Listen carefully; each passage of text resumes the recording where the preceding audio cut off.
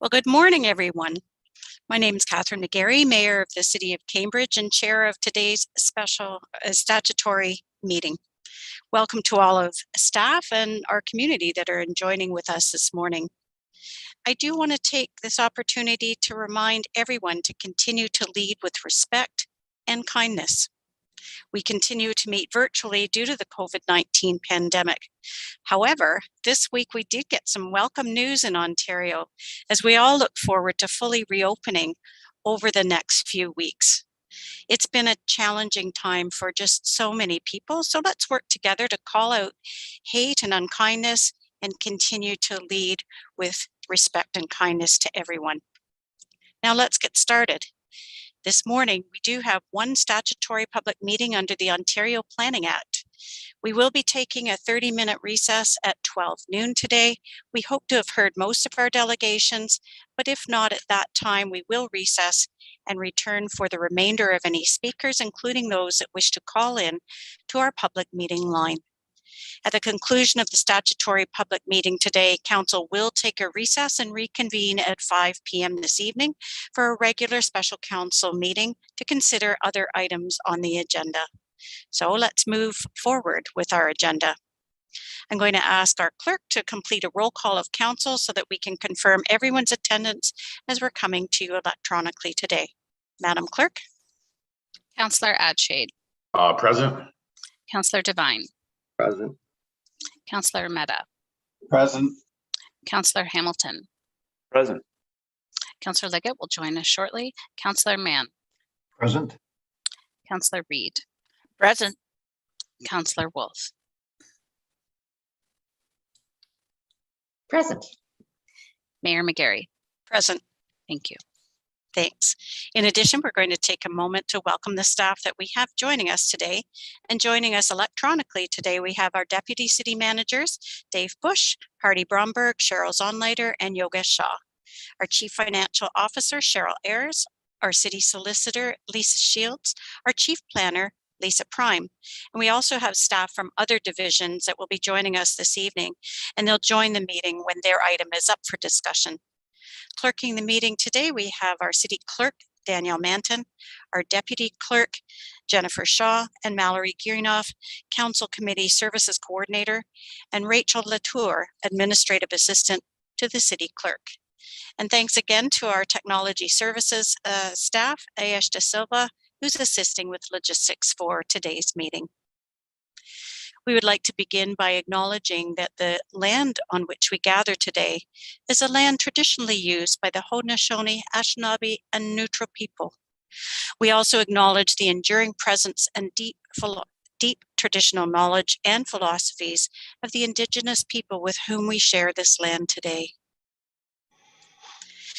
Now, a reminder to members of Council that under the Municipal Conflict of Interest Act, it requires members of Council to declare any indirect or direct pecuniary interest in relation to a matter under consideration.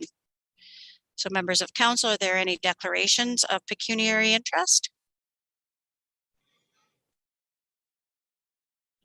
Seeing none, we'll move forward with our agenda. So today we do have one statutory public meeting under the Ontario Planning Act. I'm going to call upon staff to provide an introductory presentation at the beginning of the statutory public meeting. And after we've heard from staff, we will hear from the applicant or consultant for a property. But afterwards, I will be calling for our pre-registered delegations and then open the phone lines to any members of our virtual audience who have tuned in to our live stream of today's meeting and wish to speak to the item. Members of our virtual audience wishing to speak to the item before us today may contact us at 519-740-4680, extension 4799.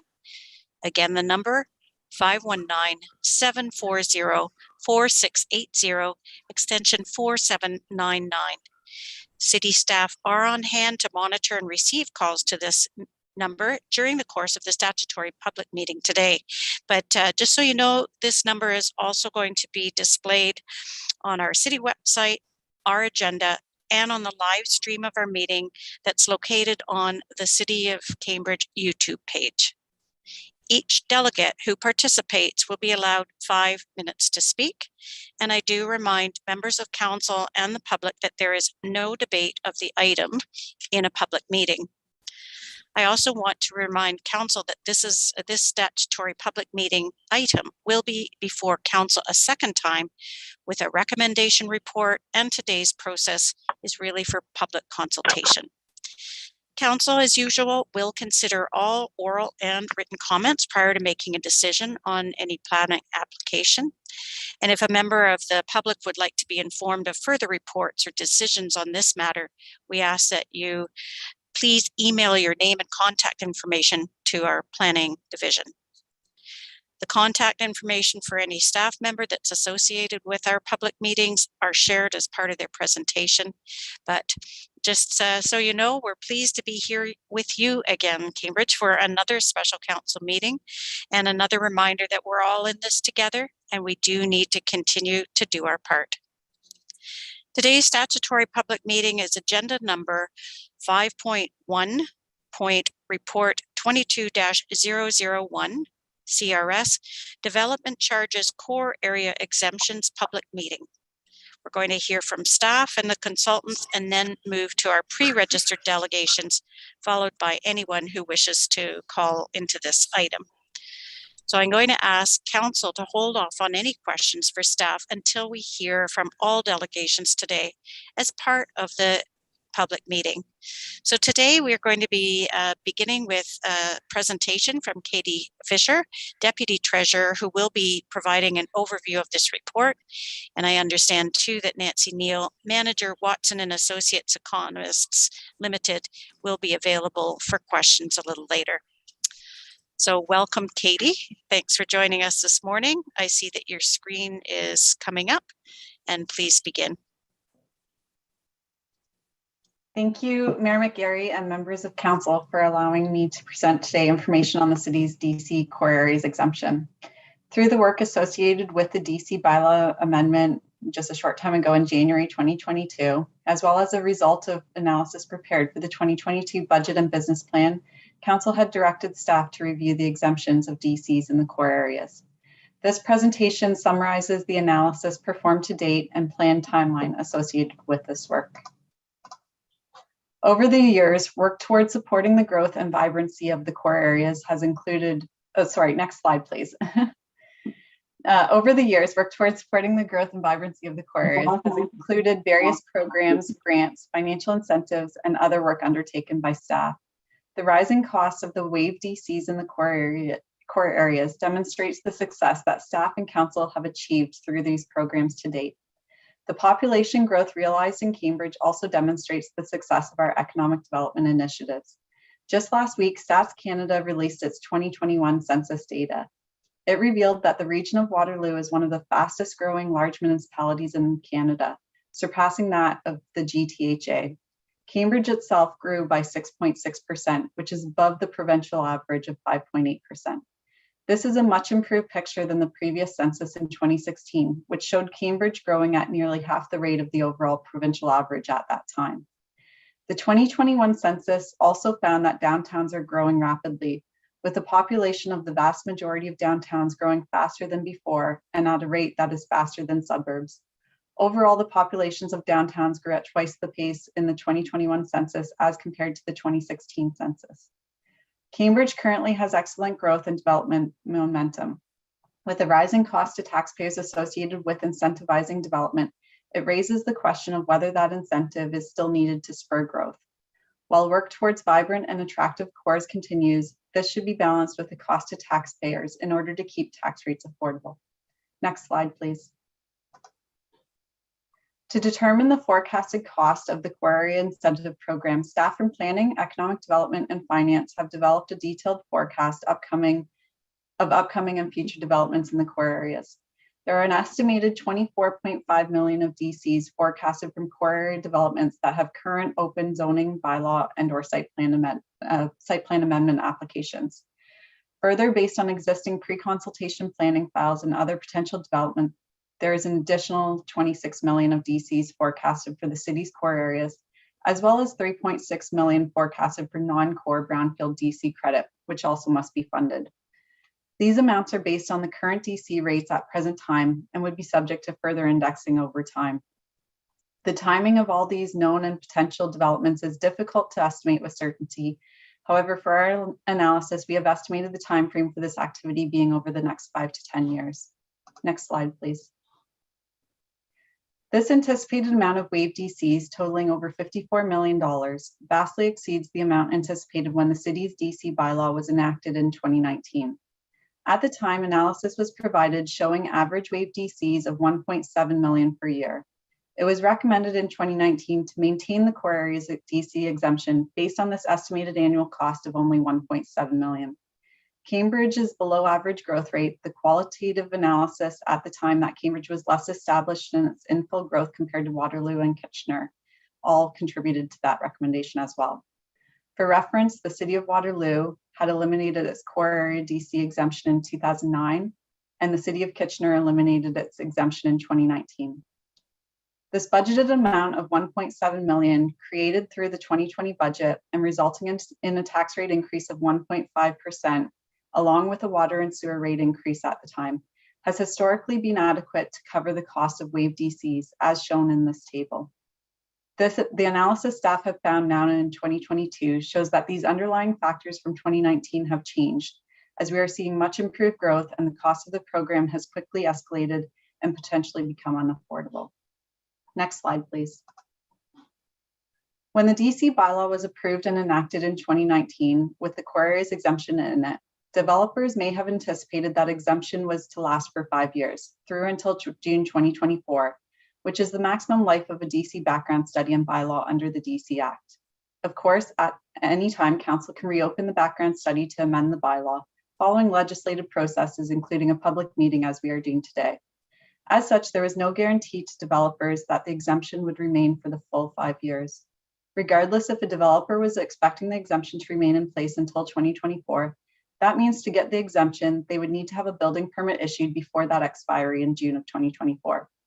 Working backwards, it typically takes 1 to 2 years for a large complex site to work through the planning process, as well as an average of 4.5 months from submission of building permit application to issuance, which means reasonably they would need to be submitting their planning applications approximately now. Next slide, please. One thing that has changed since the background study in 2019 is new legislation that was introduced to effectively freeze the bylaw for certain developments that have already entered into the planning process. This means that should the city's DC bylaw be amended on April 5th to remove the core exemption, any complete zoning bylaw amendment application or site plan application received before January 1st, 2020 and April 5th, 2022 would continue to be eligible for the core areas exemption. As noted, it typically takes 1 to 2 years for a large complex site to work through the process from site plan application date to approval. Following approval, the developer has a further 2 years under the legislation to pull the building permit while maintaining their freeze on the exemption.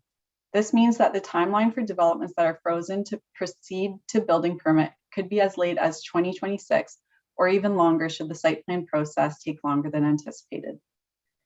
Given the changes to the legislation that occurred since our bylaw was enacted in 2019 that provide the freeze to developers, it is suggested that no prolonged notice period is necessary in order to eliminate the exemption. Next slide, please. As required by the DC Act, the city must fund any waived DCs, including core areas exemption and the Brownfield DC credit provision included in our bylaw. Should the DC exemption remain in place over the foreseeable future, the amount forecasted to be funded totals $54 million based on current DC rates, which would be subject to indexing over time. To mitigate the substantial cost, the core areas exemption could be removed as early as April 5th, 2022. Doing so would reduce the forecasted cost to between 23 to 28 million, depending on the timing of receipt of complete site plan applications. Further details on these forecasted exemptions as shown in this table are available in the staff report. Next slide, please. That estimated cost in funding waived DCs of between $23 to $28 million is based on current open applications. Therefore, we have assumed a conservative timeframe for these developments to proceed to building permit of 5 years. So what does that mean in terms of the cost to taxpayers? To date, we have had a 1.5% tax levy increase in 2020's budget, following Council's approval of the DC bylaw in 2019. We did an additional 1% in 2022 budget, anticipating this upcoming cost, but prior to availability of all the information.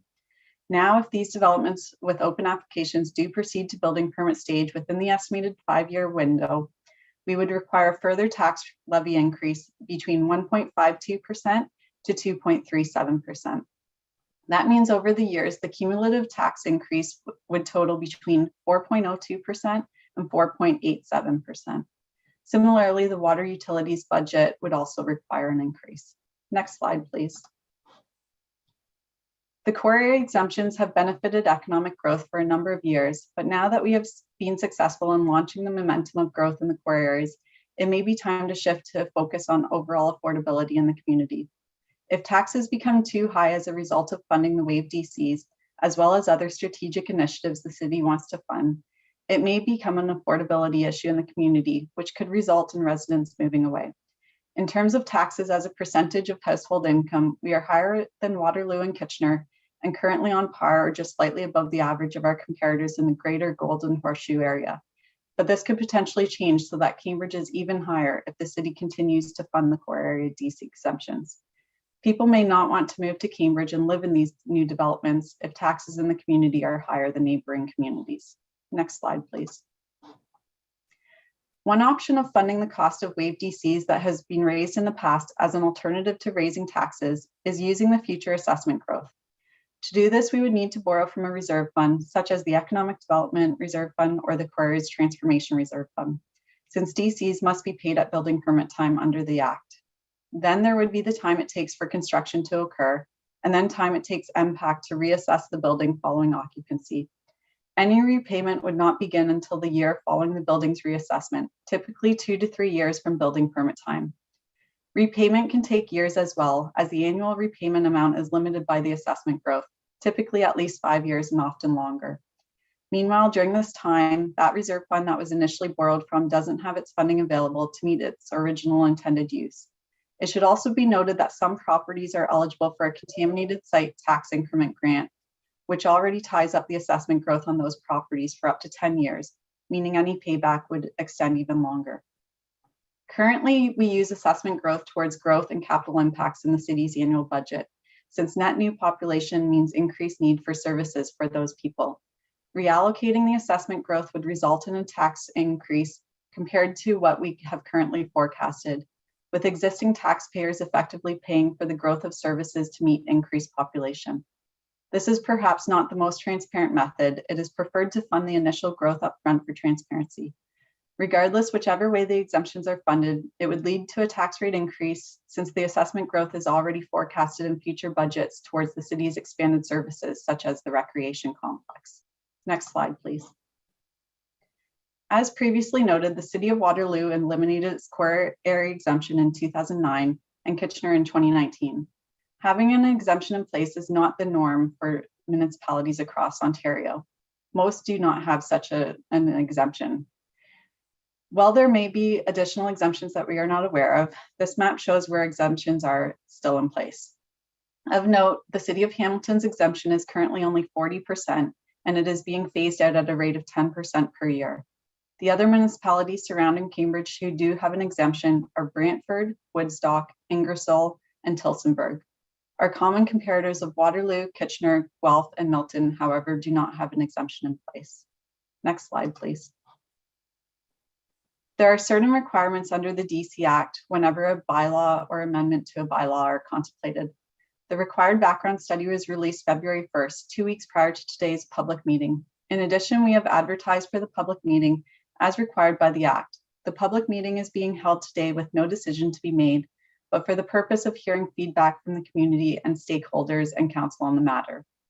Following the public meeting, the earliest date possible for consideration of the bylaw is 60 days following the release of the background study. Therefore, we have tentatively scheduled that for April 5th special council meeting. Next slide, please. That concludes my presentation, but should there be any questions, I am happy to answer them. As noted, I also have with me today our DC consultants from Watson and Associates who may be called upon to answer questions of more technical nature. Thank you.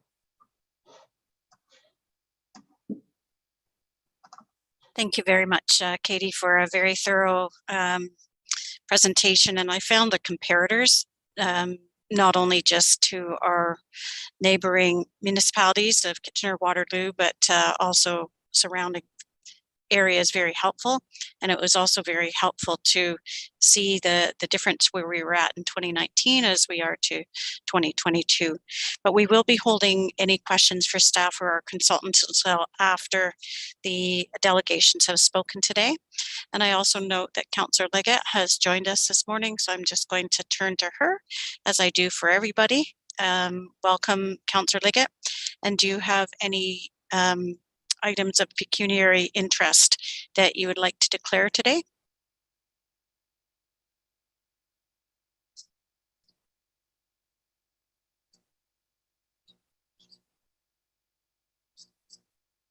Councillor Leggett, you're on mute. Are you with us? Okay, we'll move forward and I'll ask her after. So we are now going to hear from our pre-registered delegations to Statutory Public Meeting Report 5.1. Report 22-001 CRS Development Charges Core Area Exemptions Public Meeting. I also want to remind the public that should you wish to call in and speak to this item, call 519-740-4680, extension 4799, and staff are on standby to receive your call for this public meeting.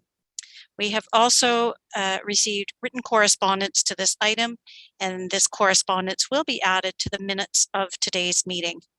So this morning, we do have 5 pre-registered delegations for this meeting, and we are going to call our first delegation now, Scott Higgins. We'll take a moment for staff to get Scott on the line.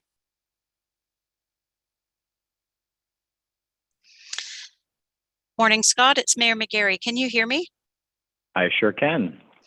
Great. I'm going to just take a couple of minutes for remarks, and I'm hoping anyone else listening so I don't have to repeat it each time, but you'll probably know the score. Thanks again for joining us this morning, but a reminder that you'll have 5 minutes to address council. Please ensure that your remarks relate directly to the agenda item you're speaking to, that your remarks are respectful, and you refrain from asking questions of council. I'll let you know when the 5 minutes up, but you will hear a bell at the 1 minute mark, so that'll be a minute to wrap up. So do you have a presentation this morning, Scott? I do not. Okay, great. Well, welcome and please begin. Well, thank you, Mayor Mcgary, and hello, Council. Thanks for the opportunity to speak to the issue of the core area waiver of development charges that's been brought forward by staff. As you know, I'm Scott Higgins. I'm president of HIP Developments, and I'm in favor of moving away from core area exemptions.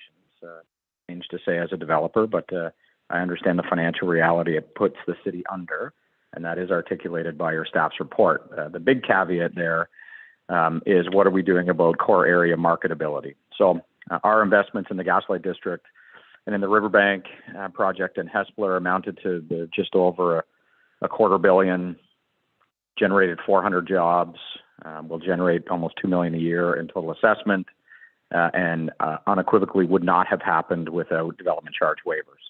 Even in the current economic climate where real estate pricing has gone through the roof, the underlying cost structure of delivering real estate has also gone through the roof, and we are enjoying success, but it's important to remember that the city of Cambridge still trades for about $150 to $200 a square foot less than Kitchener.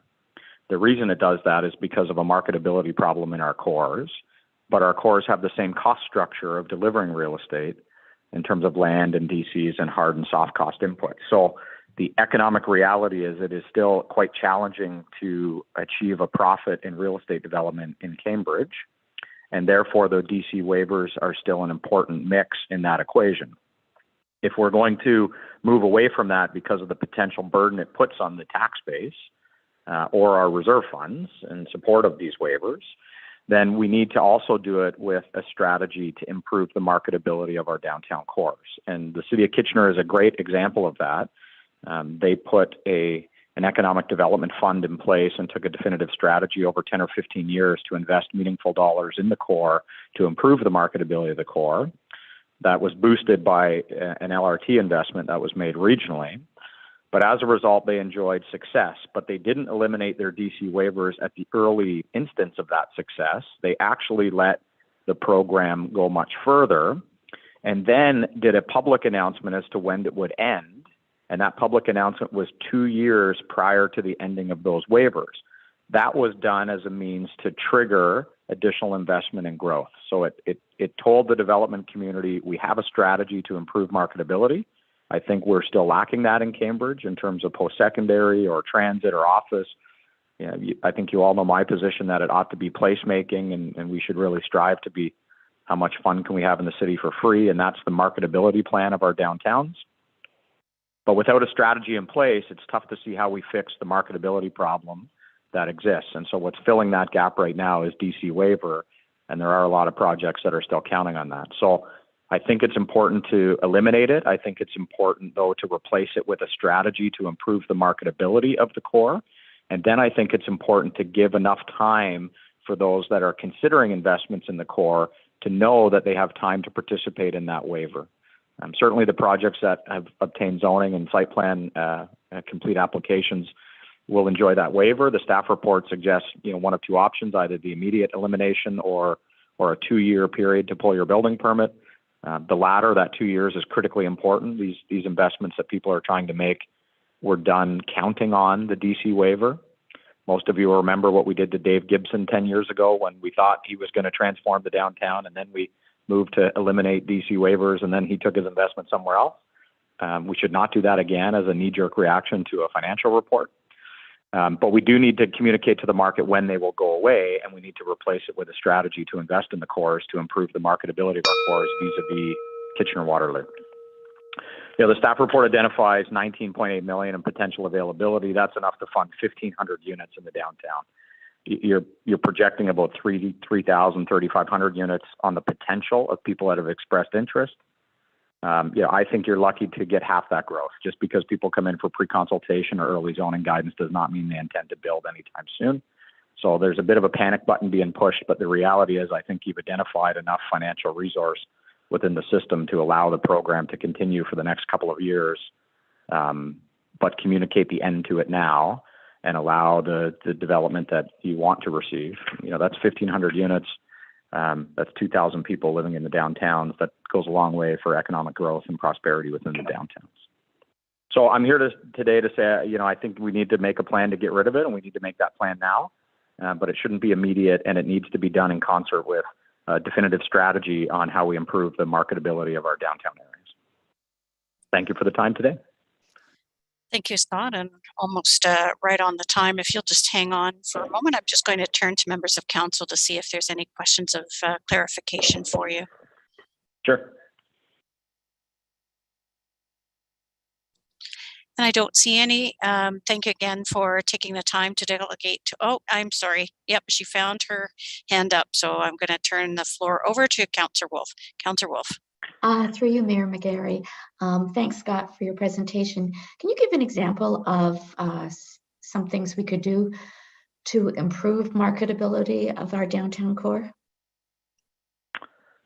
Thanks, Councillor Wolf. From my perspective, the key strategies have either been post-secondary growth. I think that's quite challenging right now. It's been an office dynamic. Again, that's quite challenging in the current environment, and we don't really have that office infrastructure. We have major transit investments, and we've got some planned, but they're going to be still a long ways away. So, my position is, urban placemaking is what is working elsewhere in mid-sized jurisdictions throughout the U.S. and throughout places in Asia and even Europe. They've focused on how to bring the community together. Where do strangers meet and play? Where do people have fun downtown?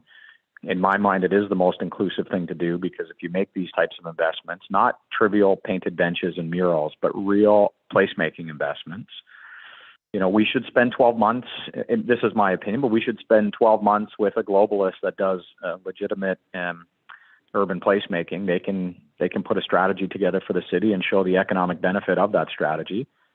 We've got the bones, we've got the beauty, we've got the cultural history. How do we package that in a way that makes downtown Galt and Preston and Hespeler places where people can't wait to move into. And so I'm a big believer in placemaking as a culture building, community building strategy that I think has a benefit economically to the city and will drive our growth in the future.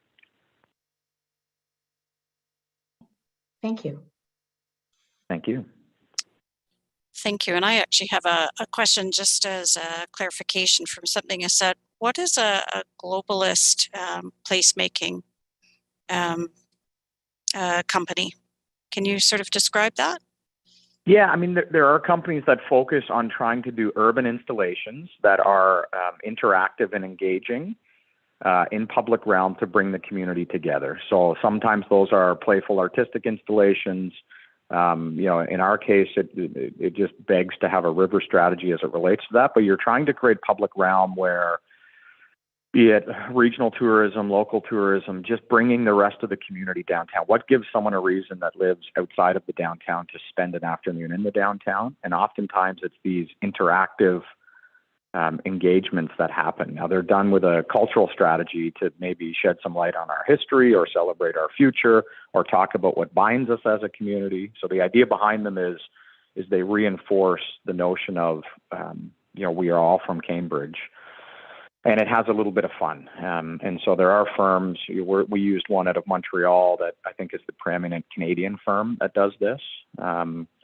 They just got back from Budapest on a big installation over there. But we did a little RFP, we found them, and we used them to guide what we're trying to achieve at the Gaslight District. And so the 3 or 4 major installations here were part of a strategy that they put together for us. But it goes well beyond just a mural or a laneway activation or these types of things. These are planning and more of an urban design element. The globalists that do the placemaking are getting to the roots as to why you're doing it, and then they're trying to do it in a more playful and interactive way. Instead of just a visual look at something, they're trying to get strangers to meet strangers. And the more we can do that within the community, the more we can come together as a community and tackle some of our other problems, be it social or economic, because we're all feeling like we're part of the community. Thank you. That's a good explanation. And just before I go on, there is another question here. Councillor Liggett, good morning. I see that you joined us. I just asked a little while ago, but didn't hear from you. I wondered if you were on mute. But do you have any items of pecuniary interest to declare for anything on today's meeting? No, I don't. Thank you. Okay, thank you. And Councillor Liggett is going to pose her question. So go ahead, Councillor Liggett. Good morning, Scott. Listening to your commentary, it just brings to mind, you talk about art installations. Naperville, Illinois, which has become part of Chicago, has some great ones throughout their downtown, and it's a lot of fun to check out what they have done. But when I look at what our downtowns have, all 3 of them, there are areas where we could probably be doing some storytelling with storytelling boards, for instance, Petty Place. When I look at that, that's a perfect prime example of explaining why it's called Petty Place, because of the history behind it. So is that not a minor part of what you're talking when you talk about global marketing? Yeah, through you, Mayor Mcgary, and to Councillor Liggett, thanks for the question. Absolutely. You're trying to unearth the cultural lineage of your community and express it in a different way that brings the community forward. So that type of historic narrative is important, but you do it in a different way where it's not a monument or a plaque and some passive engagement. You're doing it in a way to try to tell those stories as a means of an overall community lineage that then ties into where we're going. So absolutely, that is part of a strategy. And then, it's how the experts decide to tell that story and present that story and get people to engage with that story. That's really where the secret sauce is. But absolutely, the history of our 3 cores becomes paramount into how to do a proper placemaking strategy. But again, it's really trying to improve the brand and the marketability of the cores, so we don't have to do things like use our tax base to subsidize development charge waivers. So if we can get focused on what a strategy is and do it in a meaningful way, in Kitchener's case, we're talking, They did 110 million, and then they did even more than that. We don't need to go to that extent in Cambridge, but we do have a marketability problem, and we do need to fix it, and we need a strategy as to how to fix it, and then we can stop subsidizing investment and development in our core areas, because they'll be that much more desirable for people to invest in and live in. Okay, thanks, Scott. Yeah, thank you. Thank you. I'm just going to look around to see if there's any last minute hands up. And seeing none, I really want to thank you for your time today to delegate to our statutory public meeting. And if you'd like to follow along the rest of this item, you can do so on the City of Cambridge YouTube page. Thanks, Scott, for your time today. Thank you. Have a great day. You too.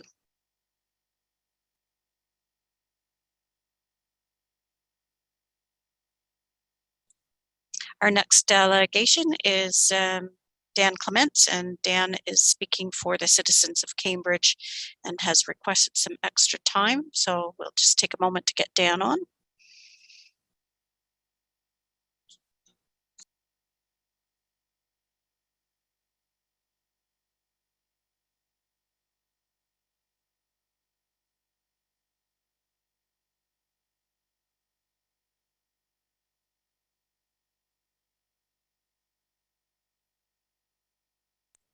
Morning, Dan. It's Mayor Mcgary. Can you hear me all right? Yes, I can. Good morning. Great, thank you. And I think you were on earlier, so you know my spiel. I'm going to say it just once today, and I'm going to. How much time are you requesting on behalf of citizens of Cambridge? In 10 minutes, but I probably won't be more than 6 or 7. Okay, as usual, you'll hear a bell at the 1 minute mark. That'll give you a minute to wrap up. And please stay on the line in case there's any questions of clarification or questions from members of council. So welcome, Dan, and you may begin. Thank you. Good morning, Mayor Mcgary and councillors. My name is Dan Clements. I'm here today representing Citizens for Cambridge. Citizens for Cambridge is a group of citizens applying both thought and effort to bettering our community in progressive ways. We are not experts on the ideas that we will present today, but doing research and listening to experts has provided the foundation for our comments today. The topic we wish to comment on involves the relationship between development charges and affordable housing. As we all know, affordable housing is much more than a problem, it's a crisis. Wait lists are extremely long, over 7,000 region-wide, at the same time that affordable housing development is simply not happening anywhere near fast enough. Affordable housing locations that are extremely hard to find today will be impossible to find within a couple of years. Real estate pricing is making financing more difficult than ever. Funding challenges are significant. The hurdles seem overwhelming. A relevant anecdote about all this from our Citizens for Cambridge activity involves supportive housing and indwell. As you know, supportive housing is generally operated by nonprofit agencies and involves on-site staff trained in social work or psychiatric rehabilitation. Indwell is a nonprofit organization from Hamilton focused on supportive housing. They currently actively manage over 650 supportive housing units in southwestern Ontario cities. They do it all with their terrific supportive housing program, from the purchase and construction of the facility all the way to ongoing management. Indwell is committed to Waterloo region and have projects currently underway in Kitchener. They want to come to Cambridge. In our research on this topic, we listened to Ann Tinker from the Bridges when she advised us that Cambridge's greatest community need is supportive housing. We decided as a group to focus on encouraging and helping Indwell with their commitment to bring 200 to 300 supportive housing units to Cambridge. We're currently working with Indwell and in the process have learned a lot about the many challenges involved. Indwell wants to come to our community. We need Indwell here. While this initiative is challenging, it is possible and needs all the help we can give it. Keeping all this background in mind, we recognize that affordable housing is a regional responsibility. So what can the city do? Here are 3 specific suggestions for your consideration. Suggestion number 1 involves development charges. Please consider deferring development charges on affordable housing projects anywhere in the whole city. Not just the regeneration areas, the nodes and core areas of Galt, Preston, and Hespeler. We should try to stimulate and encourage affordable housing anywhere and everywhere in the city. Should an inappropriate location surface, Council still has control due to zoning changes that would likely be required. As I understand it, today the deferral of development fees applies to the specific affordable housing units within any project. A project that has 10% affordable housing qualifies for a 10% deferral of development fees. An in-dwell project will qualify for 100% deferral of development fees since it is 100% supportive housing. But this deferral should apply anywhere in the city. I understand that under current policy, this deferral will disappear and become payable if the units involved do not stay affordable under the city's community plan at any time in the future. This policy should continue. Suggestion number 2 involves inclusionary zoning. As we understand it, inclusionary zoning is a regulatory tool that allows municipalities in Ontario to require affordable housing units to be provided in new residential developments. Toronto's new inclusionary zoning requires that affordable housing remain affordable for 99 years, commencing from the date of initial occupancy of the affordable housing unit. During this period, rent may not exceed the maximum affordable rent.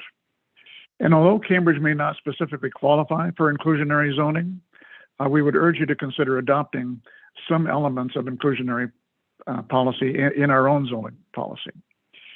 Recent news coverage of the Toronto inclusionary zoning policy is quite interesting. Starting in 2022, the new inclusionary zoning framework will require that condominiums with 100 or more units set aside 5 to 10% of their total square footage for affordable rental and ownership units at first. But the policy aims to increase the share of units that must be set aside for affordable housing from 8 to 22% by 2030, depending on the location of the development and the type of below market rate unit that is provided. The city says that the affordable units would be priced so that households making between $32,486 and $91,611 per year can live in them without shelling out more than 30% of their monthly income on shelter costs. According to a Toronto staff report, one-bedroom apartments would therefore rent for $1,090 a month, while two-bedroom apartments would rent for $1,661 a month, and three-bedroom apartments would rent for $1,858 a month. So we read this information and we say, well, what terrific objectives these are for Toronto. Perhaps we can even do better here. Is it possible for Council to request a feasibility assessment of a zoning policy change to incorporate key elements of inclusionary zoning for Cambridge? We need to do our best to create below market rent solutions for our citizens in need. But we also need to make sure we don't cause development to cease due to excessively restrictive policy. A balance seems needed, with best efforts made to make a forced inclusion of affordable housing as straightforward and cost-effective for developers as possible. Some will express concern about including below market rent units in a new condo complex as being detrimental to the other residents in the condo. And this topic allows us to have a conversation as a community about the stigma associated with affordable housing. Just try Googling affordable housing stigma to see extensive information on this topic.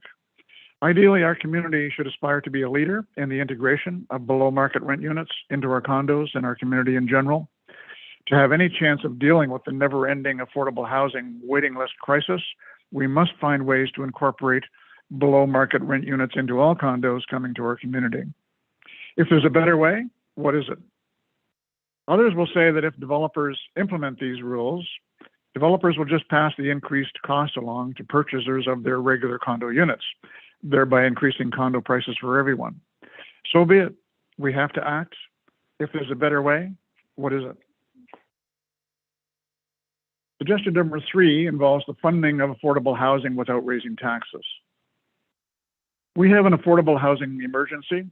We respectfully suggest that the Affordable Housing Committee investigate potential steps the city can take to raise more funding for affordable housing without raising taxes. One notable example that comes to mind involves our Indwell and Pearl Group experience. You recall that a $500,000 donation directly to Indwell was committed to by Pearl as part of their Mill Hotel condo project. We all really appreciate this gesture from the Pearl Group. Let's find ways to repeat it. Another example involves engaging Cambridge citizens. There is today no easy way for the public to help with fundraising for affordable housing in Cambridge. Many citizens recognize the affordable housing crisis and want to help. We should appeal to them and provide a mechanism that allows them to do so. Our Citizens for Cambridge group would like to collaborate with others to find some ways to generate funds specifically for affordable housing without raising taxes. We need to think creatively, outside the box, with a sense of urgency. In conclusion, we all know that there is no silver bullet for affordable housing, but we do need to do our part as best as we can. Deferring development fees for affordable housing anywhere in the city is not a solution on its own, for sure. Much more needs to be done. But to address our affordable housing crisis, anything we can do, however small it may seem, we should do. There is no time to waste. Thank you for your interest and support. Thank you very much for taking the time with us this morning, Dan. I'm just going to have you stay on the line while I turn to members of council to see if there's any questions for you.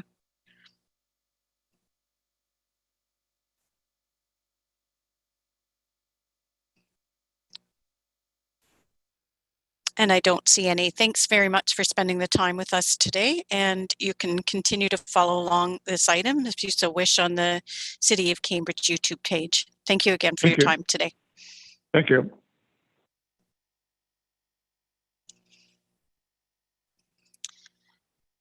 Okay, our next delegation is Chris Pigeon.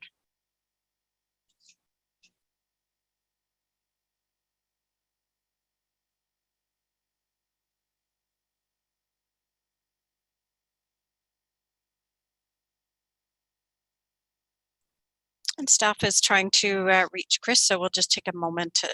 Thanks for your patience.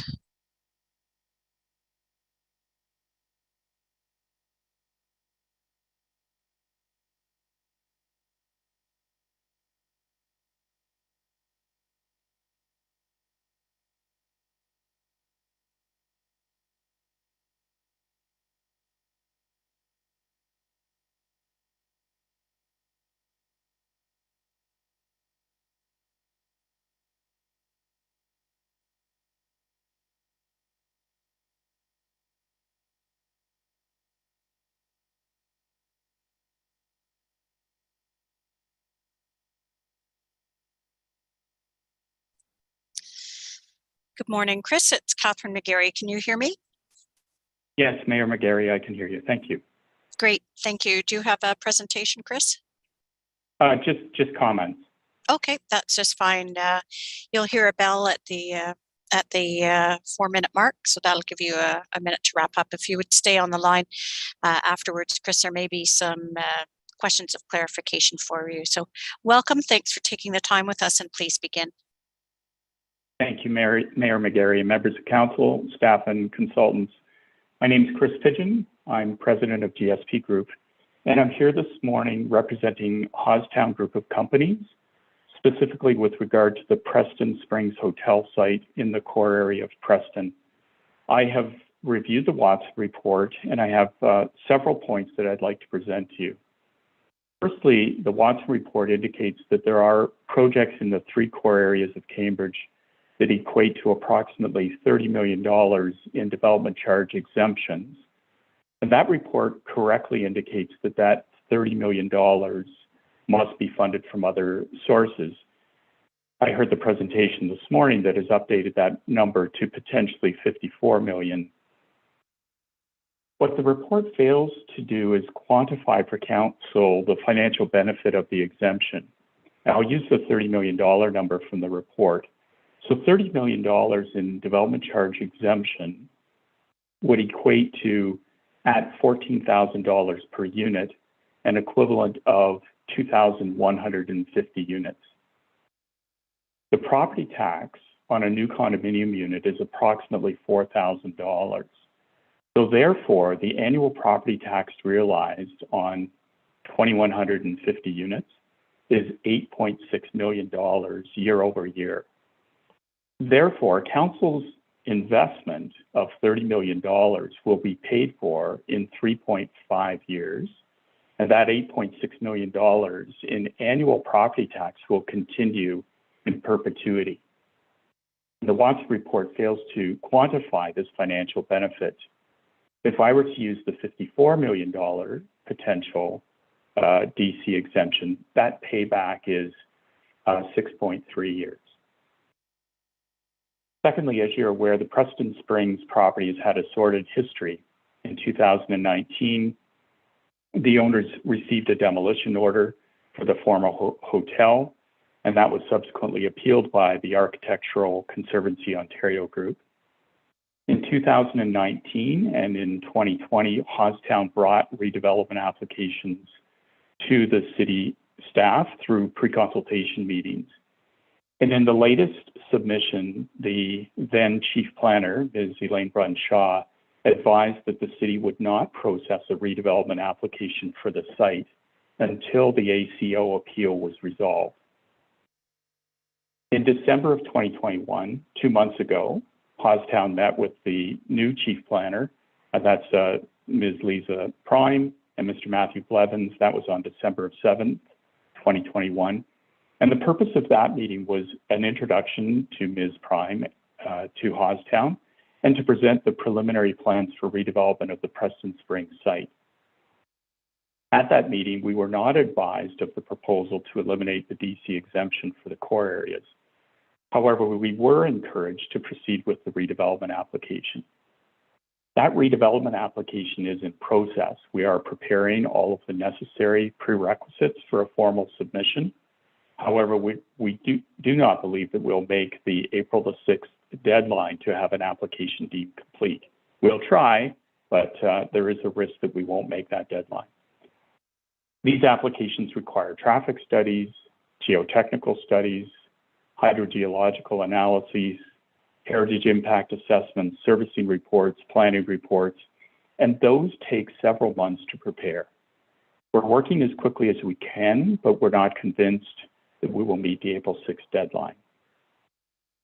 2 months notice from February 1st to April 6th of this proposal to eliminate the DC exemptions is insufficient time for bona fide projects moving through the approval process. When the City of Waterloo contemplated the elimination of their core area exemption, they signaled 3 years in advance that they would be eliminating the exemptions in Uptown Waterloo. And as Mr. Higgins indicated, the City of Kitchener, when they were contemplating that same elimination, they gave 2-year notice. DC exemptions have a place and a time. They're hugely successful in Waterloo, in Kitchener, and now in Cambridge. There should be a sunset, but signaling that sunset is important to the development industry, and 2 months' notice is insufficient time. I respectfully request the Council either provide an exemption to the Preston Springs site for DC exemptions or amend the April 6th date until the fall of 2022. That would allow us sufficient time to complete the necessary prerequisites for having an application deemed complete. Thank you, Mayor. Thank you, Chris, for taking the time to address our as a delegation to our public meeting this morning. I'm just going to turn to members of council now and to see if there's any questions for you. And I have one from Councillor Reid. Councillor Reid, you have the floor. Thank you, Madam Mayor. Through you to Mr. Pigeon. When you say the fall of 2022, could you be more specific as to what month in the fall would be an appropriate lead time for this? Yes, thank you, Councillor. Through you, Mayor Mcgary. We believe that we can pull all of the necessary materials to have an application submitted and deemed complete in the month of October. Okay, thank you. Thank you. And I have another question now from Councillor Mann. Please go ahead. Well, thank you, Madam Chair. And Councillor Reid got the answer that I was looking for to my question. So thanks. Okay. Councillor Reid, your hand is still up. Is that a legacy hand? Yes, I'm trying to get it down. Okay, thanks. Okay, it's down now. I don't see any other questions. Thank you very much for your time today to delegate to us, Chris. And if you want to continue to watch this unfold, you can do so on the City of Cambridge YouTube page. Thanks again for your time today. Thank you.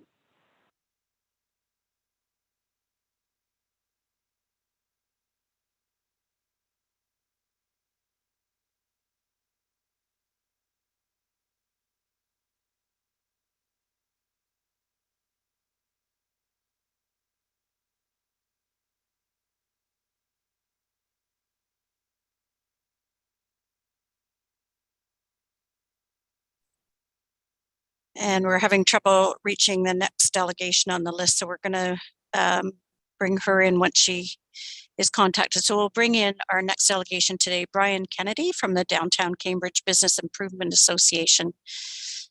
Good morning, Brian. Can you hear me? It's Mayor Mcgary. I can. Great, Brian. You know the score. If you have no presentation, then you'll have your 5 minutes, and please stay on the line in case there's any questions from members of council after. So please begin, and welcome, Brian. Hi, thank you, Mayor Mcgary and Council. I'm here today to echo a very similar sentiment that was shared in 2019, that the Downtown Cambridge BIA continues to support the development charge exemption that is currently in place. We have many developments underway in the downtown core area that have stimulated further investment and excitement in the core area's future potential. The downtown needs these developments to revitalize underutilized space within our core areas. And ultimately, we need more people living and working in the downtown core, supporting our local businesses. We recognize that the DC exemption is temporary, but the immediate removal would likely affect the latest acquisition of lands in the core area, whose investors anticipated Council's DC exemption to remain in effect for the term that was approved. Thoughtful consideration and 2 years with the pandemic and its effect on the process for moving forward with applications. And this should be considered to ensure that we do not halt development that's on the cusp of moving forward with these anticipated exemptions. And thank you. Thank you very much, Brian. Short and sweet. Yes. And I do have a question. So I'm going to turn to Councillor Wolf and ask her to pose your question. Councillor Wolf. Through you, Madam Mayor. Brian, thank you for your presentation. I'm assuming you heard Scott Higgins' presentation this morning. And if you did, could you comment on what you think about a marketability program to generate some of this excitement in the downtown cores? Of course. Yeah, absolutely. I think it is very important that a plan be put in place to market our downtown core as an exciting place to live, work, and play. Even just through the BIA's efforts, you know, we are looking at placemaking, specifically through the Core Area Transformation Fund to activate, you know, more engagement and things to do with the community in the downtown core areas, specifically around the alleyway activations.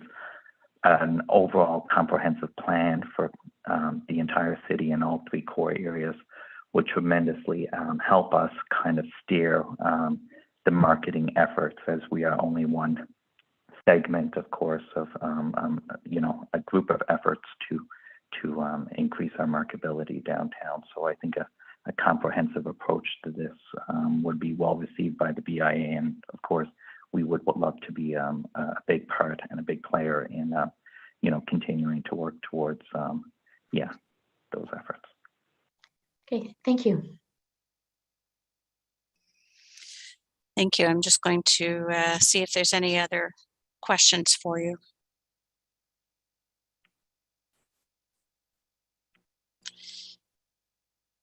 No one else is putting up their hand, so I will, and I'll answer myself. But thank you, Brian, for your presentation and for the vision that BIA has for our downtown cores. A quick question then, when we're talking about residential, certainly there seems to be a move afoot right now to ensure that housing housing is coming in a variety of forms, some new development, but also some renovation and restoration of some of the units above our storefront, in particular in the downtown Galt area. Are you aware of how many of your members may be adding units to their buildings that they own in the downtown core? In terms, there are several properties right now that are revitalizing and repairing their buildings that have been vacant to facilitate apartments and units above those commercial spaces. In terms of exact numbers, no, but I know there to be 2 or 3 on Lower Main Street specifically that have been vacant that are now in the process of becoming new units. Okay, thank you very much. I don't see any other hands up at the moment, but thank you again for taking the time and delegating to this public meeting this morning. And thank you for your time. No problem. Bye-bye.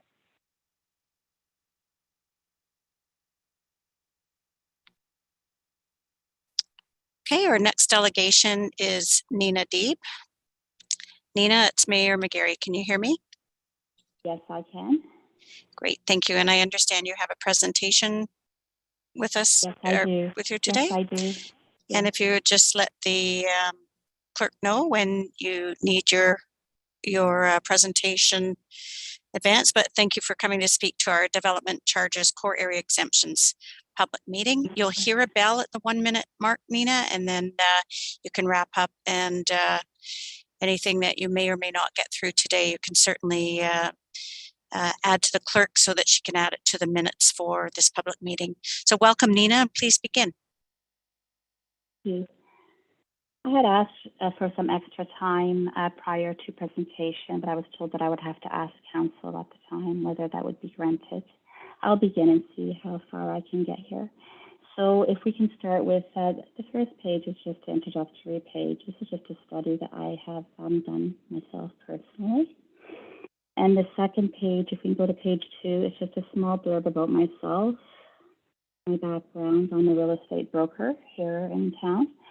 And on page 3, I would like to discuss the local housing situation for residents. So in December 2021, the average single detached home in Waterloo region was selling for over $1,021,000. And the consensus states that the median household income for 2015 was $77,530. So I've been advocating for housing for many years, and I completed this study because I'm looking for affordable housing for my clients and my clients' future generations. And what I have put together here for you is I have been discussing development charges and their rapid increase, and I realize that we do need development charges, and I realize that we do need development. But the purpose of my study here, there's a lot. I only have 5 minutes to go over this with you. But the point I wanted to get across is local residents require an income with the current financial qualifying formulas. They would require an income of $253,000 to buy the average single detached home in our city. So I also walked through the qualification formulas and how they're just not working very well. On page, it's actually mislabeled page 3 on my, it's page 6, but I walked through what past generation 1970 looked like for my parents' generation, my in-laws' generation. I walked through how the scenario looks for like my generation, which would be my husband and myself if we were looking to buy a home today in this market, and how that would look for us as consumers, and how much of our income it requires now just to have a home to raise our families. And I also painted not a very lovely picture of the future, so I just don't see how this is sustainable. Well, when I say that I'm not against development charges, I'm not against development. What I'm looking for is more of a share of the tax revenues that are created through our housing And mainly when I'm looking at the dollars that are raised through land transfer taxes, I'm looking to go to the province. Like within our own area, a quick calculation for me on land transfer tax for Cambridge alone brings me to $55 million. And a quick calculation on the HST for the region on homes being built brings me to $270 million. So we also have capital gains that goes to the province that is charged on real estate. So I don't have a number for that. But what I'm looking for is more of a partnership at the table on what it costs us for growth and how we're growing. I'm looking for lower development charges without having to sacrifice our way of living or what we need to grow. We need integration, and I'm for integration, I'm for growth, I'm for development. But I would like more of the share that is leaving our area that is charged through, this is money that is directly being made through housing, through real estate. This money is leaving. I would like some of this money back, and that's where I drew a lot of pictures here, made a lot of graphs, and I'm just trying to get my point across. I'm really not an enemy. I'm a housing advocate. I'm looking for more housing. I'm looking for more affordable housing. I'm looking for the money for more of the tax money to be returned to us, the money that's being generated here, in order that we can build our housing that we require without developers having to pay so much for it, without taxpayers having to subsidize it. That's what I'm advocating for. I really can't go through my entire presentation that I have here for you, but it is a written presentation that most of it is my own data from my own information, and and other sources are people that I spoke to myself, that I interviewed myself. So my sources are very, very good. And I'd like to just say that I have several recommendations that I have put forth in my report, and I have resourced many different things, many different books and articles and a documentary, and my opinion is my opinion. And Nina, I'm going to ask you to wrap up. You're just over time now. Honestly, I'm actually done. I have my 10 recommendations here on ways that I think that we can work towards fixing housing. Development charges need to be brought down, in my opinion.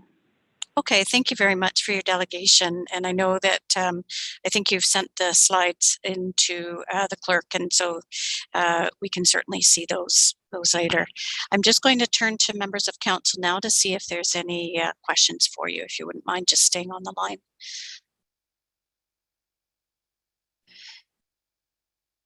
And I don't see any questions for you. Thank you again for your presentation and taking the time with us today. And you can continue to follow along with this item if you so wish on the City of Cambridge YouTube page. Thanks for joining us this morning, Nina. Thank you.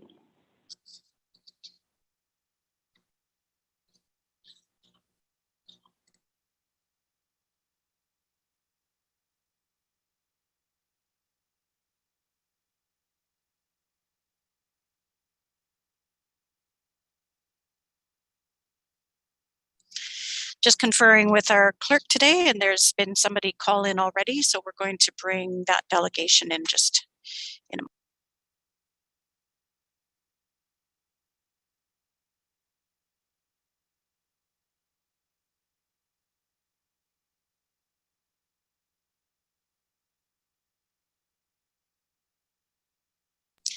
And our delegation that has called in is Craig Robson. Craig, good morning. It's Mayor Mcgary. Are you able to shut down the YouTube page behind you? You have already done that. Can you hear me? Yes, I can. Thank you. Great, thank you. And just a reminder for people that may be watching that there's a 30-second delay or so between what's actually going on in our council meeting and also to the YouTube channel. So there is that delay. So thanks for joining us this morning, Craig, and please begin. Just making a comment and asking some questions, which we may suggest maybe another forum is better for the questions. But as I was listening to the delegates It reminded me of Kitchener when they gave us the 2-year notice that they were going to get rid of the exemption. And if you want to see a feeding frenzy for building permits, giving lots of notice will certainly let people get at it. And we went through some very long days getting complete applications. And so you might find a way of that. Giving more time might actually encourage some more development that might otherwise be delayed for a year or two. So just in a passing comment, I have some technical questions about the exemption and the application of Section 26.2 of the Development Charges Act and how that could be affected by some minor changes. And I'm wondering, they're not very exciting questions. They're very important questions to our client, but if it might be better if the council agreed that I perhaps have an offline discussion with Ms. Fisher and the consultant. If I could set that up, I could perhaps ask those questions directly of them and try to keep the rest of you awake during that time period. But I'm also quite prepared to put them forward today. Craig, I appreciate that. You're not able to ask questions of council today in the meeting, but certainly you're welcome to reach out to staff as well afterwards to ask that questions. But and sometimes the other things people will do will pose a question knowing that we're just listening to it, but we're not going to be responding today. So you can sort of choose what you want to do. You've got some time left here. Well, they're technical questions, and I could give you a summary of them, and perhaps then I could contact Ms. Fisher and try to set up a time for a more detailed discussion. And there's in no particular order. The legislation simply says an application for site plan is required to freeze the charges, but I've heard discussion of a complete application, so I'd like to touch on that. Site plans sometimes have amendments made to them as you're dealing with a complicated project. And I'm wondering how an amendment to a site plan application would affect the freeze and the continued exemption. And if the site plan agreement applies, I'm assuming the zoning trigger that's under Section 26.2 would not apply to the application. So those are the questions I have, and perhaps then Ms. Fisher and I could discuss them offline afterwards, perhaps with the consultant available as well. Well, thank you, Craig, and certainly you can reach out at any time with questions to staff. So thanks for your presentation and your time today. I'm just going to turn to members of council to see if there's any questions for you.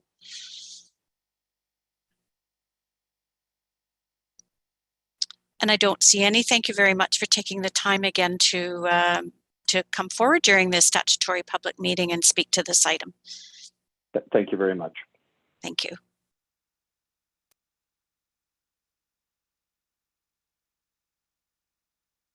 Yep.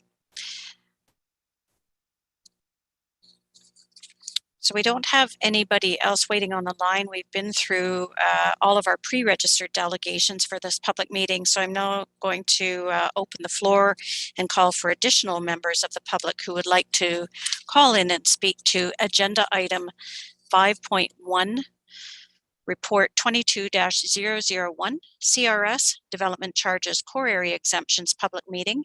And again, individuals wishing to speak can contact 519-740-4680, extension 4799. And we're just going to turn off our mics and camera for 1 minute. And at the end of 1 minute, we'll see if staff have gotten any callers on the line. So 1 minute. Thank you.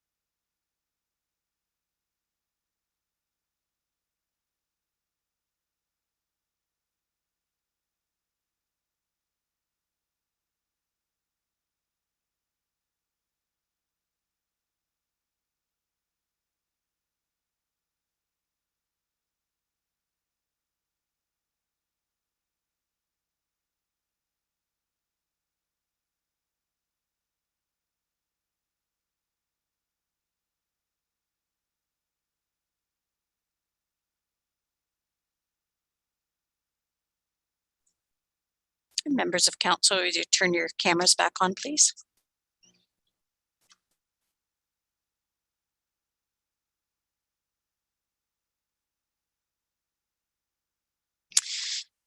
Thank you. I've conferred with the clerk and we have not received any requests during this first short break to speak to this item. So we're now going to move to a longer break to give anyone watching the opportunity to call in and speak to 22-001 CRS Development Charges Core Area Exemptions Public Meeting. And again, I want to remind individuals that are watching that may want to call in to call 519-740-4680 extension 4799, and we'll now give a 2-minute break for an opportunity for anyone to call into the statutory public meeting. So 2 minutes. Thank you.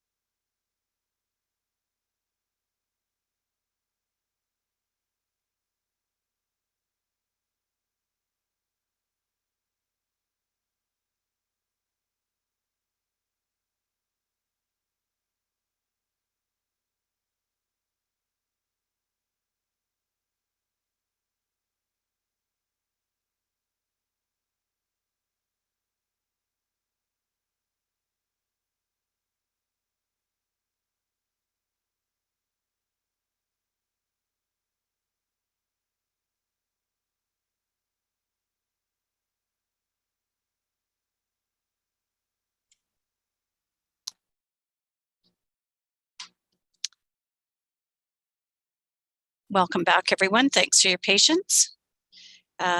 We have had one delegate request to speak during this to this public meeting item during our short break. So I'm going to bring David Opie into our meeting. This public meeting item during our short break. David, it's Mayor Mcgary. Can you hear me? Yes, I can. Great. Could you turn off the YouTube channel behind you? Sure. David, it's Mayor Mcgary. Can you hear me? Yes, I can. Great. There we go. Great. I think Yeah, thank you. There's about a 30-second delay or so between what's actually going on and YouTube channel, so it gets distracting. Yeah. But for that stuff. welcome. You'll have 5 minutes to speak to this item, and if you wouldn't mind just staying on the line, just in case there's members of council that wish to ask you a question from your presentation. But thanks for joining us for the statutory public meeting, and you may begin.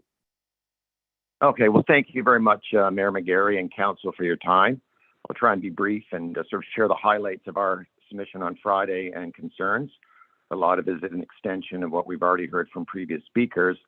But in essence, from our position at Greentown Developments as an owner-developer of a planned project in the downtown core, which is located at 103 to 111 Water Street, concession and water, we'd like to acknowledge the critical importance of the city's development exemption there, which was a key factor in our decision to invest in that new planned development in the core. The recent recommendation to remove the core exemption in the context of our planned development and its timeline has had a major impact on the financial feasibility of the development moving forward. We are already well underway in the planning process. In fact, we met with city staff and the downtown development team in October of 2021 to discuss our plans for Water Street. We acknowledge that this is a key development site acting sort of as a boundary or gateway into the core. Furthermore, we also prepared and submitted pre-consultation submissions for an official plan and zoning bylaw amendment application in October of 2021. Our feeling is that despite our best efforts, we've not had sufficient time to consider staff input, prepare all the reports required, and submit a complete application prior to today. We are frantically working towards a complete application submission this winter. However, the proposed removal of the DC exemption in the interim will have a significant financial impact on the project.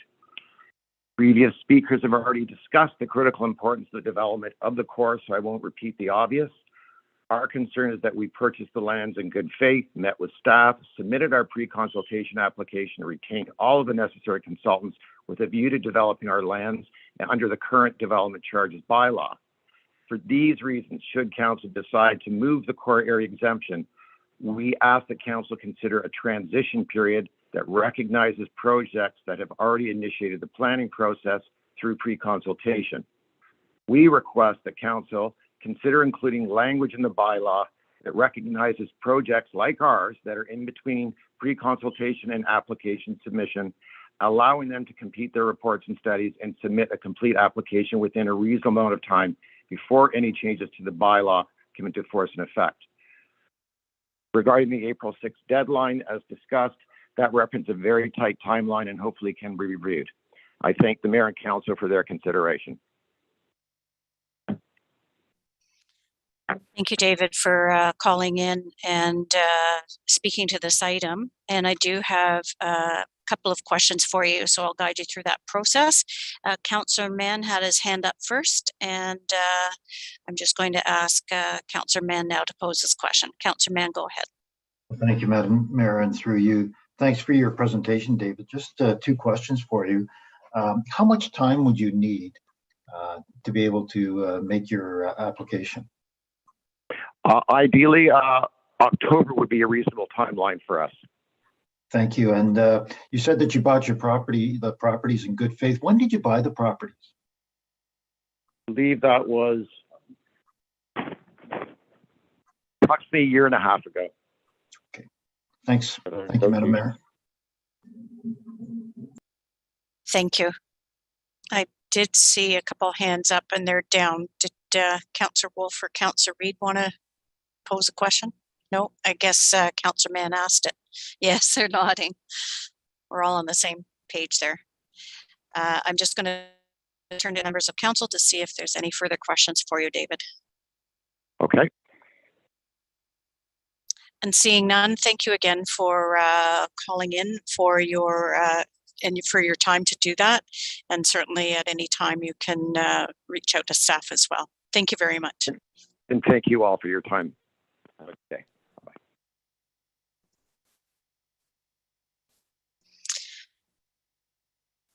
And we don't have any further delegations for this call out. I am going to now do one more round of consult, or one more round of a call out to speak to 22-001 CRS Development Charges Core Area Exemptions Public Meeting. And the number to call in for anybody wishing to do that is 519-740-4680, extension 4799. And we'll take another 5 minutes to for anybody else to call in. Thank you.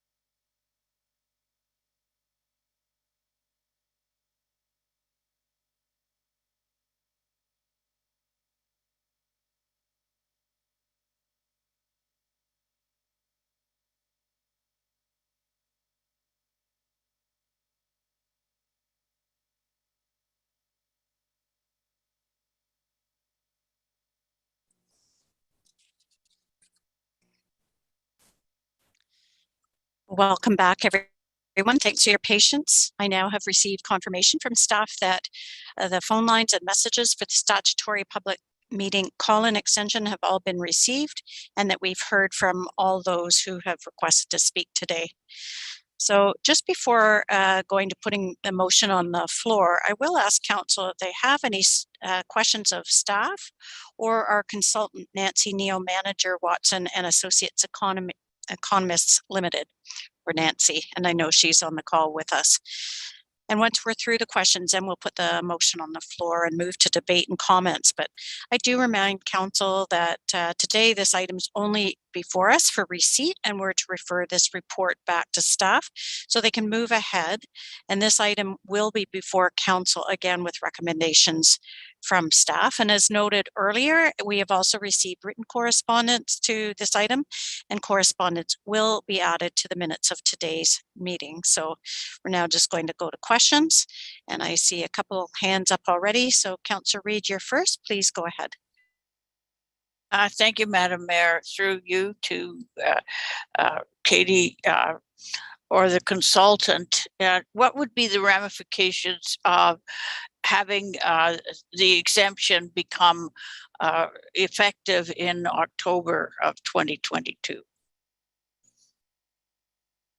Through you, Your Worship. If you recall, I presented a slide, and in the report, we had information that detailed out a table. If core exemption remained, the cost could be as high as 54 million, or even more with indexing expected to come. And if it was eliminated as early as April 4th or April 5th, it would reduce it to 23 to 28 million. If that date shifts, for example, to October, that 23 to 28 million dollar amount that would need to be funded would likely further increase or may further increase. For example, the two delegates who have noted that they would prefer it to be extended, Preston Springs and the Water Street, they're currently in pre-consultation. They are included in the $54 million, but not in that $28 million because they are only in pre-consultation. So that figure that would be required to be funded over the estimated next 5 years would further increase as well. So if I'm trying to understand exactly what you're saying here, is that I'm not exactly sure what those two particular ones, if they were included, what that would mean to us in the way of taxpayer funded. Could you make that a little more clear to me? Yes, through you, Your Worship. So between those two applications, for example, we calculate that their DCs would be approximately 5.7 million. So currently, based on 28 million that needs to be funded, that it would mean a further tax rate increase in the next year's budget of upwards of 2.37%. If we were to add in an additional 5.7 million, I don't have the calculation in front of me, but I would expect that would rise approximately by another 1%. And I can prepare those calculations and present that as part of the further information in April. Thank you. That's helpful. Thank you. We'll now move to Councillor Wolf. Please pose your question. Councillor Wolf, thank you. Through you, Madam Mayor. If we defer DC charges, as we do on affordable housing in regeneration areas, does the city have to put the money in the DC fund immediately, or are they able to wait for the 20-year period and where the owner of the building pays the DC charges at that point? Through you, Your Worship, because of the lengthy time period associated with that deferral, we do fund it immediately, and we set up a receivable on our balance sheet to identify that these funds would eventually be paid. The funds do go into the development charges accounts so that the city can proceed with the development works that are to be done according to our DC forecast. Okay, follow up. So that's okay, the deferral, if it was a short deferral, let's say a 2-year deferral, would we have to put the money in? Through you, your worship, we do also fund, if council makes one-off short deferrals as occasionally happen currently, we do also fund those immediately as well, since DCs are required to be paid into the DC fund at building permit time. Okay, thank you. Thank you. I'll move next to Councillor Hamilton. Please go ahead, Councillor Hamilton. Thank you, Your Worship, and through you. Thank you for the report on this as well. It's very comprehensive. I was just wondering if when we do receive this back in April, will it include sections on inclusionary zoning and the possibility of integrating that into the city more, or would that be another subject? Through you, your worship, Lisa Prime is on this call as well, and I turn to her perhaps to answer that question. Yep, go ahead, Lisa. Through you, your worship, I believe we would deal with that separately. There's a different process that we'll pursue for looking at inclusionary zoning further. It has been looked at with the region, and my expectation is that we'll continue that discussion and look at it again, so it would not be tied to this. Katie, hopefully I have that correct. If I need to clarify further, Councillor, just let me know. Will do. Thanks very much. Thank you. Councillor Mann, you have the floor now. Councillor Mann, go ahead. Thank you, Madam Chair, and through you, Katie, thank you for the presentation earlier. That was very well done. Thanks, really appreciate that. And you said that in the DC Act, we need 60 days notice for the change in the bylaw. Is that correct? Yes, through you, your worship, that is correct. Thanks. And if we extend this from April 5th by 6 months, we will get at least 2 applications submitted, won't we? And maybe that's not. Sorry, go ahead, Katie. Through you, your worship, that would be speculative, but based on the delegates that we heard today, as they noted, they would be prepared to submit applications by October. Right, and through you, your worship, so we would, it's speculative, but it's also speculative that we could get more than just 2 as well, isn't it? Yes. Through you, your worship, yes. Thanks, Katie. Thank you, your worship. Thank you. I'm going to turn to members of council to see if there's any other hands that are going to go up. Oh, Councillor Liggett. Yep, I see you. Go ahead, please pose your question. Can you hear me? Yes, we can, loud and clear. Go ahead. Okay, thank you. This is a question for Lisa. The delegates were stating that they hadn't been given notification, even though they've been doing pre-consultation. It's been all over social media since we started discussion of this back during budget setup. So I'm asking if people who have had these pre-consultations, were they informed that we were going forward with this, or whether it was pre-consultation with people who haven't put in applications for you, or even people who have since put in applications? Yeah, through you, your worship, Councillor Liggett.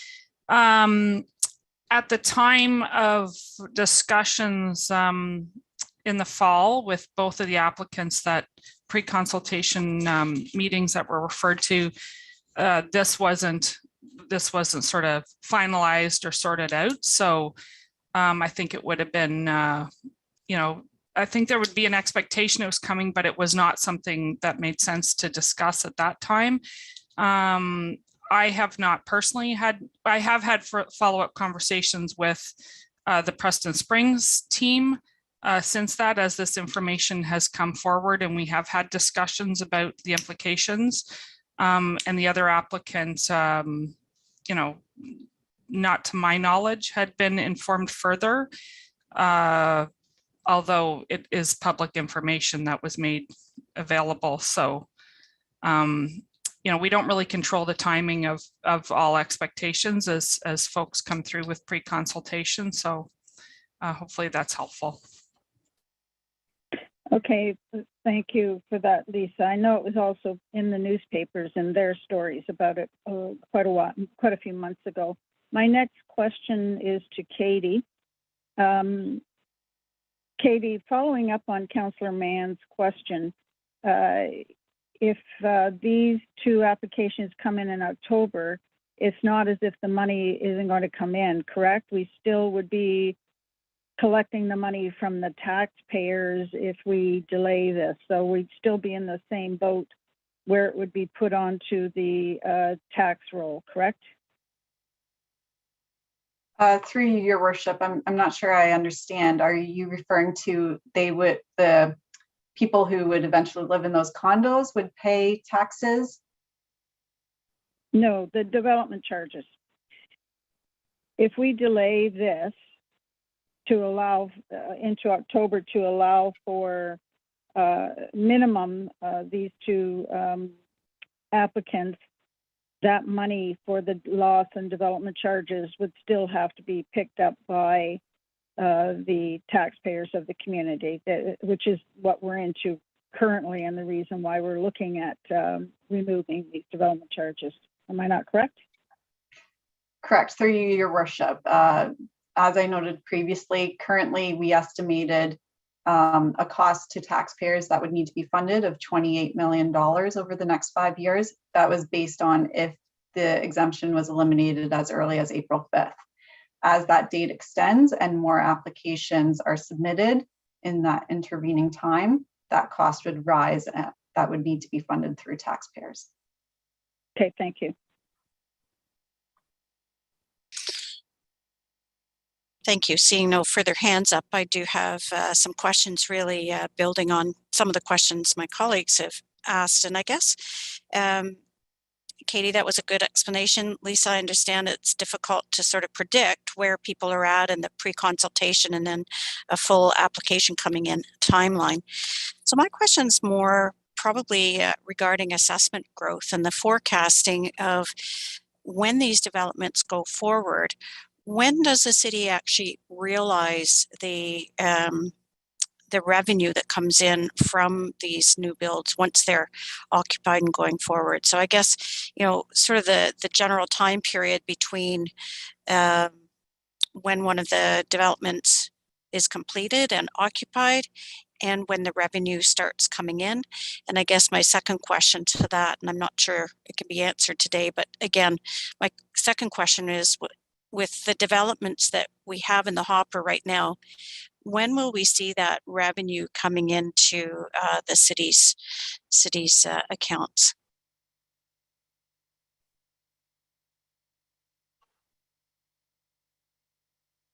Your Worship? Oh, sorry. Sorry. Yeah, Cheryl Ayres, Ms. Ayres, I'll have you answer. Thank you. Thank you. I've had conversations with MPAC and they've advised that it's typically about 24 months after when a building permit is issued to when they pick up the development and include it in our assessment roll. With some of these larger developments happening in the core areas, they would take potentially longer than 24 months due to the more dense build than what a subdivision would be with houses. So I would expect it would take more than 24 months, up to possibly even 3 years before we start to actually receive the assessment growth revenue in the city through our taxes for the development.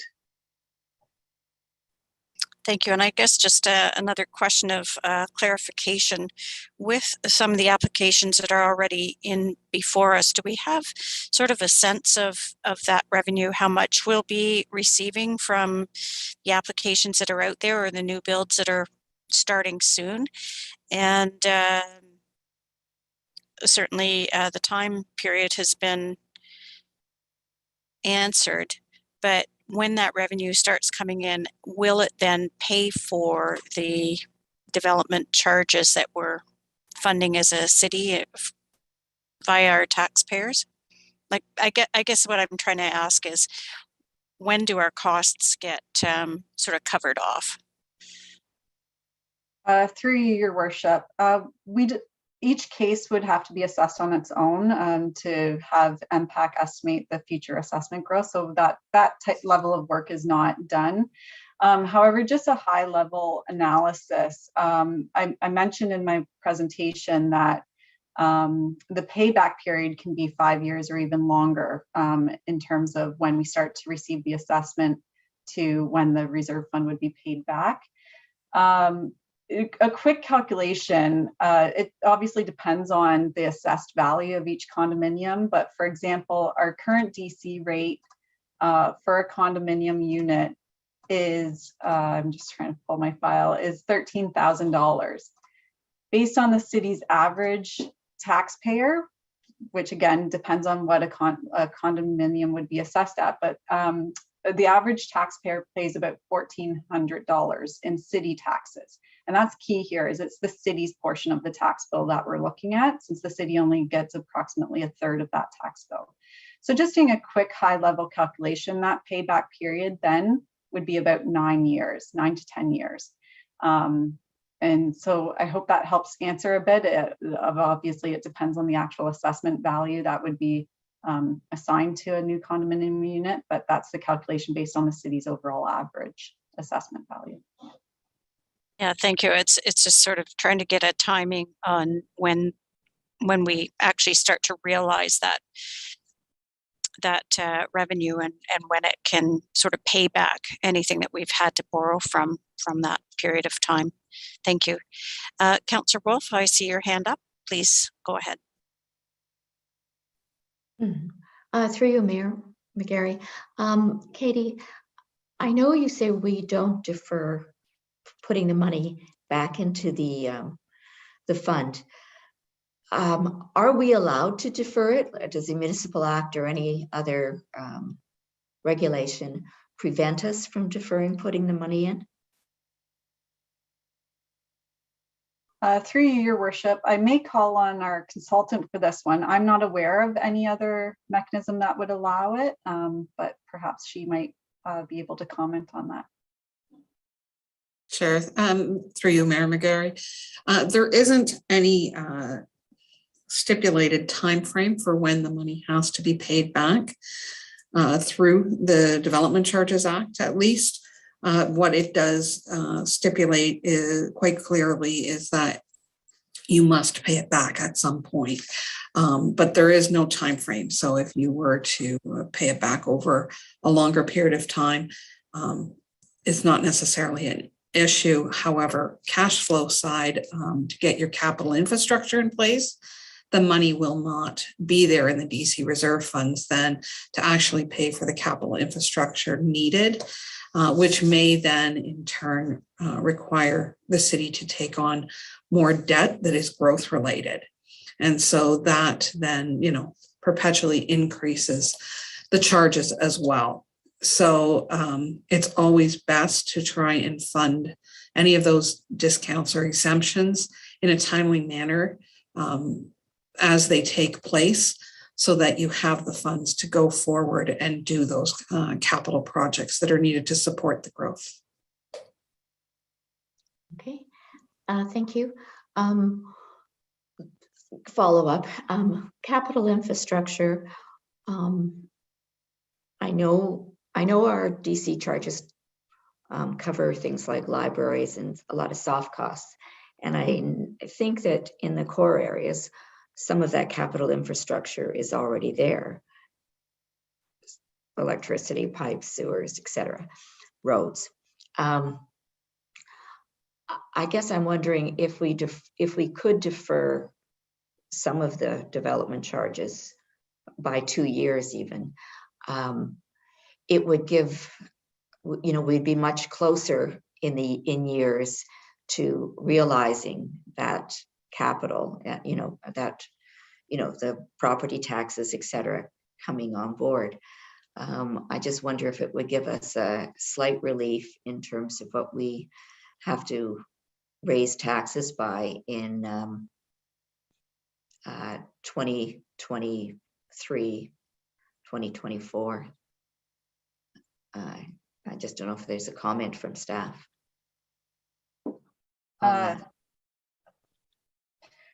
Through you, Your Worship, as Nancy alluded to, the timing of cash flow is the fundamental challenge here, that we have capital projects that are underway or about to be underway that are funded from DCs. We are closely monitoring our DC reserve funds as discussed through our 2022-20 budget. Our DC reserve funds are not currently adequate to fund all of those capital projects, and we are relying on some growth funded debt to accomplish that. And further to that, we are monitoring our debt capacity as we are forecasting to reach Council's limit of 10% over the coming years. So deferring when we could achieve our DCs could potentially lead us to require more debt than what was forecasted through the 2022 budget. Thank you. Thank you. I'll go next to Councillor Mann. Go ahead, Councillor Mann. Thank you, Madam Mayor. And through you, Katie, in your presentation, you said that we could borrow the money for the DC charges out of EDAC or the core area transformation fund. And is there sufficient fund, or are there sufficient funds in those budgets or reserves to accommodate what you're proposing as far as the April 5th cutoff date is concerned? Through you, Your Worship, there is approximately $10 million currently in the Economic Development Reserve Fund. Further to that, we have a budget on the tax side of $2.35 million towards these waive DCs on an annual basis. And that was built up through the 2019 1.5% tax rate increase, and then the 2022 1% tax rate increase to contribute money towards our rate stabilization sustainability. So between those, it is manageable. Further, the core area development also has, sorry, I don't have that figure in front of me right now, but it has some funding, available as well. The commentary with it is surrounding those funds have purposes, and if we were to borrow those funds, then that ties up the funds against their purpose in the short term until it would be repaid. And there is, I just got a note, there's $18 million in the core area transformation fund currently. Thanks, Katie. So really what we could be doing is depleting everything we have. And if we push it out any further, we could really deplete whatever we have in those reserve funds available to us. Through Your Worship, it would potentially not deplete it fully, depending on the volume, given we do have that operating budget as well to supplement, but it would definitely have a big dent in it. And then the question also becomes, do those funds need to be repaid back based on as the assessment of growth is received? As I mentioned in the presentation, even doing it that way would indirectly lead to a tax rate increase because than what's currently forecasted. Because currently in our forecast, we have assumed assessment growth would go towards growth and capital impacts, such as paying for the recreation complex impacts. So if that assessment growth then gets diverted towards repaying these reserve funds, that leads to a future tax rate increase compared to what we currently have forecasted. Okay, thanks, Katie. Thank you, Madam Chair. Thank you. And I guess that sort of brought up another question for me, and I'm not sure it's answerable right now. And I guess it's built on some of my former ones. But, as these projects come online, impact sort of does the assessment. It's been suggested that, that once the units are built, that they actually do, pay back the fund fairly quickly. But I guess the question then would be, we're just not sure how long it would take.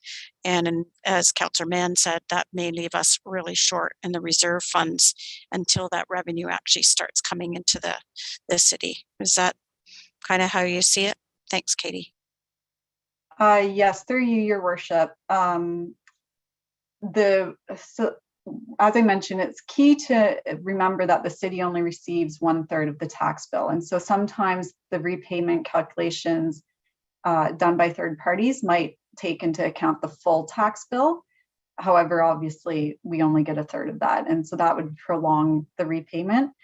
The report to council did lay out one example of a development that occurred in recent years to show, in this case, we did borrow from a reserve fund, from the Economic Development Reserve Fund.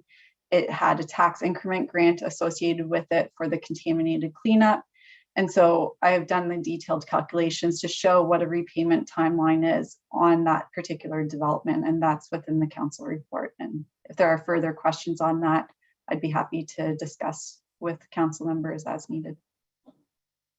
Oh, and I see our consultant has her hand up as well. Oh, go ahead, Nancy. Hi, Mayor Mcgary. I just wanted to add to what Katie was saying too. Not only is, approximately 1/3 of that tax bill for the city, but as new infrastructure that's required for growth is actually built, there becomes operating expenses to run those and maintain them. And part of that additional assessment coming from those new units will also be needed to help day-to-day operations of those new assets going forward.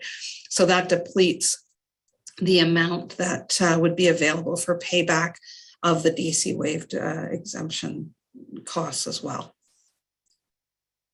Thank you. All good points. And sometimes they need to be made a couple of times to really stick with us. And, I would also note that we are certainly in a very different position than we were 3 years ago when we were discussing the 2019 extension of the DC exemptions. And I guess that's certainly a silver lining at the moment, that our city is certainly poised for growth and is growing at the moment. These are some of the growing pains that we have. So seeing no further questions, I did want to thank Nancy as well for coming along and answering the questions. And I think, as noted earlier, we'll take all correspondence today and ensure that that's part of the minutes. And in saying that, we're now ready for the motion. And I think, Councillor Mann, you have the motion. Will you please read it in its entirety? Thank you, Madam Chair. I do. It's moved by myself, seconded by Councillor Devine, that report 22-001 CRS development charges core area exemptions public meeting be received, and that the development charges background study and draft bylaw be referred back to staff for subsequent review and recommendation. Thank you very much. Are there any further questions now?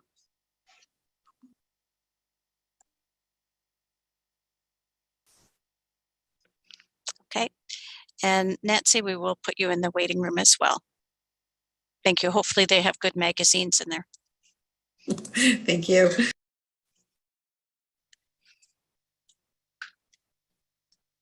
So no further questions. Are there any comments before we take the vote?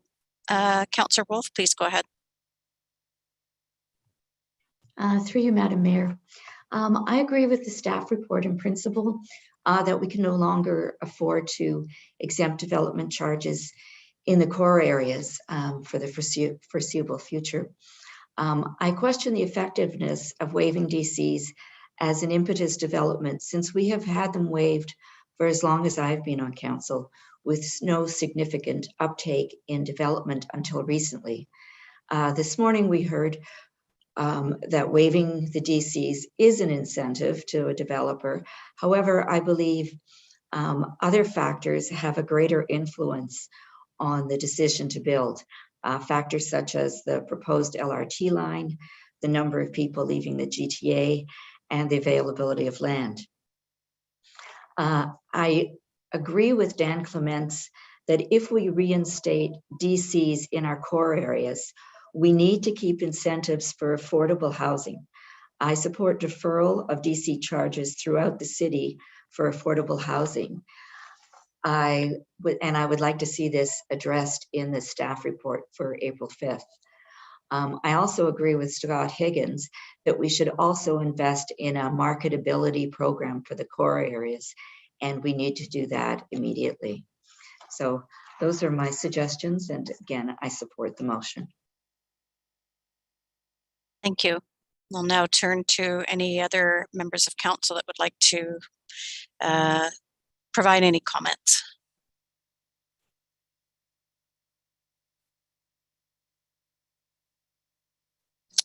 And seeing none, we're now ready for the vote. Madam Clerk?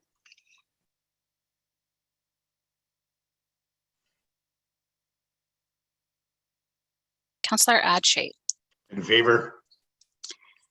Councillor Devine, Aye. Councillor Mehta, Favor? Councillor Hamilton. Oh, I think he stepped away. Councillor Liggett, In favor? Councillor Reid, In favor? Councillor Wolf, In favor? Mayor Mcgary, In favor? and I missed Councillor Mann. I apologize. Councillor Mann. Thought you were mad at me. No, I'm in favor too. thank you. That carries.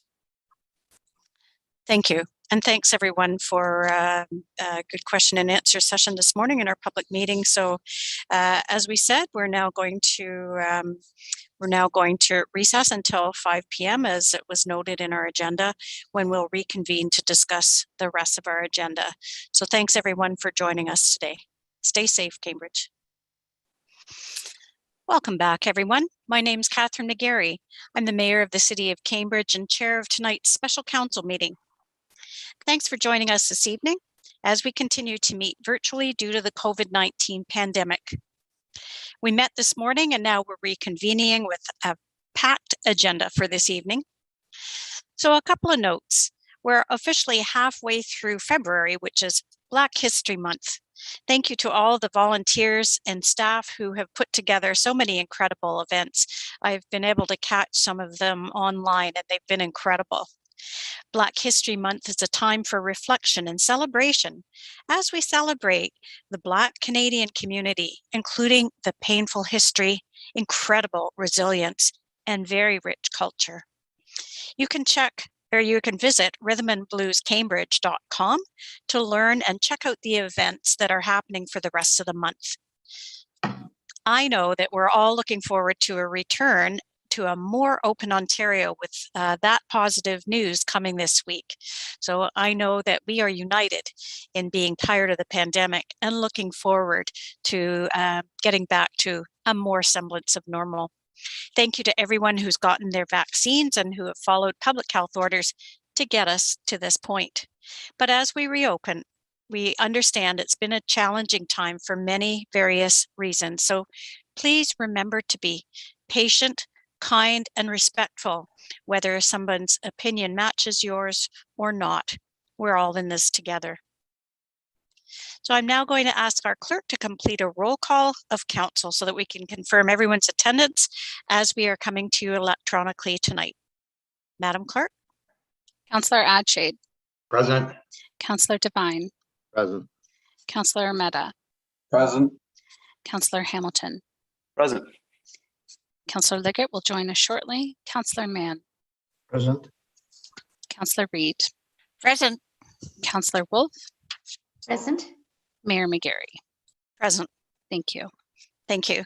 In addition, we're going to take a moment to welcome the staff that we have joining us this evening. Joining us electronically, we have our Deputy City Managers, Dave Bush, Hardy Bromberg, Cheryl Zonleiter, and Yogesh Shah. Our Chief Financial Officer, Cheryl Ayers, our Chief Planner, Lisa Shields. We also have staff from other divisions who are joining us this evening, and they'll join the meeting when their item is up for discussion. Clerking the meeting today, we have our City Clerk, Danielle Mountain, Deputy Clerk, Jennifer Shaw, Mallory Greenoff, Council Committee Services Coordinator, and Rachel Latour, Administrative Assistant to City Clerk. So thanks again to our Technology Services staff, Ayesh De Silva, who's assisting with the logistics for this evening's meeting. So a reminder now to Council members that the Municipal Conflict of Interest Act requires members of Council to declare any direct or indirect pecuniary interest in relation to a matter under consideration. So turning now to members of Council, are there any declarations of pecuniary interest? Seeing none, we'll move forward with our agenda for this evening. Our first item for consideration this evening is the consent agenda. And please note that if a member of council wishes to comment on any of the consent items, please let us know by using your raise hand feature. And in the interest of time, we will look to vote on the consent procedure in a block. But if you wish to comment, you are welcome to do so. And just a note for council members, I do understand that there were some errors on the Citizen Advisory Committee minutes that are before us on consent this evening. And I understand that clerks are working with the staff liaisons on these committees to make the amendments to those minutes. Councillor Wolf, you have the motion. Would you please read it in its entirety? Through you, Madam Mayor, moved by myself, seconded by Councillor Devine. Recommendation that all items listed under the heading of consent agenda for February 15th, 2022, council agenda be adopted as recommended. 10.1, special council minutes, February 1st, 2022. 10.2, Community Wellbeing Advisory Committee meeting minutes, September 28th, 2021, October 7th, 2021, and November 4th, 2021. 10.3, City of Cambridge Archives Board meeting minutes, February 18th, 2021, May 20th, 2021. 10.4, Cambridge Arts and Culture Advisory Committee meeting minutes, March 16th, 2021, May 18th, 2021, and September 21st, 2021. 10.5, Municipal Heritage Advisory Committee meeting minutes, December 16th, 2021. 10.6, 22-001 IFS 2021 Annual Water Summary Report. 10.7, 2022, 22-009 CD 2021 Site Plan Application and Telecommunication Tower Approvals. And that's it. Thank you. Yes, you got a long start to that. Thanks, Councillor Wolf. So I'll just look through your Hollywood squares in front of me and ask if any member of council wishes to pull any items for the consent agenda.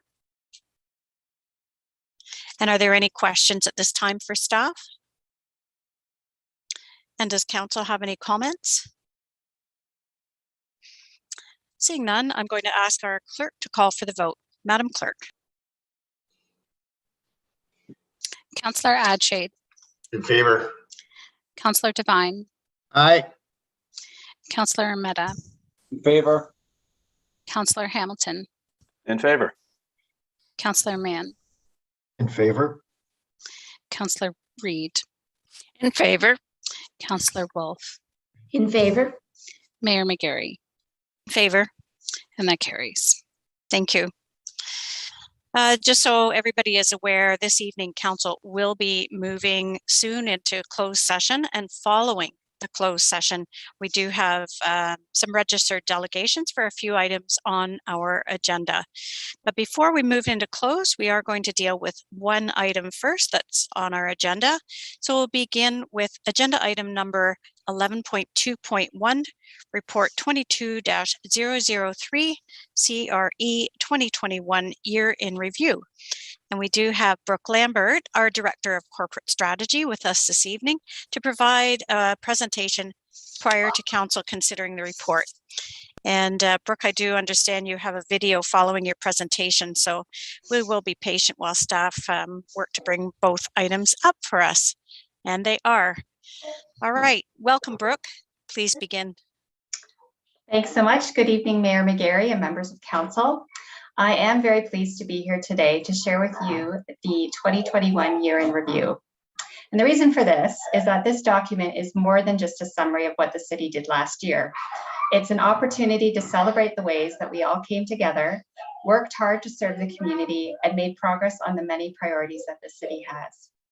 Firstly, I would like to thank council for your continued leadership and for setting the direction that gives us as city staff a sense of purpose and meaning. And secondly, I would like to recognize all the departments and divisions for their work that is featured in the year in review. These are their accomplishments and stories. Next slide, please. After nearly a full year of responding to the COVID-19 pandemic, the beginning of 2021 was characterized by cautious optimism. We knew that a continued focus on the safety and flexibility were key as part of our approach to delivering the services that our community depends on. The 2021 pandemic timeline outlines how the city continued to adapt to the changing circumstances.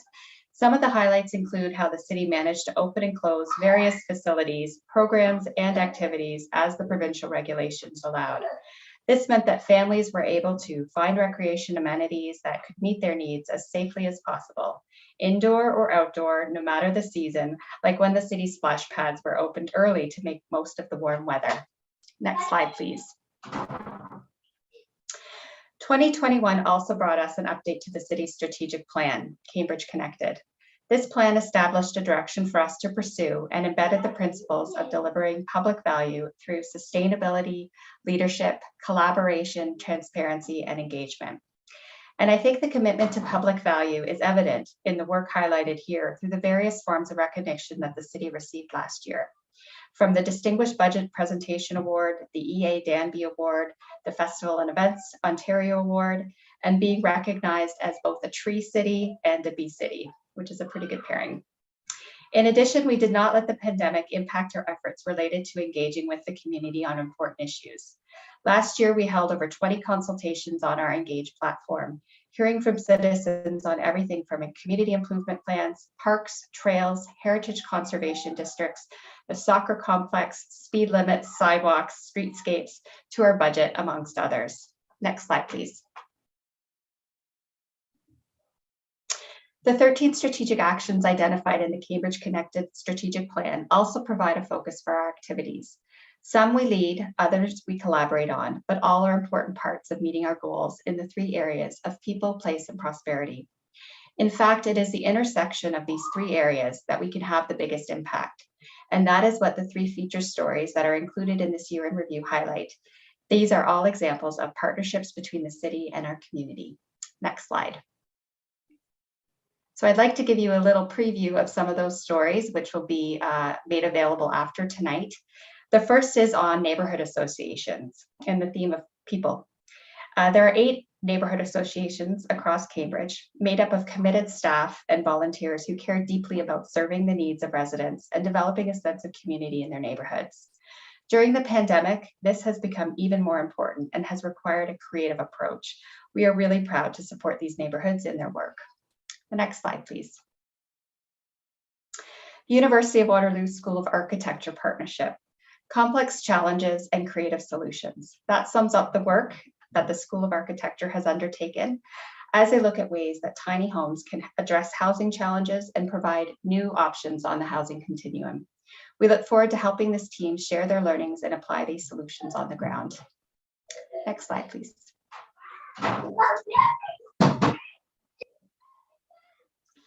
Opportunities at our core, working with our business improvement areas.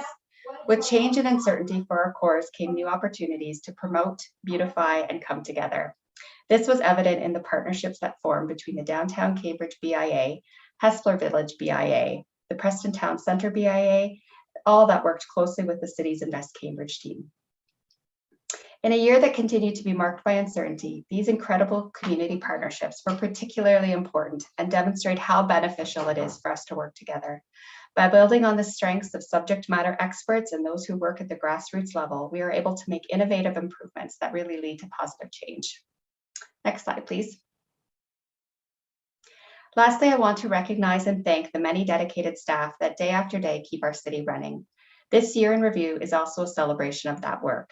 And while it may not always be front and center, the work that goes on to support businesses, our development community, fire and emergency services, our farmers market, our events and festivals, recreation facilities, programs, and our infrastructure is all critical to our success as a growing community.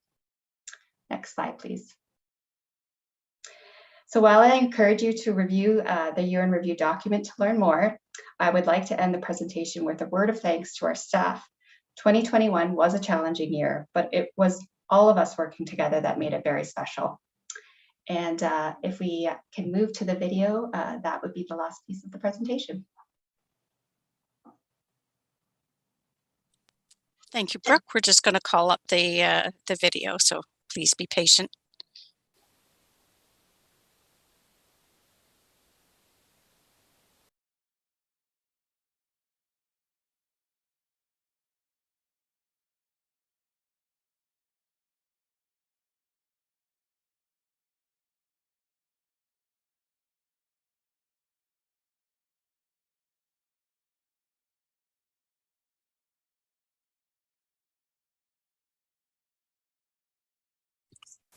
We don't have the audio yet, so I'm just going to ask Mallory to just pause and see if we can get the video up.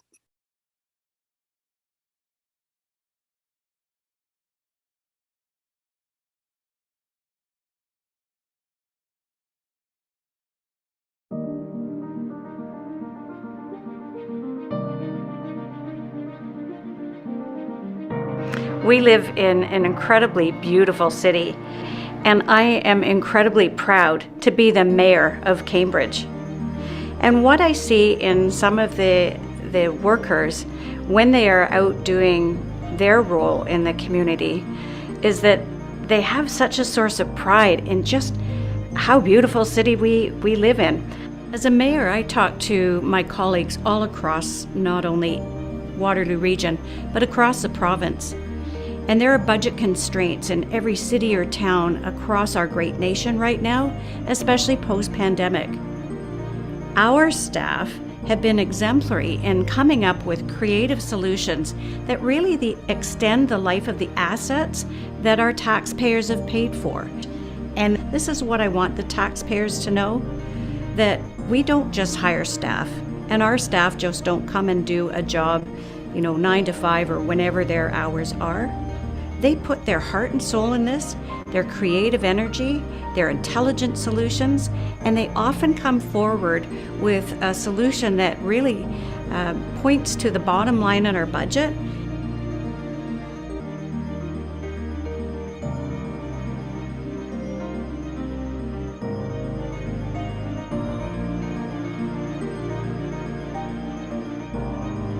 As city manager, my responsibility is to oversee all services provided to the residents of the city of Cambridge.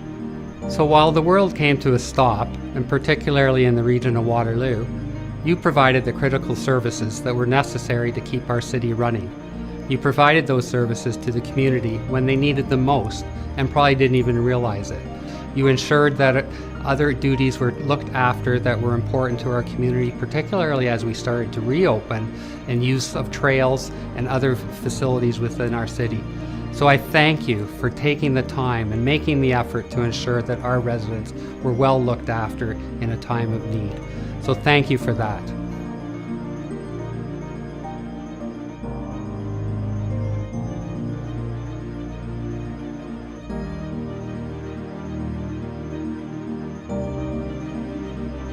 As a Deputy City Manager of Infrastructure Services Department, I'm privileged to lead this team.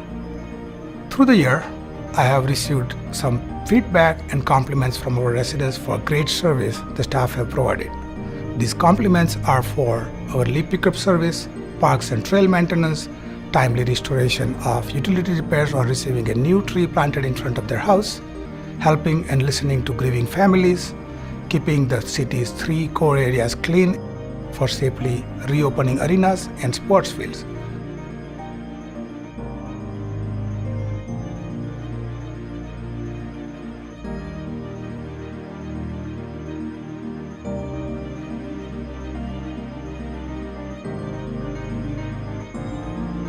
We appreciate everything you do.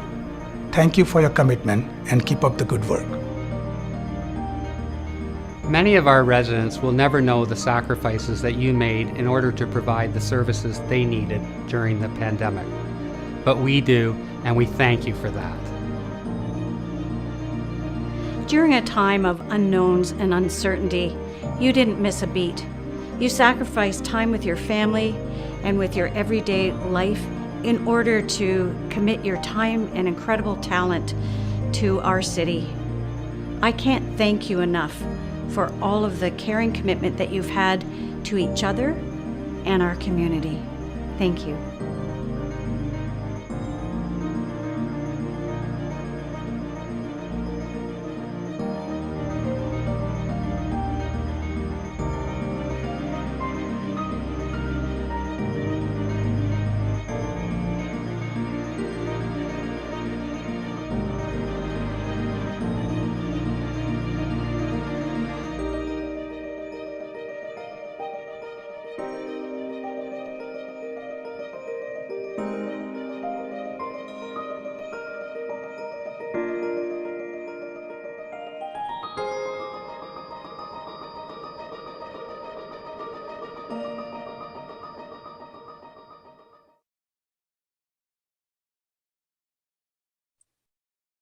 Well, thank you. It's about this time where I'd like to give a whole lot of applause to our incredible staff.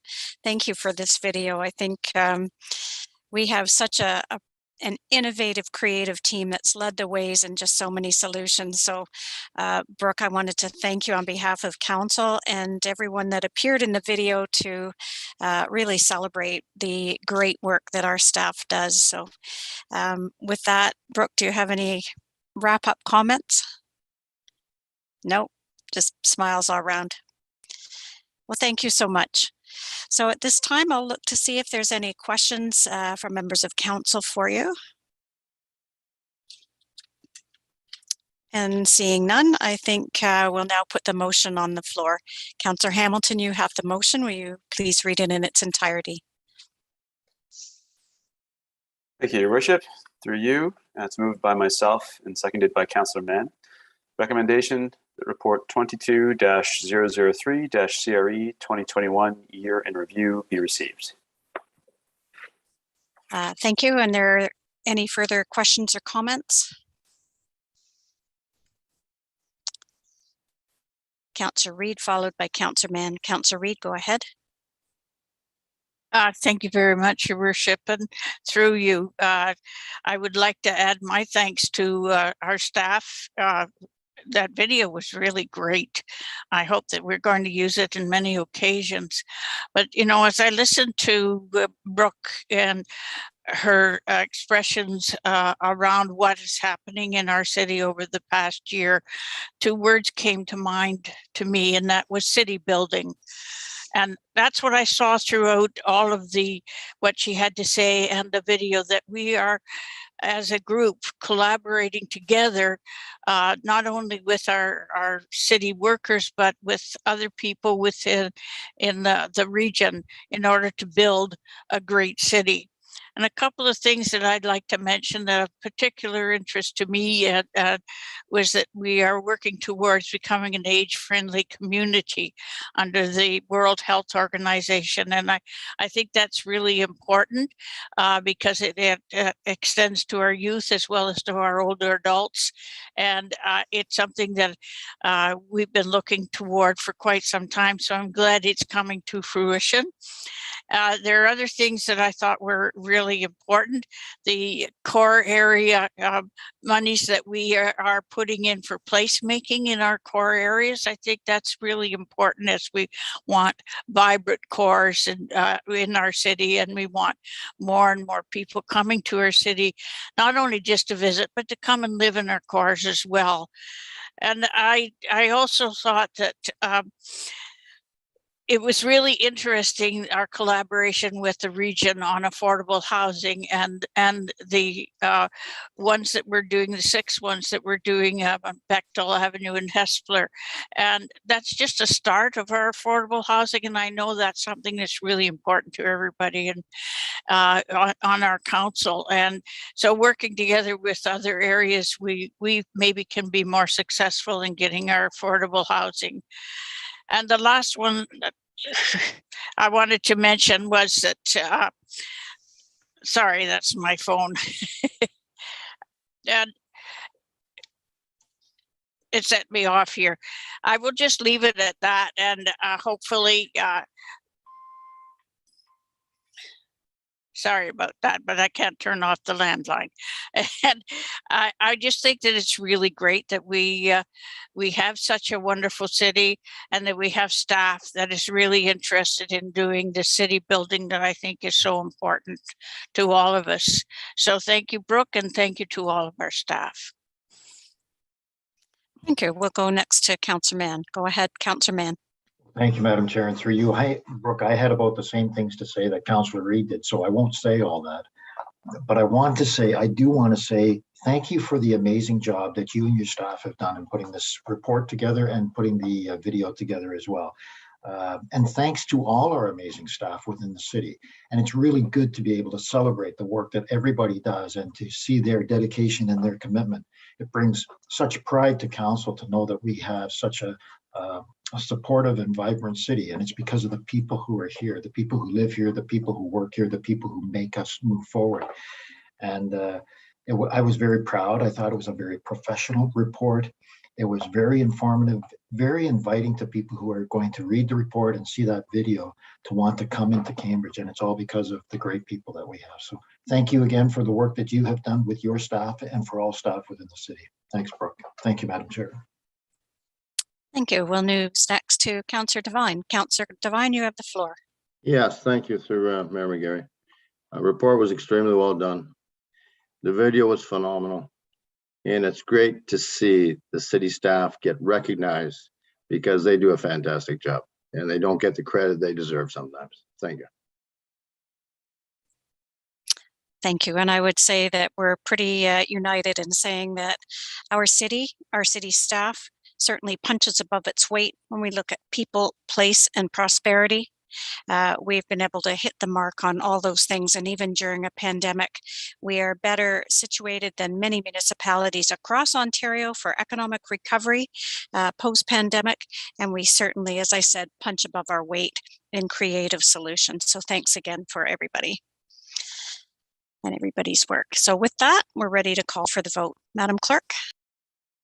Councillor Atchade. In favor. Councillor Devine. Aye.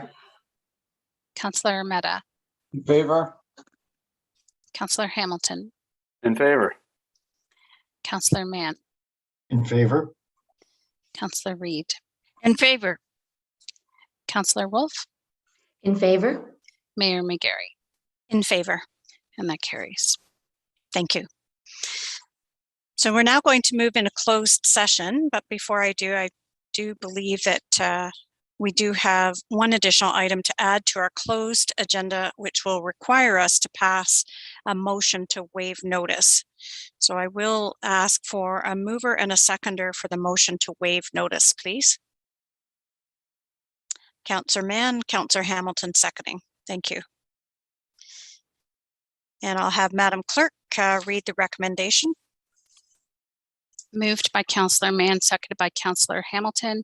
Recommendation that the notice requirements of the procedure bylaw be waived to consider an additional item enclosed related to a verbal update on a potential property acquisition.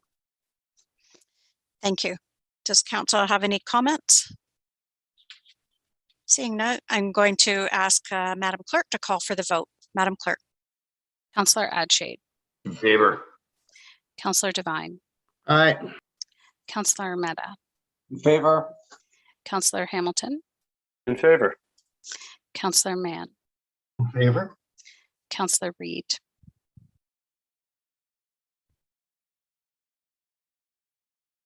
In favor. Councillor Wolf. In favor. Mayor Mcgary. In favor. And that carries. Thank you.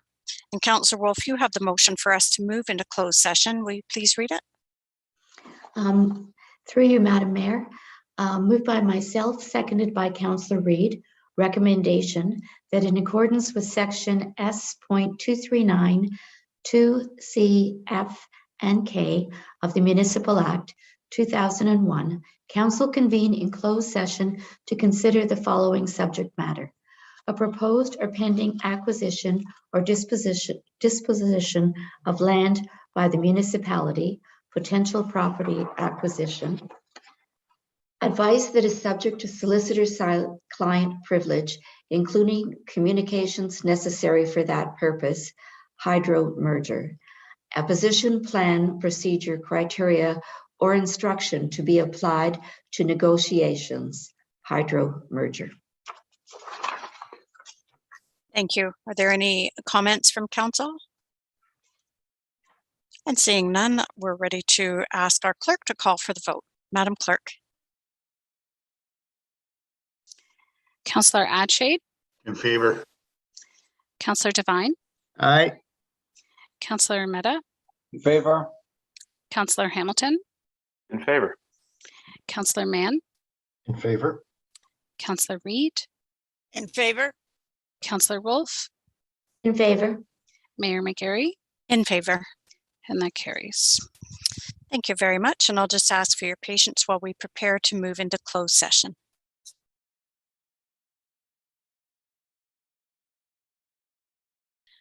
Welcome back, everyone. Thanks for your patience. We're now going to rise from closed session, and Councillor Hamilton, you have the motion to rise. Will you please read it in its entirety? Thank you, Your Worship, and through you. It's moved by myself and seconded by Councillor Adshade. Recommendation that Council rise from closed session and reconvene in open session at 6:18 p.m. Thank you. And I'm ready to ask our clerk to call for the vote. Madam Clerk. Councillor Adshade, In favor. Councillor Devine, Aye. Councillor Mehta, In favor. Councillor Hamilton, In favor. Councillor Liggett, In favor. Councillor Mann, In favor. Councillor Reid, In favor? Councillor Wolf, In favor. Mayor Mcgary, In favor. and that carries. Thank you. Just upon coming out of closed, I want you to know that discussions occurred with council and staff related to a hydro merger and a property matter, and staff were provided with instruction. And Councillor Liggett joined us in close, so I'll just ask in open session now whether she has any items of direct or indirect pecuniary interest to declare during this meeting. No, thank you. Thank you.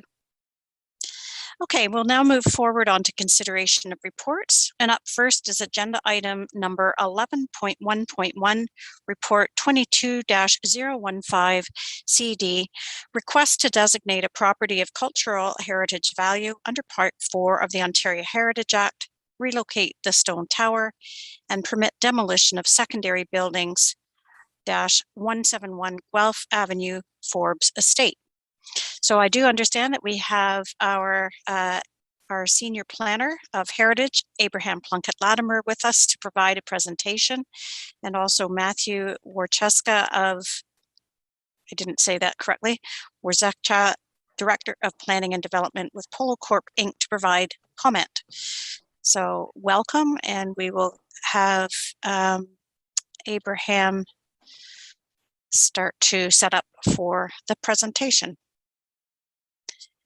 And we are going to bring Matthew into the meeting now.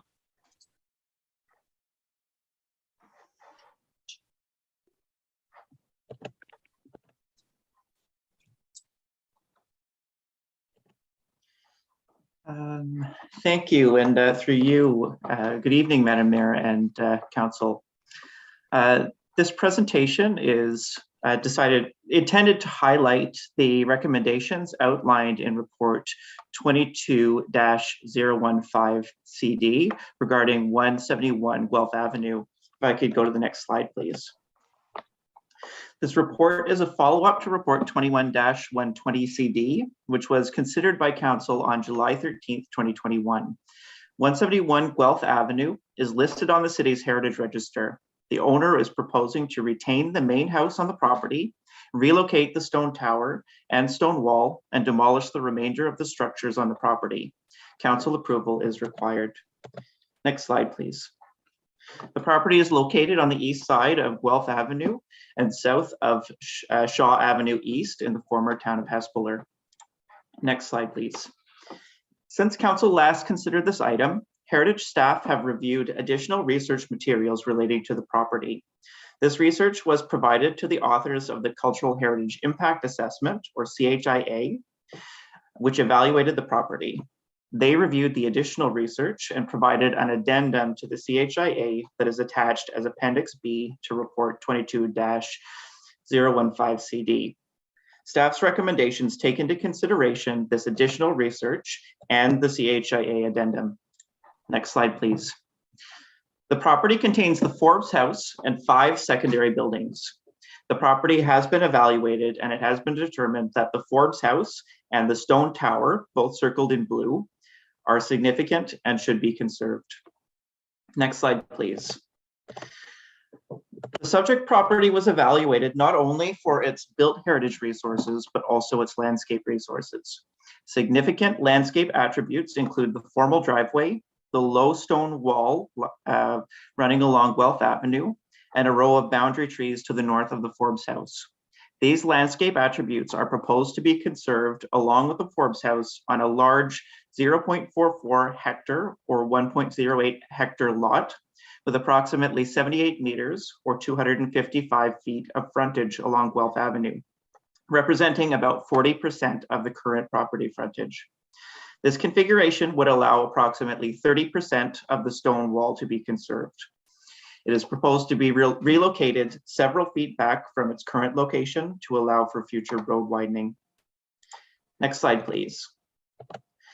The stone tower is also significant. The tower was likely constructed prior to 1880 and formed part of an agricultural complex that was owned by Jacob Hespeler, who played an important role in the development of the town of Hespeler. Archival research suggests that the tower was divided into 3 stories and housed birds, including pigeons, ducks, and poultry. Next slide, please.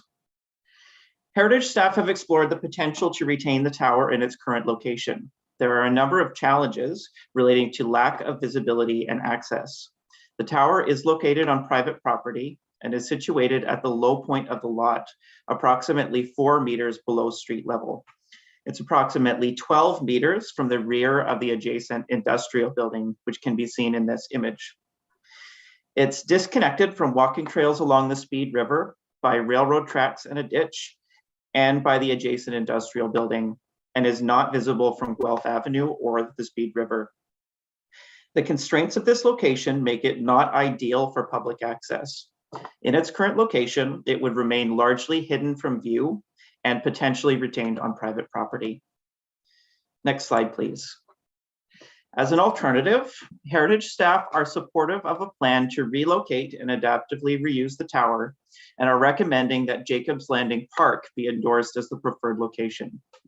The potential relocation site is approximately 400 meters to the southeast of the tower's current location on lands that were also part of Jacob Hespeler's estates in the 19th century.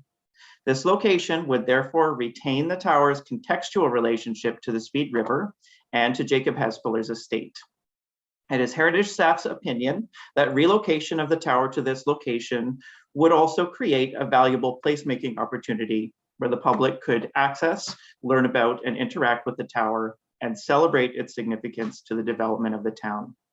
The park's symbolic connection to Jacob Hespeler would furthermore allow for opportunities for creative interpretation of the tower's story. Next slide, please. The location in Jacob's Landing Park would be highly accessible to the public and would allow for key views of the tower from Guelph Avenue, both sides of the river, and Milling Road, encouraging the public to visit and appreciate its significance. The tower's integrity during relocation would be protected by carefully documenting it, including the location of key stones and materials, and by the dismantling and reconstruction work being undertaken by qualified heritage masons. Next slide, please. The other structures on the property have been evaluated and are recommended for demolition. The north garage dates to an early period of the property's development, but has been altered and is structurally compromised. Given its age, staff is recommending that it be thoroughly documented through photographs and measured drawings prior to demolition. Staff is recommending the same for portions of the stone wall that are proposed to be removed. Next slide, please. Heritage staff are satisfied that the cultural heritage value of 171 Guelph Avenue would be conserved if the recommendations to designate the main house and relocate the stone tower are accepted. The 1 acre lot surrounding the main house would allow not only for the house to be retained, but also a number of significant landscape elements. Relocation of the stone tower to Jacob's Landing would maintain and potentially strengthen the tower's historical relationship with Jacob Hespeler's estates, and would create a placemaking opportunity where the tower's significance could be celebrated and protected. It's staff's opinion that this would be a positive outcome for the conservation of the tower. For these reasons, Heritage staff are recommending that Council adopt the recommendations. Next slide, please. Thank you very much for your attention.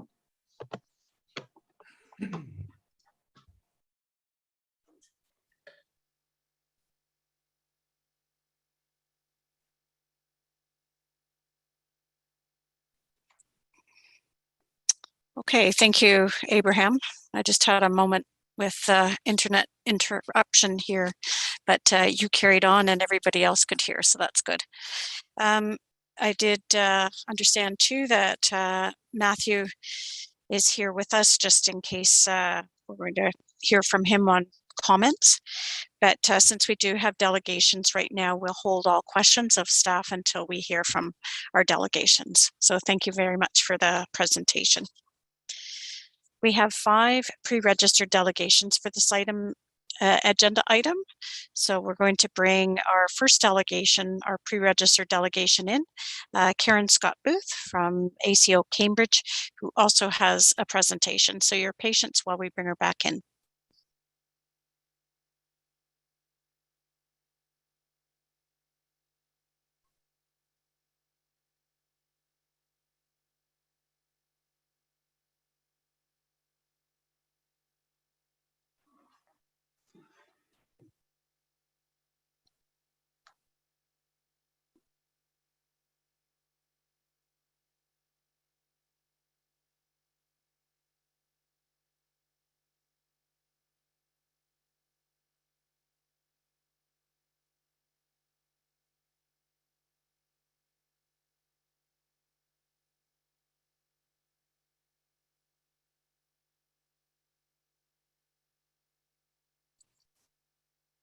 Karen, it's Mayor Mcgary. Can you hear me? Yes, I can. Great, thank you. Just a moment while I go through my usual comments, and then I'll have you begin. And I understand you have a presentation, correct? Yes, we have a slide presentation. Okay. So just a reminder that you'll have 5 minutes to address council, and please ensure that your remarks relate directly to the agenda item you're speaking to. Your remarks remain respectful, and that you refrain from asking questions of council. And certainly at the end, if there's some questions for you, I'll guide you through that process.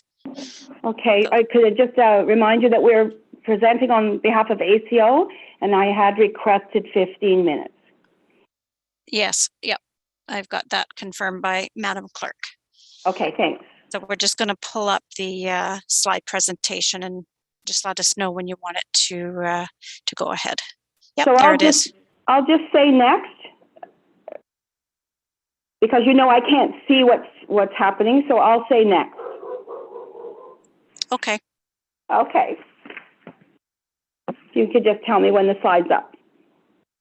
Okay, it's just a face slide now, ACO Cambridge and North Dumfries. Yeah, thank you. Okay, so Mayor Mcgary, members of council, staff and citizens, thank you for the opportunity to address the council. I am speaking on behalf of the members of the Cambridge and North Dumfries branch of the Architectural Conservancy, Ontario. ACO was before council last July to share information and opinion on the significance and conservation of the Forbes estate. Our position was and is that the significance and the future of the built and natural heritage of this significant estate property required and deserves further consultation and consideration. And we appreciate that this position was supported by the majority of the council. This evening, we come back to where we left you in July. The ACO fully supports the recommendation to council to approve the request to designate 171 Guelph Ave under a Part 4 of the Ontario Heritage Act. Next slide. However, we ask that Council does not endorse at this time any recommendations to approve the request to dismantle, relocate, remove, or demolish any identified cultural heritage resources. The rationale for the ACO position is supported by expert opinion and verification of the increased cultural heritage significance of the stone tower, now determined to be a dovecote built for Jacob Hespeler. This new information, together with the continuing broader concern for this community, for the conservation of the existing built and natural cultural heritage on the grounds of this evolving cultural heritage landscape, requires further consideration. Our thanks to Councillor Devine and Larry Turner of the Hespeler Heritage Centre. The subsequent research of the ACO has determined and verified that the stone tower is a dovecote, thought to be one of only 3 dovecotes known to exist in Canada. Any request to allow the removal of cultural heritage resources that have been identified as significant would be premature at this point, particularly in light of the pending proposed zoning bylaw amendment and proposed plan of subdivision appeal before the Ontario Land Tribunal, or the OLT. Next slide, please. The Municipal Heritage Advisory Committee was asked for opinion and recommendation on the future of the Forbes Estate property and the significant cultural heritage resources it holds. To make these determinations, the MHAC relies on the knowledge, experience, and the opinions of professionals through reports. For example, heritage impact assessments, peer reviews, correspondence, etc. In this case, a peer review of the original heritage impact assessment, a report that contained important information and relevant professional opinion for consideration of the MHAC, was circulated in a late addendum, only a few hours before the meeting. Because of this last-minute availability, there was not reasonable time for the members of MHAC to conduct a thorough review and consideration of the findings of that report. Next, please. Clarification of the purpose of a heritage impact assessment was provided in the peer review, and I quote, "The HIA must clearly articulate the heritage value and heritage attributes of a property, assess the proposed alteration, and provide steps to mitigate the impact. It should also provide recommendations to conserve any heritage values and attributes on the subject property and adjacent properties, and even recommend a do-nothing approach." The peer review goes on to emphasize that there are questions that must be asked. Is this in the public interest for a proposed development to proceed? If the development proceeds, what is the best approach to mitigation of any adverse impacts? And if mitigation is not feasible, what revisions should be made to the proposal, or should the proposal be abandoned entirely? When assessing cultural heritage value, significance, conservation, and protection, the sole responsibility is not only with the Ontario Heritage Act. When a new development is proposed, the following are to be considered under the provincial policy statement. Section 2.6 of the provincial policy statement, Cultural Heritage and Archaeology, contains the following policies for built heritage resources and cultural heritage landscapes. Policy 2.6.1, significant built heritage resources and significant cultural landscapes shall be conserved. The peer review addresses this, and again I quote, "The HIA only analyzes the impact of the development on individual structures and buildings and provides mitigation recommendations to that effect. The HIA should provide more consideration of the cultural heritage landscape and the impact of the development on that landscape." And when we refer to landscape in the peer review, the estate means the entire property, including the natural heritage, the planned orchard, the landscape trees, the paths, etc., and all the built heritage features. However, there continues to be confusion when the main house, circa 1912, with its limited surrounds is incorrectly referred to as the estate grounds or estate-like. Next slide, please. In addition to the Ontario Heritage Act and the Provincial Policy Statement, the standards and guidelines for conservation of historic places in Canada include, but are not limited to conserve the heritage value of a historic place, do not move, replace, or substantially alter its intact or repairable character-defining elements. Do not move a part of a historic place if its location, from its current location, if it is a character-defining element. Conserve changes to an historic place that over time have become character-defining elements. Conserve heritage value by adopting an approach calling for minimal intervention, and recognize each historic place as a physical record of its time, place, and use. Do not create a false sense of historical development by adding elements from other historic places or other properties, or by combining features of the same property that never existed. The peer review also notes, and I quote again, the HIA submitted by Polacor does not include an analysis of the impact of the proposed development based on the general standards and guidelines for the conservation of historic places in Canada. And goes on to recommend that this analysis should be included to ensure that the heritage value and character-defining elements of the property at 171 Guelph Ave are protected and maintained. Next slide, please. These guidelines support our position this evening. The recommendation before you to dismantle, to store, then reconstruct in another location sometime in the future does not respond to these accepted guidelines. This dovecote is a rare structure that has been identified as significant. This alone was determined to meet the criteria for designation and protection under a Part 4 of the Ontario Heritage Act. So why are we considering dismantling, removing, and relocating? In subsequent correspondence to the peer review, additional professional opinion provided states that the stone tower was evaluated and determined to meet the criteria for designation under a Part 4 of the Ontario Heritage Act.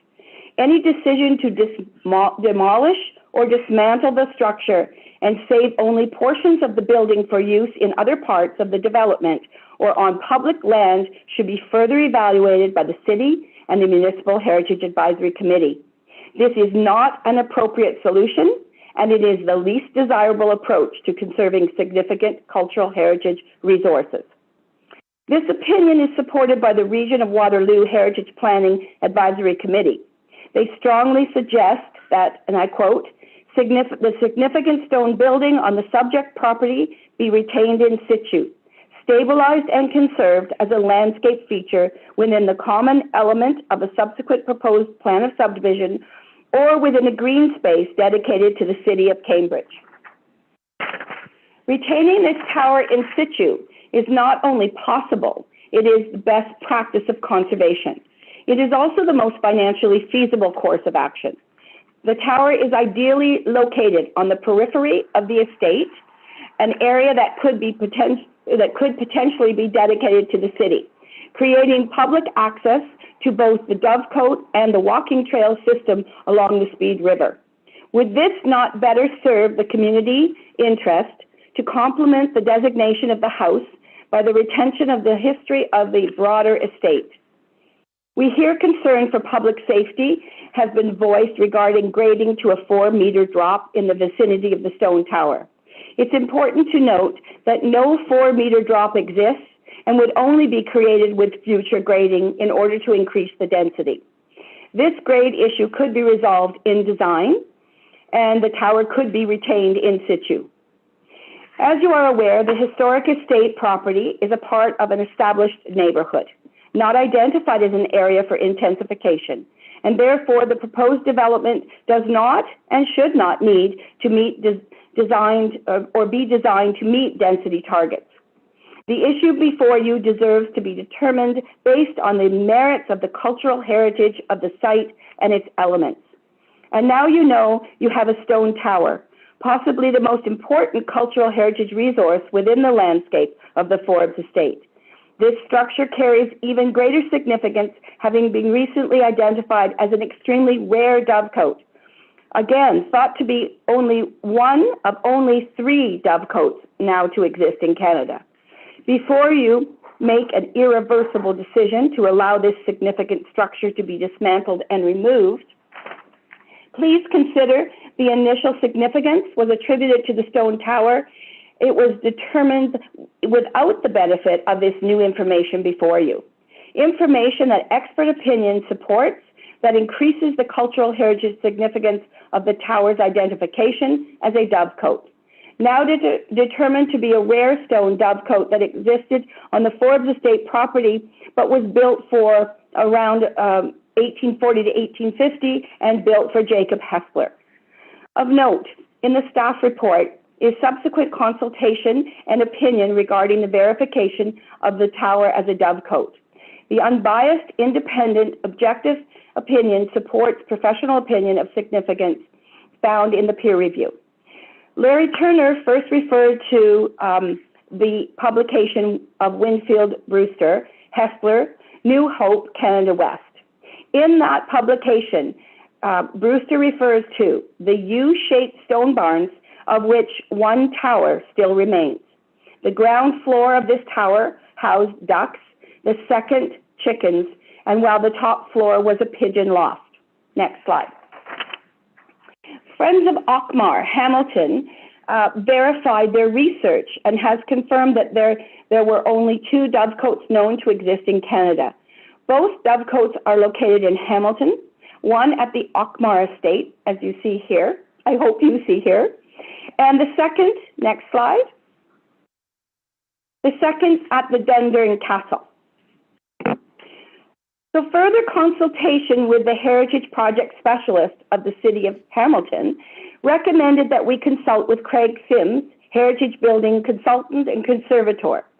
He is a respected expert who worked on the conservation of the Dundurn Castle, including the restoration of the dovecotes at both, or at the dovecote at Dundurn and work on the dovecote at Ockmar. In addition to an impressive and extensive list of completed conservation projects that include the Chateau Laurier Hotel in Ottawa, Notre Dame Cathedral in Ottawa, St. Michael's Cathedral, Toronto, the Ontario Legislative Building, Toronto, the Parliament Buildings, Ottawa, and I could go on for my entire 15 minutes. Sims has also confirmed and verified opinion that this is a dovecote. He sent a message to me saying, your historical reference certainly clinches the function. Next slide. Further consultation with Doug Vickers, expert vernacular architecture and restoration, he also confirms that it seems to all points to point to a dovecote to us as well. And that being said, a very unique one to the area. Karen, just noting you have half a minute left. Thank you. Okay. Let's go on to slide 10 then. If nothing else, we have all had a lesson in Dovecote 101. You will see they all come in all shapes, designs, sizes, and materials. We have learned that they are rare in Canada, and the rediscovery of this dovecote is a true historical and architectural gem within our community. In closing, ACO invites Council to seize this opportunity. I would encourage Council to consider the potential and the possibilities for the full estate to be retained, its significant cultural heritage and resources cherished, the trees, the paths, and the character-defining elements that make this place so special. Given the willingness of property owner to designate the house and Council to support heritage conservation in Hessler, we are confident that the dovecote can be integrated into the development plans in a sympathetic and respectful way. And I thank you for your time this evening. Thank you very much, Karen. I gave you a little bit extra time there. And if you'll just stay on the line, I'm just going to ask Councillor Ermetta to come on and pose this question. Go ahead, Councillor Ermetta. Thank you, Your Worship. Thank you, Karen, for the presentation. just to jog my memory, I know where Dunder and Castle is in Hamilton, but the second one, the Akbar Estate, is that the one on Fennell right across from Mohawk College? I'm just trying to think of where that might be. Thank you. I actually have never been to Akbar, but I know that it is in Hamilton, and I'm not sure exactly. I've been to Dundurn. I haven't been to Akbar, sorry.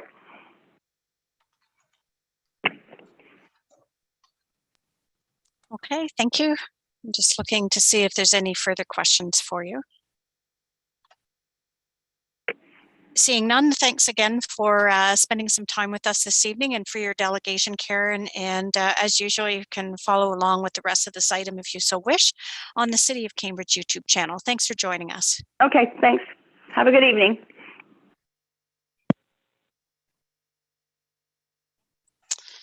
And our next delegation is Rebecca Sierra. So we'll just bring Rebecca into our meeting. And I'm not sure. Rebecca, it's Mayor Mcgary. Can you hear me?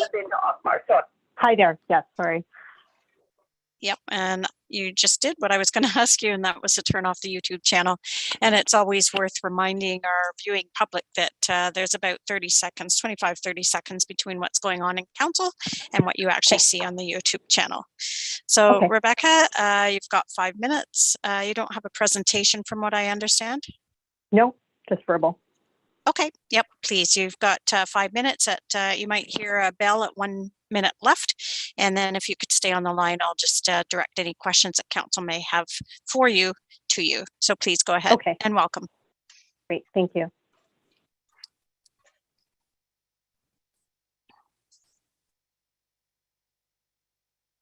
Right. Go ahead. Good evening, Madam Mayor, members of council, staff, residents in the City of Cambridge. Can I just get a thumbs up or an okay that you can hear me all right? Yes, we can hear you. Go ahead. Excellent, thank you. Thank you for receiving me as a delegate this evening.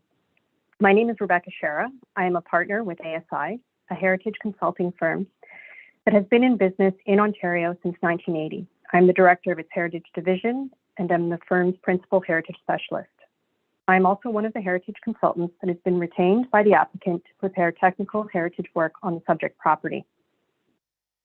I'm here today to speak briefly to a matter addressed in the staff report regarding whether or not a feature on the subject property can be considered significant on the basis that it is a dovecote, and further whether the conclusion to that question substantially changes any of the conservation or mitigation recommendations that our firm has made about this specific feature. Firstly, the staff report is very detailed, and I want to congratulate staff on successfully communicating the site's complicated history, its cultural heritage values, and for documenting the heritage work that has occurred on the site, and the various discussions and processes that have occurred over the years to ensure that the site's heritage value has been appropriately understood. As such, I'm not going to review that chronology in detail tonight, and I assume that everyone here today has an understanding of the various comments that staff have provided on the technical heritage work, as well as the conclusion from both staff and an independent peer reviewer that the cultural heritage impact assessment completed by ASI was deemed complete in 2020. With regard to whether a feature on the property is a dovecote, staff solicited my opinion on this matter, and my response is included in the associated staff report. In summary, based on my professional opinion and review of information provided by staff, including copies of references made to the subject feature in Winfield Brewster's 1951 publication, and comments provided by Doug Vickers and Larry Turner, the subject feature may very well have been used to house fowl over time. From a building typology point of view, however, there is not sufficient evidence in the documentary record or physical evidence extant on the site that would indicate this feature is a purpose-built dovecote. This is an important and critical point to make and underscore on account of the regulatory criteria I am required to apply when evaluating a property or feature to determine its cultural heritage value or interest under the Ontario Heritage Act. Any range of buildings or structures may become adapted to accommodate various functions or uses over time or serve particular functions. It does not necessarily mean that they meet the typology, and that alone does not confer or determine significance. We must ask ourselves additional analytical questions in addition to sources in the documentary record, such as, is the theme, function, or use significant? How does any feature we're looking at under study compare to other examples? Is there sufficient material integrity that enables the feature to express that known or potential significance? And can the physical composition of the feature, either its style, its typology, its expression, its materiality, or construction methods, be demonstrated to be rare, unique, representative, or early? In reviewing the material provided by the city, the documentary record, how the property has changed over time, details of the extant structure, and reviewing examples of purpose-built dovecotes in other jurisdictions, this subject feature lacks diagnostic features on the ground today that would put this into a category of structure purpose-built as a dovecote, rising to the comparative examples found at the Auchmar Estate or Dundurn Castle. Finally, I've commented to the city that regardless of the information presented from the Winfield Brewster source, I maintain that this feature is of cultural heritage value or interest. It is of value for design and associative reasons and should be conserved. And in the context of this specific application, the preferred option would be to relocate it to a publicly accessible trailhead, interpret its history and use, and implement a stabilization and repointing program to ensure its long-term preservation. Thank you for your time this evening.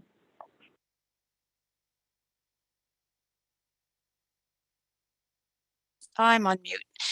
All right, I promise I wouldn't do that tonight. Thanks, Rebecca, for your presentation. So I'm just going to turn to members of council to see if there's any questions for you. Thank you. And while nobody is putting up their hand, oh, now two of them did. So I will wait with my question and go to Councillor Devine, who is first in line, followed by Councillor Adshade. Councillor Devine, you have the floor. Thank you, Mayor Mcgary, and through the chair. Rebecca, how old would that building be? Any idea? The subject stone tower that we've been referring to. Yes. It's pegged to sometime after 1850. Its precise construction date hasn't been determined. And what type of stone is that was used? Limestone. So that'd be limestone from the area. That'd be correct. Was that safe to assume? Presumably, yeah, at that time period. Okay. I just a little concerned in the sense that we keep calling it the tower. Is it possible this was a dovecote? Because everybody seems to be skirting the issue here. Is it possible it was a dovecote? And that's, I mean, that was the purpose, to have fowl in the building, right? Various types of fowl. Correct. So the conclusion that we've come to is when we look at any building, not just this one, we're looking for features that are there today that would confirm it was purpose-built to serve a particular function and therefore be considered a dovecote. So some of the particular features that we've identified in our response to this would include a means of ingress or egress for the pigeon. So having something with a cupola and a means for them to enter and exit, as well as within the interior, a series of nesting holes. And typically, dovecotes would have an open space and not be divided into floors. So I don't doubt that this structure served an agricultural function, and the work has always supported that. But to say that this is a demonstrative example of a dovecote, there doesn't, from my professional opinion, appear to be sufficient evidence that it was built according to that particular function and according to traditions in dovecote construction, which by the 1850s, 1860s, there would have been a great deal of tradition to draw on from particularly the UK and the United States, which the Auchmar and Dundurn examples certainly show us that those come out of a pattern of buildings that go back centuries in the European context. And this feature today doesn't evidence any of those diagnostic or demonstrative features.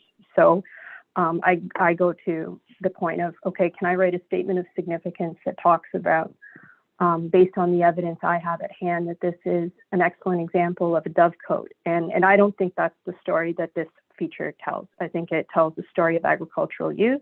I think it tells a story of craftsmanship. I think it tells the story of Jacob Hesler. I think that is the story. That's what the research substantiates for me, and that's where my conclusions lie with respect to what are the valued qualities of this structure. Okay, thank you. And we'll go next to Councillor Adshade, followed by Councillor Hamilton. Councillor Adshade, please go ahead. Thank you, Your Worship. And Rebecca, thanks for your presentation. A key question for me, and I think is a vital point to this discussion is, and I've heard varying reports from different people, whether this tower can be safely and functionally removed and restored. In your professional opinion, is that possible, or is that going to be very difficult to do? Thank you for the question. In terms of the analysis that's been provided of how it can be relocated, the applicant has retained a particular engineering firm in the past to provide advice on that matter. So I don't quite feel that that's totally within the scope of what I've reviewed. So I haven't looked at, technically how is this building going to be dismantled. I've relied on the findings of other professionals that have been retained, and their professional advice has indicated that it's possible. So the short answer is yes, but with qualifications that's been based on the work of others. Okay, thank you. Thank you. We'll next go to Councillor Hamilton, followed by Councillor Mann. Go ahead, Councillor Hamilton. Thank you, Your Worship, and through you. And I had two questions, which might now be one, because my first question was about the repurposing and the possibilities. But thank you, Rebecca. I understand that it's not the forte of your presentation. My next question, my final question, would have to do with the actual repurposing. Knowing the state that the Dove Code is in, can you comment on potential repurposing if it did remain in situ? Is that possible? What could it be if it was retained in its current state versus moving it? What could it be? Does that expand the possibilities of what this building could be used for? So I'm curious, if the building has to stay or if it has to go, how does that affect what we can do with it going forth in the future if we want the public to access it? Can I just confirm that I'm understanding the question correctly? That you'd like to understand what the different use options might be between whether it stays in its current location versus relocated to the proposed publicly accessible location? That would be the articulate version of my garbled question. No, it wasn't garbled. It's just been a long day. So from my perspective, I think what the interpretive opportunities become different when a feature enters a place of public accessibility, and I think that's maybe the bigger distinction, is where that the opportunities change once a feature is publicly accessible in terms of what can be interpreted about it, but also I think the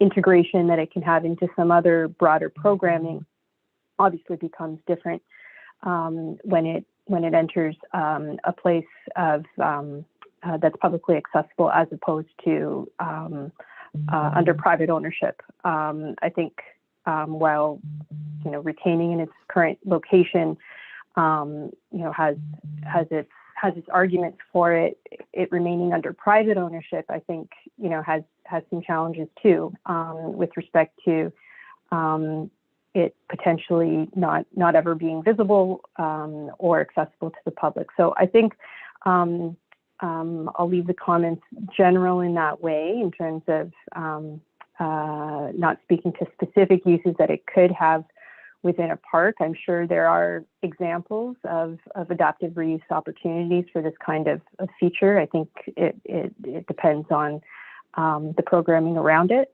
and other objectives of the publicly accessible place that it's located within. Great, thank you, Rebecca. I appreciate your delegation. And it has been a long day, so thank you for answering my question so well. Thank you, Councillor Mann, followed by Councillor Liggett. Go ahead, Councillor Mann. Thank you, Madam Mayor, and through you, Rebecca, thank you for the presentation. I'm not old enough to remember what Jacob Hespler farmed in the day. None of us are. But I do remember as a child when I lived over in Hespler that Alex Forbes had a farm, had the farm, but he also had a bird sanctuary. Does that help in making a decision about whether or not this is a dovecote or not? I mean, if he did have fowl on the property, wouldn't that help support whether or not, one way or the other, whether this could have been used for ducks and pigeons and chickens? And I guess I'm struggling with that. If he was farming and he had a bird sanctuary, or Alex Forbes had the bird sanctuary, does that not give any credence to the possibility of it being a dovecote? Thank you for the question. And I think the history that this property has, or the multiple associations with fowl, are certainly a recurring theme here. I think from my perspective, the two uses or patterns on this property over time, the bird sanctuary associated with Forbes versus the Hespler period, and what pigeons and fowl and storing of chickens occurred, I think are quite separate from the perspective of when we talk about a purpose-built dovecote. Traditionally, we're talking about a feature that is introduced in a property expressly for the purposes of pigeon nesting and as a means to quickly procure food and service, the family's eating regime. And this is, of course, a feature not common among average people in the 19th century in a North American context. This would have been associated with estates. So the idea of the dovecote, of a dovecote being used for that purpose, while there's some, I think, patterns about birds on this property, I don't really see a functional relationship between the pattern and period of this property where birds and providing sanctuary for them would be linked to this feature or somehow corroborate its feature when this feature, as it would have been constructed by Hespler during that period of occupation. And I guess to put it simply, dovecotes were about creating a means for food to be, for pigeons to nest, and an easily accessible place for staff on an estate to procure those pigeons and for them to nest. So it's a very kind of precise but very distinct different function than a sanctuary. So that's where my perspective is on that. And I think I'll leave my answer there. Great, thank you, Rebecca. Thank you, Madam Chair. Thank you. We'll move next to Councillor Liggett. Go ahead, you have the floor. Thank you, Madam Chair. My question has to do with the roof. You were saying that in order for it to be a dovecote, there'd have to be a ingress and egress for the pigeons. Is that correct, or the doves? Correct, and a really good source of ventilation as well. It's not only just a matter of in and out, but also if doves are nesting in there, that there's very good air circulation. Okay, so when I thank you for that. When I look at the dovecote at Dundurn Castle, it's basically the 2 stories, and then the ingress and egress is built into the roof. I think there are 48 of them, if I'm correct. And with this particular dovecote, that section is missing because we don't have the original roof. any roofs that we see in the photographs are ones that were put on at a later date. So there is a possibility, in my opinion, and I just want to get your opinion on this, is if we had the original roof on that building, would it show, just like Dundurn Castle's dovecote, all of the ingress and egresses out of the roof itself?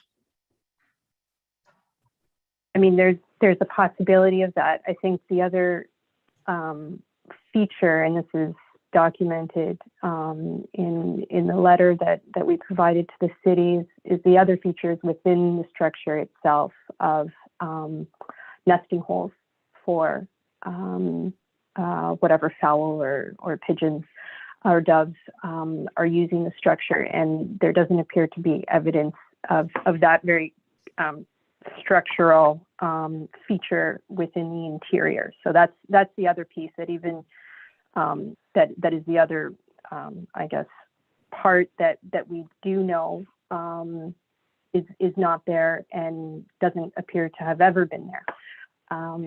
So I mean, it's possible a different roof was there earlier, but there's no evidence of nesting holes constructed into the feature or the structure. Follow up, please, Madam Chair. Yep, go ahead. So since the interior is no longer exists, it's just the exterior walls, is it not possible, like in any hen house or bird house of any kind that I've ever seen in my youth, that those would have disappeared with the floors themselves? I don't think so. The way the structures would have been constructed as masonry structures is, these were, I mean, relatively utilitarian structures where there wouldn't have been finishes on the inside. So when you would have walked into a dovecote that was built in the early 1800s, for example, it would be all masonry on the inside. There wouldn't have been any finishes, and the nesting holes would have been integrated right into the masonry on the interior. So that's all. I mean, it's not all completely there, the interior walls, but they're certainly, at least on two sides, I believe, you can see the interior of what was there. So there is a fairly complete, I think, slice of what the interior would have how it would have functioned and what it would have looked like when Hessler originally constructed the feature or had it constructed on his property. Okay, thank you. Thank you. And I would say that my questions sort of go along the same thing as looking at the evidence from purpose-built dovecotes to this particular structure that has definitely got some heritage value. It is a stone tower. It is part of the estate and deserves to be conserved. So again, my question would be that the difference, or just maybe you could clarify it again, Rebecca, that the difference between this particular tower and the masonry on the inside of it and a purpose-built dovecote would be that if it was a purpose-built dovecote, it would already have the nesting holes right in the masonry? Correct. And that's correct. Okay. And with a low pitch roof, it doesn't look like this particular structure, the way it is right now, has got any ingress or egress in order for the doves to go in and out. Is that correct too?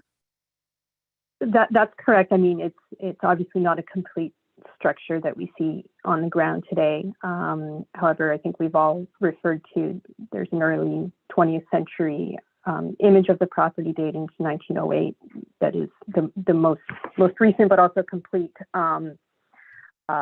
photograph that's been accessed of the feature, and there's not a cupola evident in that image, and as well the nesting holes do not appear to have ever been there. Okay, and just, go ahead. Sorry, and I was just going to say, as a supplementary piece to help illustrate what I'm talking about in the memo to staff, which forms an addendum to the Cultural Heritage Impact Assessment, which is included in the staff report. In the memo authored by me, there's two figures that provide sort of typical cross sections of what interiors of dovecotes would have looked like based on examples in the United Kingdom and based on academic work in the area. And those provide, I think, pretty good schematics of what the inside of a dovecote would have looked like when built and what you would expect to see in one if you found it on the ground today. Okay, and that is very helpful. And I found the report incredibly thorough. And I guess my last question would be, was there any evidence in some of the other research that came forward about dovecotes where the places where the doves would go in and out of the building would be right in the masonry, or was it generally speaking through the high-pitched roof of an actual purpose-built dovecote? Yeah, based on my research, it would be through a high-pitched roof. Okay.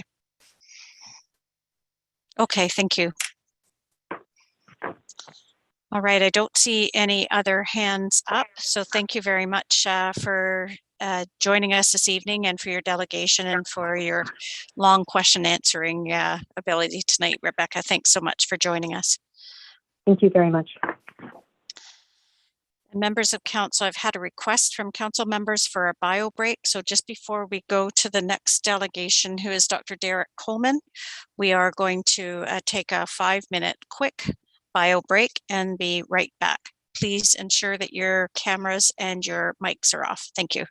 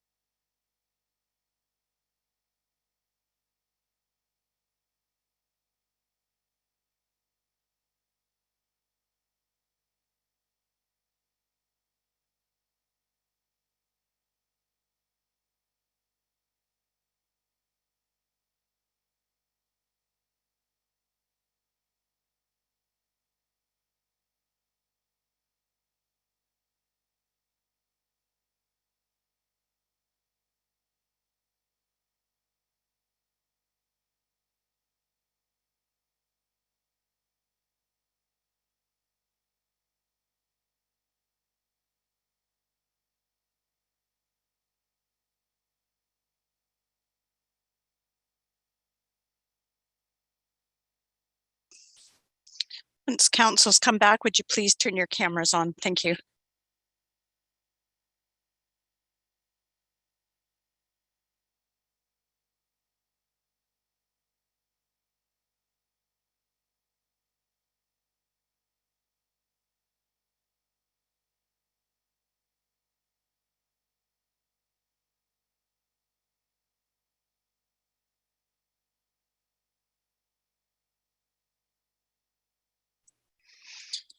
Thank you, everybody, for your patience, and welcome back. And we'll go to our next delegate and bring our delegate in, and that's Derek Coleman.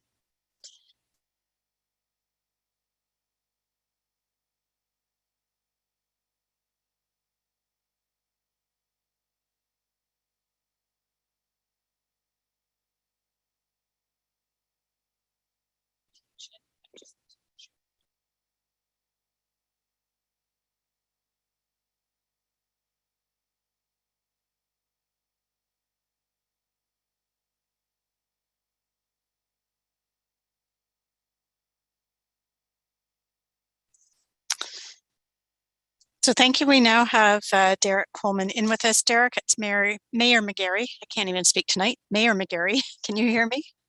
I can, Your Worship. Thank you very much. Thank you. I know I'll get my name right by the end of the night. And I understand you do have a presentation tonight. I do. I gather the clerk will put it up on the screen for you. Yep. So we'll just take a moment to do that, and just when you're ready to change the slide, just say next slide, please. Okay. And we'll do that for you. First slide, you'll see I'm no spring chicken. We're all spring chickens. Speaking, not doves, but chickens.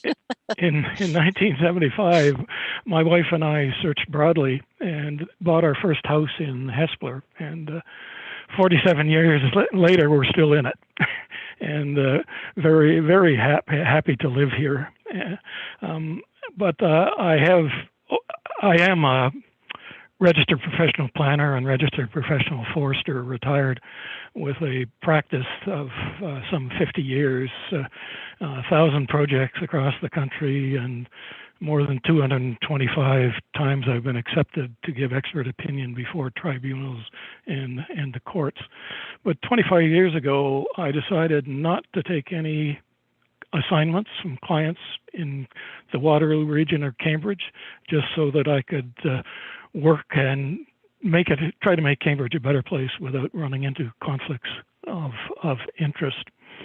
And I've done that in a number of ways. As perhaps some of you will recall, I chaired CEAC for you, Cambridge Environmental Advisory Committee, for about 8 years.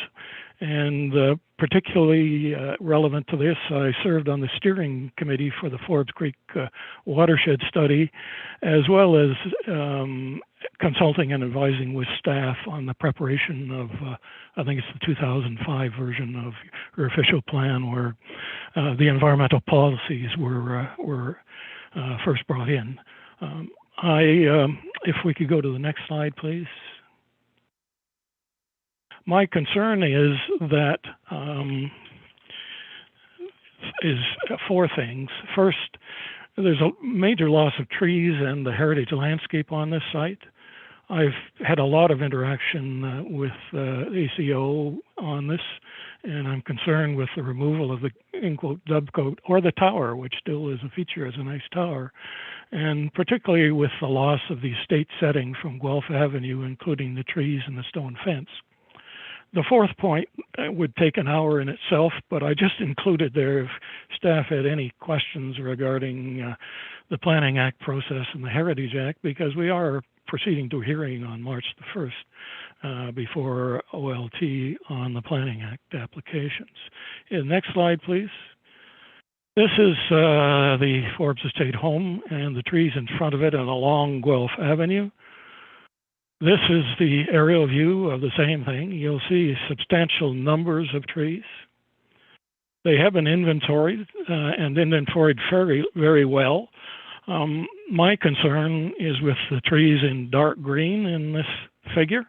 And this is actually from the ASI report, and they flagged those trees as being an important part of the landscape of this site. This next slide, please. number 6. This is the disappointing part of this application. All those colored pink trees are gone with this development.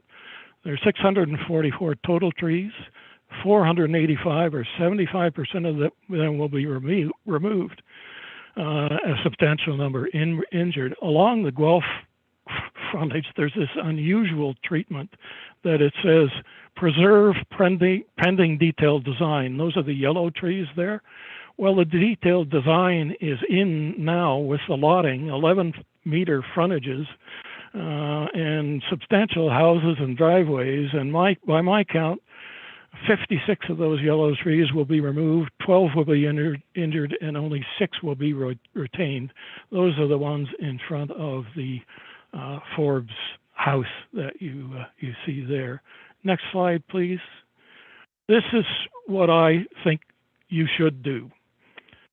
The areas hatched contribute substantially to the heritage landscape and setting for this property, and the trees there should be given more consideration and protection, and that can occur by adding those 2 hatched areas to the area designated that you're considering tonight.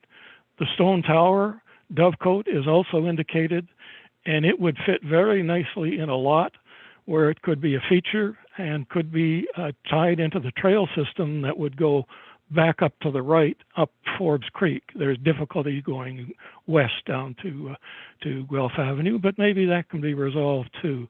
And that would keep it in place. So that is my suggestion to you. You add those hatched areas to the heritage designation, and that will then play out in its course through the matter before the Ontario Land Tribunal. This matter of the designation goes through a process in itself and also can be appealed to the OLT, and it makes sense to me to have the 2 matters consolidated together and considered by the tribunal at the same point in time. But that's getting Derek, into if I might just leap in and just say that you're now over time. I'm just wondering if you could wrap up. Thank you. That's it. I finished. Oh, that was a quick wrap up. Yeah, well, I said I wasn't going to get into planning. That was an hour in itself. Yeah. So And I'll leave anyway, it at that. There's my suggestion for what you should do. Okay, and thank you. And certainly a presentation can be added to the minutes of the meeting. So that's helpful for. Oh, I also, I did 2 things here. I allowed for the street to connect to Guelph Avenue, not to include that. And I also suggested adding eight additional units to the stacked townhouses in the center portion, just so the developer has the same number of total 185 units available. So it's not a real cost to them. Okay, thank you for your clarification. I'm going to ask members of council to turn their cameras on. Thank you. And just hang tight because there's a couple questions for you. Councillor Liggett first, followed by Councillor Devine. Go ahead, Councillor Liggett. Thank you, Madam Chair. The slides were out of sync with his presentation, so we didn't get to see the one that he was talking about with the yellow and the pink. So I'm wondering if it could be put back up and he could, if he could tell us what he was talking about there. I'm assuming you've got that back up. I put a label on it. Can't be preserved. Those yellow tones are all right where the 7 lots and houses are going to go. And there will not be anything preserved there. Okay. Thank you.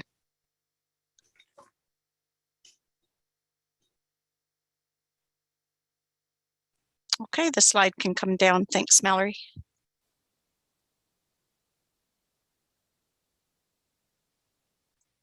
Councillor Devine, you're next. Please go ahead. You have the floor. Through the mayor, thank you very much. I had the same question. Identical. Thank you. Yeah, it's unfortunately the lighter green tone is very close to the yellow, but you would see over in the legend in the right-hand side the difference between the two. Yeah, well, that particular slide didn't come up in your presentation. We just saw it now. Thanks. Yeah. Okay, thank you. And again, we'll have that slide presentation that will go out to council too. It'll be part of the minutes. All right, I don't see any other hands up or any questions. Thank you again for joining us this evening, Derek, and you can follow along with the rest of this item if you so wish on the City of Cambridge YouTube channel, but thanks again for taking the time to delegate this evening. Thank you, Your Worship. Thank you.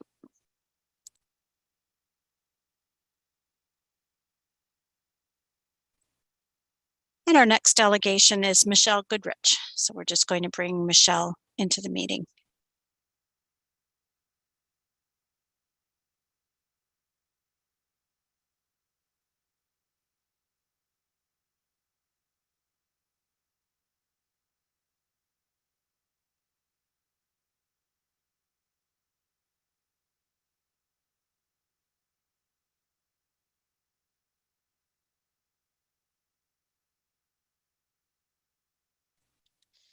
Michelle, it's Mayor Mcgary. Are you able to hear me?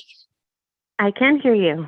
Great, and I can hear you. Couple of things just before we get started. Do you have a presentation? I do not. It's just verbal. Okay. Okay, thanks. And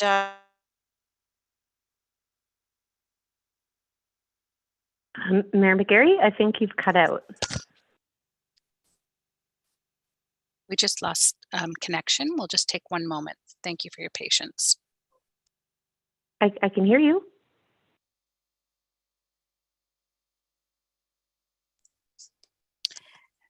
Michelle? Yep. Sorry, it's Danielle.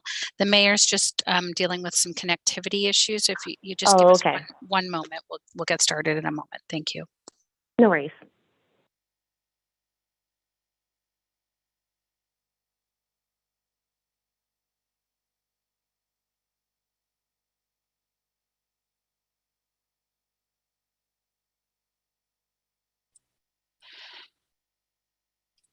so sorry, everyone. It's an internet gremlin right here in the same room as my clerk, and my internet keeps cutting out. So between the two of us, we'll keep it going. Sorry, Michelle. That's I'm not okay. I'm not sure where you lost me, but just if you could clarify who you're speaking with tonight. Maybe everybody else heard you, but I didn't. Thanks. I hadn't started. Should I start? Yeah, I'm just trying to clarify if you're speaking for one of the organizations you sit on, or are you speaking Just me, yourself? as myself. Yeah. Okay, great. Go ahead. Good evening, members of council, Mayor Mcgary, and members of the public. I'm here tonight as a concerned citizen of Cambridge in regards to the future of the cultural heritage landscape and features at the Forbes estate. I first want to wholeheartedly support the designation of 171 Guelph Ave to protect the estate home that is on the property, as it is more than deserving under all criteria in the Ontario Heritage Act. That being said, I'm concerned for the future of the entire estate property, which has been identified by a peer-reviewed HIA by Leah Wallace as meeting the criteria for a cultural heritage landscape. Surprisingly, her peer review is not included in your agenda package. In November, I attended a meeting with members of the ACO, the Regional Principal Planner, Cultural Heritage, city staff, and other concerned citizens to discuss the overwhelming evidence that this property meets the criteria for a CHL designation and to discuss the Dove Code. During this meeting, it was clear that the evidence speaks for itself, and the letter written by the chief planner who did not attend the meeting, summarizing our meeting, does not accurately capture the spirit or general consensus observed. As a professional researcher and a university faculty member, I am deeply concerned that thorough research on the property and the Dove Code in particular largely had to come from community-led initiatives to bring in experts and knowledgeable members of the public rather than city staff, and then that information was not communicated in full to members of council. In response to Rebecca from ASI this evening, access could have been through the wooden roof as seen at Dundurn and Auchmar, and the article, The Conservation of Historic Dove Cotes in the UK Journal of Architectural Conservation states, wooden roofs are the first portions to deteriorate, and many of these dove cotes end up in dilapidated states or repurposed over time. It also could have had wooden nesting locations for the doves inside the structure. And given the rarity of these in Canada, I think greater knowledge may come from our European experts than what has been given to you this evening. Lastly, I am concerned that this item is coming to Council today, February 15th, for a decision when there is currently an OLT conference hearing scheduled for March 1st. In the past, this council has voted to allow OLT hearings to proceed before making decisions, and I hope this practice continues, as the property of this level of significance deserves objective third-party consultation. I implore council to defer a decision on the demolition of the character-defining rubble stone walls, the coach house, and the relocation of the Dovecote until an OLT decision is made. As citizens, we want to know that council doesn't take these decisions lightly and respects the processes set in place to allow for proper planning and objective opinion before making decisions based on the piecemeal collection of information that's presented before you today. Thank you for your time. Thank you, Michelle. So I'm just going to turn to members of council now and see if there's any questions from the members to you. I think that's Councillor Devine, who's not waving his yellow hand, but his real hand. There's both. Okay, Councillor Devine, go ahead, please. Sorry, I had trouble finding my mouse. Michelle, thank you for your comments and presentation. Is it safe to assume that you, at this time, you'd be okay with the designation of the Forbes home itself? Yes, I definitely think that that's a great move going forward, and then we can see what could happen with the rest of the property. Thank you. Okay, I don't see any other questions. So thanks again for joining us, Michelle. And as before, if you'd like to continue to follow along with this item, you can do so with the City of Cambridge YouTube channel. And thanks again for taking the time to delegate with us this evening. Thank you so much for having me. Thank you. Our next delegation is Owen Scott. And Owen is already in the room. Owen, it's Mayor Mcgary. Are you able to hear me? I can hear you, yes. And I can No. hear you too. Do you have a presentation this evening, Owen? I do not have a presentation, no. Okay. You probably heard all evening that you'll have your 5 minutes, but if you'll hang on the line afterwards, there may be some questions of clarification for you. So I'll guide you through that, but welcome and you may begin. Thank you. Thank you, Your Worship and members of council. My name is Owen Scott. I'm a landscape architect and a heritage planner, and I have been asked to provide some information on the stone tower on this particular piece of property. One of the things that I want to mention right off the bat is that there are more than 2 dovecotes in Canada. There's one not very far from us, as a matter of fact, in Halton Hills, and a place called Scottsdale Farm. So it's not a fact that there are only 2. As far as the building is concerned, the tower is concerned on this particular piece of property, Rebecca has noted that it is not, in her opinion, a dovecote, not a purpose-built dovecote. My opinion is the same. She gave all the reasons why it is not, in her opinion, a purpose-built dovecote. One of the things that she didn't mention is that the building has a number of windows in it, very elaborate windows, as a matter of fact. Glazing is not something that you could possibly have in a building that was going to house birds, especially doves. We know how dangerous it is for birds when you have windows, especially windows on both sides of a building. You can see right through it from one side to the other.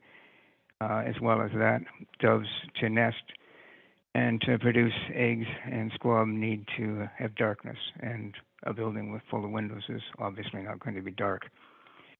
The fact that it had 3 floors is very odd, to say the least, for anything that would be built as a dovecote. So that it is not, in my opinion, a purpose-built dovecote.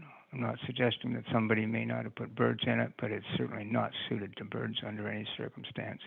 And that would be birds of any kind, for that matter, because there's no ventilation in the building, and probably never was any ventilation in the building unless it was in a roof that was there before the roof in 1908, assuming that that roof has been replaced. And that's something we really don't know. As far as dismantling the building and moving it to another site, that's perfectly feasible. I was in charge of moving the speed skating rink facade, which you may know in John Galt Park in downtown Guelph next to the River Run Center. A much more elaborate stone structure than this one. It was taken apart stone by stone and put back together again, and it's been there for over 20 years now. My recommendation was, in terms of the options for conservation, would be either stabilize it in a new location, a public location, that would remove any potential danger. It's not stable at the present time. It's a building that nobody should be anywhere near. It's in danger of collapsing, or at least pieces falling from it. The other possibility would be to restore the exterior and create an adaptive reuse. It's been suggested as a lookout tower.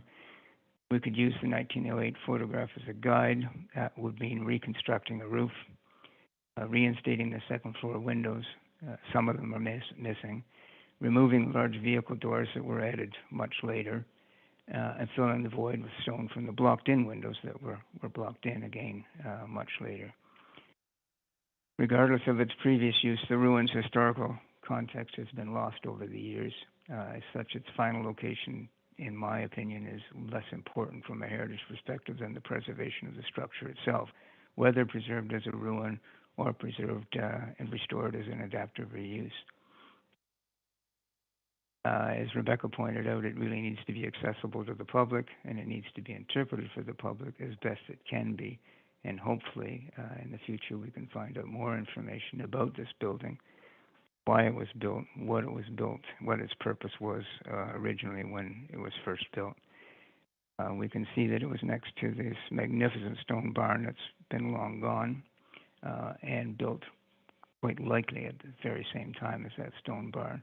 It would be interesting to know the relationship between the barn and the tower. There obviously must have been at one particular point in time. And that's my presentation today, and I'd be pleased to answer any questions. Thank you very much, Owen. So I'm just going to turn now to members of council to see if they have any questions for you.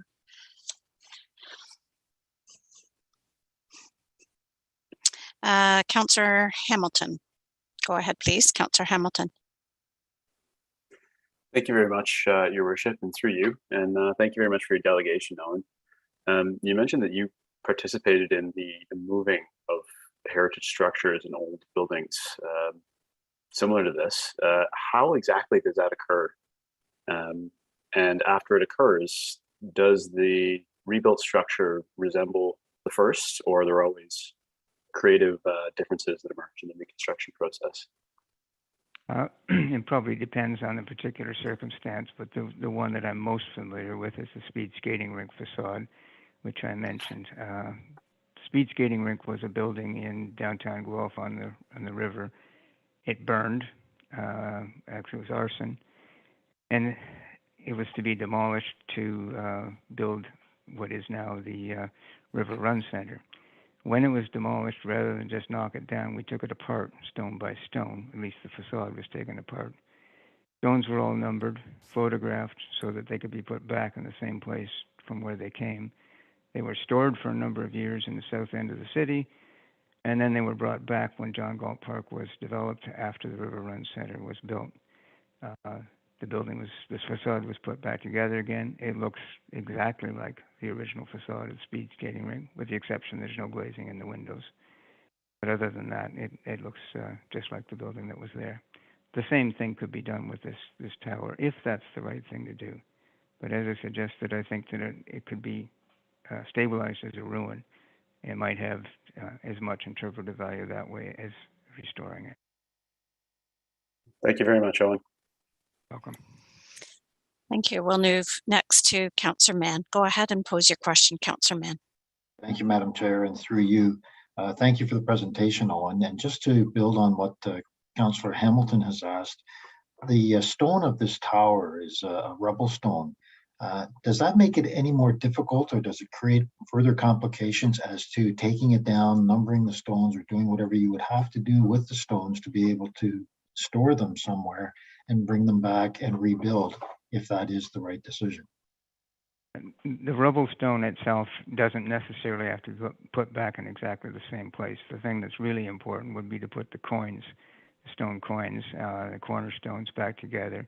The radiating stones over the windows would need to be put back in the same place that they were.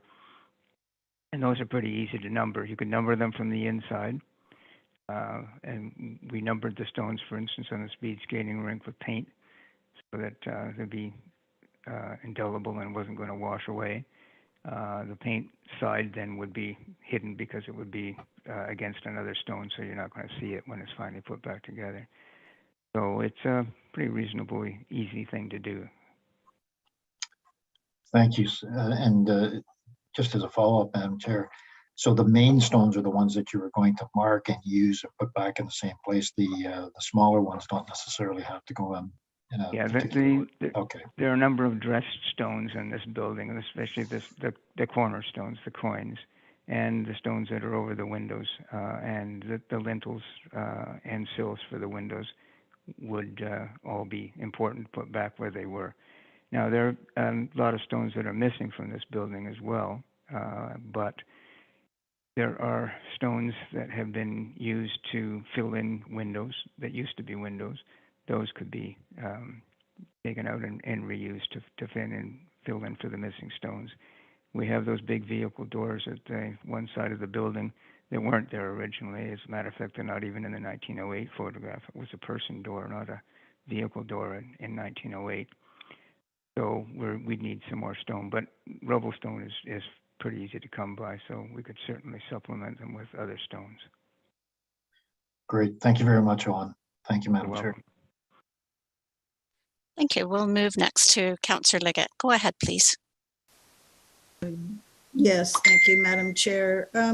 Scott, the Dovecote at Scottsdale, what size is that? It's relatively small. It's a timber structure, and it's on a building. It's on the top of a building. Oh, so It's it's a not a horse structure stable. on it.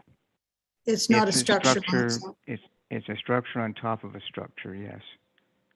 And it is Okay, a dovecote. It houses birds and it houses pigeons for that purpose. Okay, so just for clarification then, it is not a standalone dovecote. It's an addition on top of a roof of another building. It is, Okay. yes. Okay. What is your opinion on what the costing would be to disassemble this in the manner that it would need to be disassembled and rebuilt again in a different location? I don't know what the cost would be. I think that's been estimated, and I don't remember what the numbers are, but that's not my area of expertise to know exactly what it would cost to do. Okay, thank you. Thank you. I have a couple of questions too, since I don't see any other hands at the moment. And thanks, Owen, for answering the questions. But, you know, I certainly read all of the report with interest and had asked a previous delegation of the same thing about whether this was or was not a purpose-built dovecote. And your opinion tends to match hers, which was, no, it wasn't. It may have been used to house birds at one point. But what my question is specifically then is for you to clarify what I think it was about your comments about the windows. You said if it's a purpose-built dovecote or a building that houses birds for them to nest and things, did you say that windows aren't usually part of that building, that they need to be in the dark? Yes, as far as nesting pigeons would be concerned, they need to be in the dark, and windows would create a hazard, major hazard. You know what happens when birds see windows from one side of a building to another? They try to fly through. Yeah, and yes, I've had one hit my window actually very recently. It did fly away. Most unfortunate. So it is, yeah, from the 1908 photograph, I can see windows on the second floor as well as the third floor. And That's again, right. that window and a door, I think, on the first floor. Yes, that's true. So with the features that are there right now, you wouldn't necessarily think that it was a purpose-built dovecote then? I'm convinced it's not. Okay. And again, regardless of its original purpose, I think that, staff certainly has identified that the structure is significant and should be conserved, which I think we certainly are, most of us, I'm sure, are in agreement about. But again, to move the tower would mean that it could be better interpreted by the general public because of where it is right now. It's not on public access. Is that correct? That's correct, yeah. Okay. Thank you very much. You're very Councillor welcome. Liggett, your hand's back up. Would you like another question? Yes, thank you. Please Again, go ahead. Madam Chair. Are you aware, Owen, that there are windows on the Dundurn Castle dovecote? And when I look at a lot of the dovecotes that are when I look at them on the internet, there's quite a number of them that have windows. Clear glazing all the way through from one side to the other? I don't think so. I have no idea, but what I'm saying is that the windows that are on Dundurn Castle are open windows on that top floor. So Yeah, whether glazing was that, excuse me, would you not agree that the glazing could have been added to the one on the Forbes property? If it was added in the 19th century. Right. Because Okay. it's very old glazing. I'm pretty certain that the glazing is original to the building. Thank you. Welcome. Okay, I don't see any other hands up, Owen.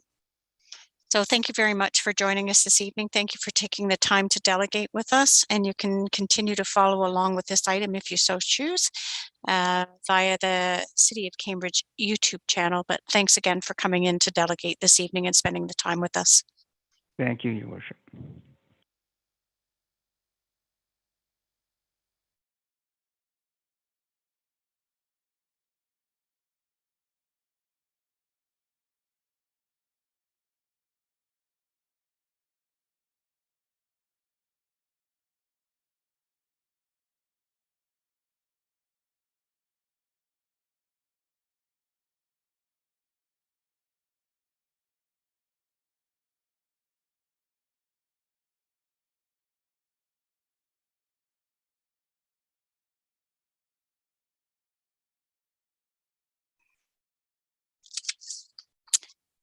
Thanks, everyone. And we now have Matthew Warczeka, Director of Planning and Development for Polar Corp Inc.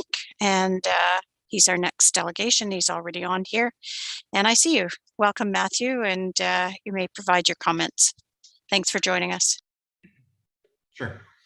Thank you, Mayor Mcgary and members of council for the opportunity to speak with you this evening. As you introduced, my name is Matthew Warczeka. I am the Director of Planning and Development with Polo Corp. We are the owners of 171 Guelph Avenue. I wanted to speak this evening to address 2 points related to the property. I'll start off by saying that Polo Corp is in full support of staff's recommendations. The Forbes estate is unquestionably a home with deep roots within the Hespeler community and one that should be designated as a heritage home. We also recognize that the property contains features that warrant recognition and celebration, which is why we have worked closely with and received support from a team of heritage experts, city staff, and the Heritage Advisory Committee, which resulted in a recommendation to council for approval. Now, as you know, the heritage designation is closely linked to the ongoing draft plan and zoning bylaw amendment applications on the property. At the July 13th council meeting, after council deferred the decision on the development applications, staff advised that the heritage matters be deferred as well, given their inextricable link. Now, if it were up to me or Polo Corp, I would have preferred to have continued to keep the two applications in sync. However, if staff believe that the best approach forward is to seek approval on the heritage designations tonight, I have no problem with that. As I said, Polo Corp recognizes, appreciates, and agrees with staff's recommendations put forward. It implements a comprehensive strategy that preserves key and significant features on the property, including the designation of the Forbes House itself, the preservation of characteristic tree lines, and the restoration of the stone wall, of course. The second item I wanted to briefly touch on is the matter of the stone tower and the assertions made about it. Polo Corp has dedicated substantial time and effort and expense into the tower and its history, investigating the tower. Over the last 4 years, dating back to 2018, we have had four heritage specialists review the property and the structure, including a peer reviewer. We've had 3 City of Cambridge heritage planners review the application and draft reports about it. We've conducted neighborhood open houses, and we've brought the application to the Heritage Advisory Committee about a half dozen times. And not once was the stone tower suggested to be what they're calling a dovecote. At the July 13th council meeting, however, this assertion was made. Now, I have to admit, hearing this came as a surprise. As I said, we had gone through significant efforts to dig into the history of this property, and we examined the physical structure of the building and consulted with very qualified, very knowledgeable experts, and this had never been suggested. Not one person or expert had seen any evidence to suggest that this was constructed as a specialized building, certainly not one that has very distinctive features, not the least of which being numerous distinctive nesting holes in the interior of the walls. What we later learned, which was described earlier in the meeting, was that a very brief quote in a book refers to the structure as a tower that housed ducks, chickens, and pigeons on 3 separate floors.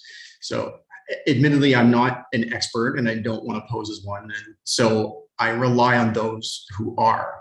So we provided the information to 2 heritage experts whom you've heard from tonight. Both experts reviewed the information in combination with all of the other information available and independently concluded that while the structure has heritage value and may have housed birds as some sort of agricultural or farm use, they don't see any evidence that the structure was a purpose-built dovecote. So with that said, I do want to emphasize the conclusions of all of the experts involved, including city staff. It goes back to my original point. We recognize that there is heritage value in this property and this building specifically. However, the value is not tied to its physical location. We agree with the city's recommendation report that says that even if it were a dovecote, which it's not, relocating it will not detract from the heritage value of the building. In fact, it is the preferred option, as it will provide an opportunity to completely stabilize the building, which is currently deteriorating. It will also bring the tower into a more visible and accessible location within a park overlooking Mill Pond, potentially, and it will provide an opportunity for the public to regularly access it and appreciate it. So I recognize I've probably used up most or all of my time, so I'll thank council for the opportunity to speak. I will quickly note that the planning applications are not being considered tonight, but our consulting planner, Mr. David Butler from Butler Consulting, is in attendance this evening as well. He's not registered as a delegate, but he could be available to answer questions if necessary. I'll just wrap it up by saying I'm here on behalf of Polo Corp in support of staff's recommendations to move forward with the heritage designations as described. Ultimately, we recognize the unique character and value of the property and have worked hard to find a number of opportunities to conserve the heritage character and features of the property. And we look forward to bringing this unique residential community to fruition in Hespeler. So again, thank you, council, for the opportunity to speak with you this evening, and I'm available to answer any questions that you might have. Thank you, Matthew, for coming to speak with us this evening. So I'm now going to turn to members of council to see if there are any questions for you.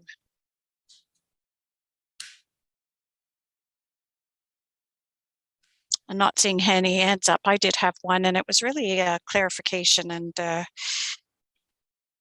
the report on page 125, And this is really about the conservation of the stone tower that I would say that everybody does agree with. And, you know, there's been some questions about whether it should remain in situ. But I do note that the owner has not agreed to convey the lands on which the tower is located to the city. So if the tower retained on the current lot as part of the proposed subdivision, it wouldn't be open for public viewing. It would just be there for maybe residents that move into the new subdivision at some point. Is that a point of clarification that you could confirm? As far as discussions that have occurred with city staff thus far, that is correct. It is part of a private parcel right now, part of a private development. Discussions with city staff have indicated that their preference would be to relocate it off-site to a more accessible location. And with that, the discussion of whether or not the lands would be conveyed or not hasn't really occurred. Thank you. And I guess just a point of clarification would also be that, you know, certainly heritage structures are best preserved if they can be, and if it makes sense context-wise where they have been built. But in this case, with the proposal in front of you, that the context would be changed because it'll be, you know, a planned subdivision instead. Okay, I see you nodding. Correct. All right. Thank you. That's okay. Zoom meetings are harder, I can tell you that. All right. Thanks very much. I don't see any other questions for you, so I wanted to thank you again for taking the time to answer our questions and to provide your comments this evening. Great. Thank you. Thank you.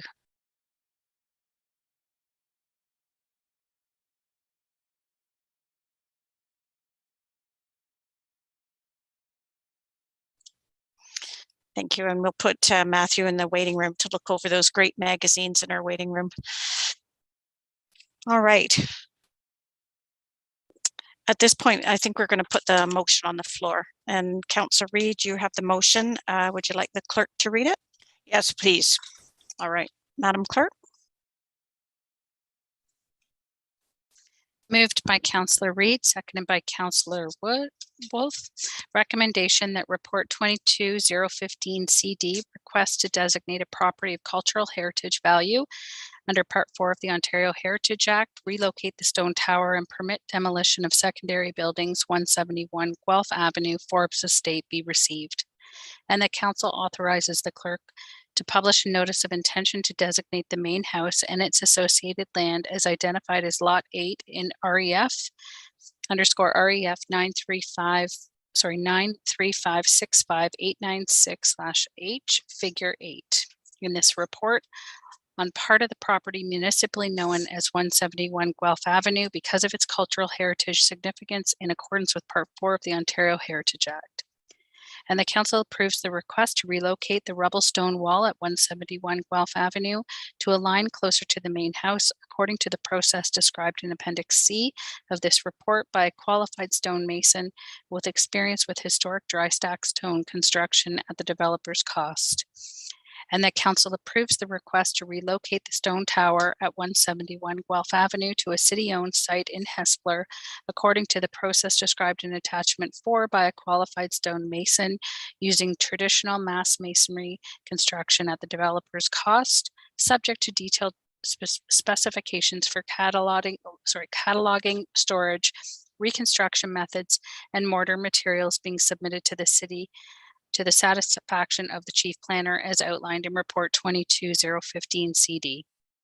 And that approval of the relocation of the stone tower be subject to the owner entering into a development agreement with the city of Cambridge to the satisfaction of the chief planner, detailing the financial responsibilities of the owner and the city of Cambridge regarding the relocation and restoration of the stone tower as outlined in report 22015 CD. And that council endorses Jacobs Landing Park as the preferred location for the relocation of the stone tower, subject to receiving the required approvals outlined in report 22015 CD. And that after relocation of the stone tower, a report be prepared for the Municipal Heritage Advisory Committee and councils recommending designation of the tower in the new location. and that council approves the request to demolish all other buildings and structures on the property at 171 Guelph Avenue under condition that a salvage plan is provided for the demolition of the north garage and portions of the rubble stone wall that are to be demolished, and that both structures are thoroughly documented with photographs and measure drawings prior to a demolition permit being granted. And further, the council directs staff to update the Heritage Properties Register listing for the remainder of the property at 171 Guelph Avenue after the designation for the main house on the property is registered on title. Thank you. Councillor Reid, would you like to speak to it? Yes, I would. Thank you Please very go ahead. much. Yes, through you to council, I am in support of this motion. I have been in support of it for quite some time. I've been listening very carefully tonight. I hadn't asked any questions, but because I really needed to listen extremely carefully to what everybody had to say. We have had some disagreements about what the stone tower is, and that seems to be the sticking point, not the rest of the motions that are involved in this particular motion, the rest of the ideas. And I don't know that we're going to change anybody's mind about whether it's a dovecote or it is not a dovecote.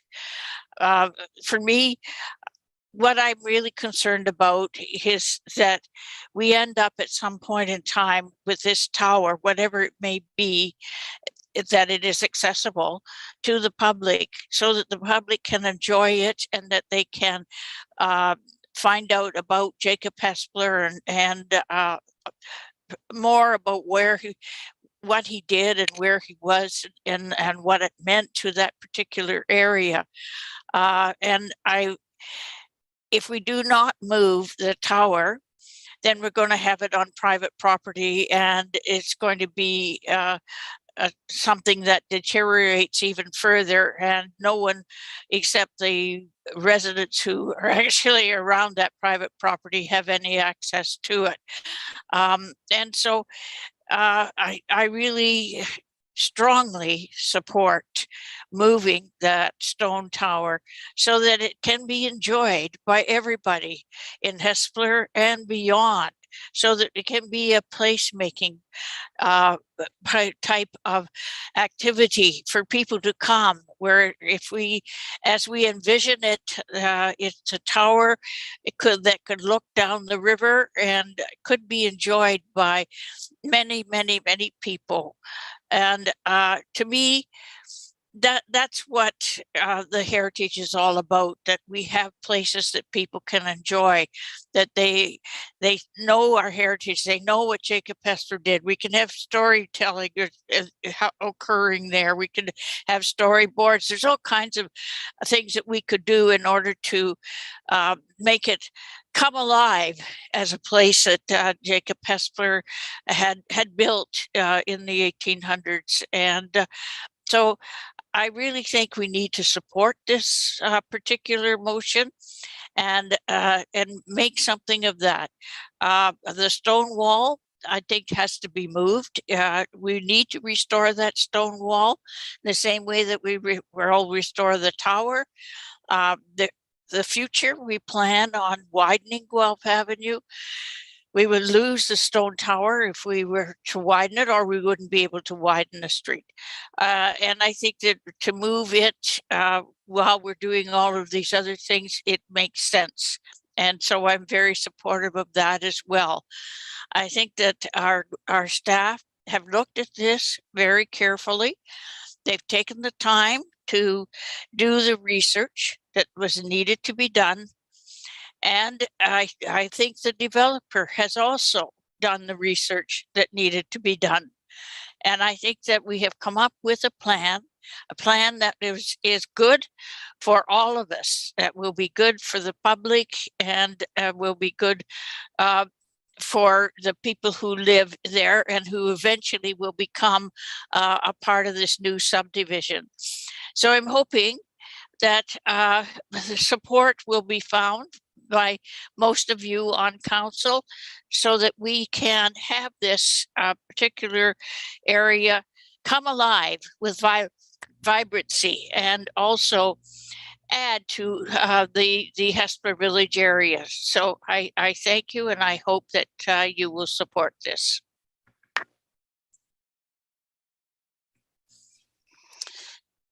Thank you, Councillor Reid. So I'm now going to move to questions for staff at this time. Councillor Devine, followed by Councillor Wolf. Thank you, Mayor McGarry, through the chair. The motion's on the floor, and I would like to make an amendment to the motion, please. Sorry, trying to find my mute button. Okay. Okay, I'll read it out. Just 1 second, please. Certainly.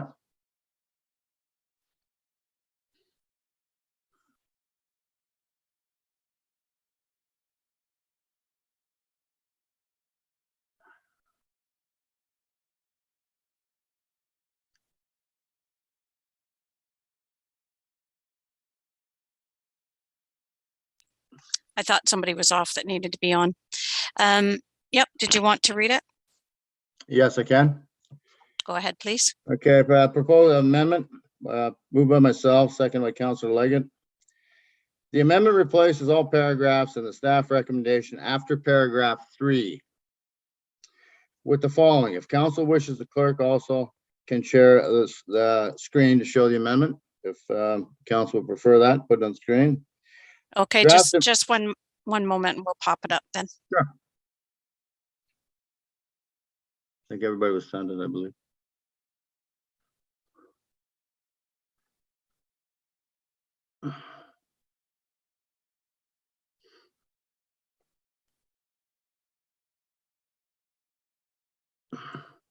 Okay, go ahead. Okay, give me a second. I got to rearrange my screen here a little bit. Sorry about that. Okay, and the council denies the request to relocate the stone tower 171 Guelph Avenue and directs that the stone tower remain in place and that a qualified stonemason use a traditional mass masonry construction at the developer's cost, repair and reinforce the current structure.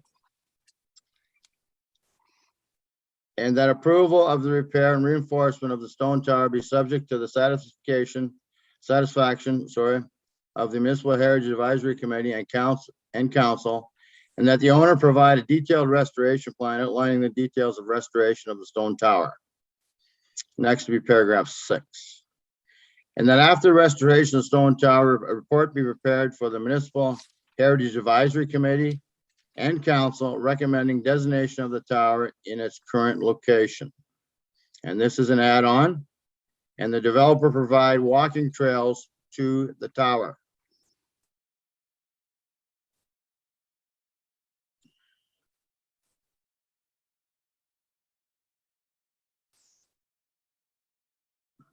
Thank you. Paragraph 7. And the council approves the request to demolish all the other buildings and structures except for the stone tower on the property at 171 Guelph Avenue under the condition that a salvage plan is provided for the demolition of the north garage and portions of the rubble stone wall that are to be demolished, and both structures are thoroughly documented with photographs and measured drawings prior to the demolition permit being granted. And further, the council directs staff to update the Heritage Properties Register listing for the remainder of the property at 171 Guelph Avenue after the designation for the main house on the property is registered on title. Can I speak on that? Yes, go ahead. Thank you very much, Member Gary. This property has been very, very sensitive to the people of Hesper, people of this community. The stone tower, dovecote, whatever you want to call it, is very, very significant. Is very, very significant in the sense that out in Blair, we preserve the Shiv Tower, and Kitchener preserved the Pioneer Tower. This dates back to, we think, about 1840, and it's probably one of the few things that's left that Jacob Hesper had potentially built. To have this moved, if it gets moved, how many years is it going to take? Will it get done? How much cost is going to be the city?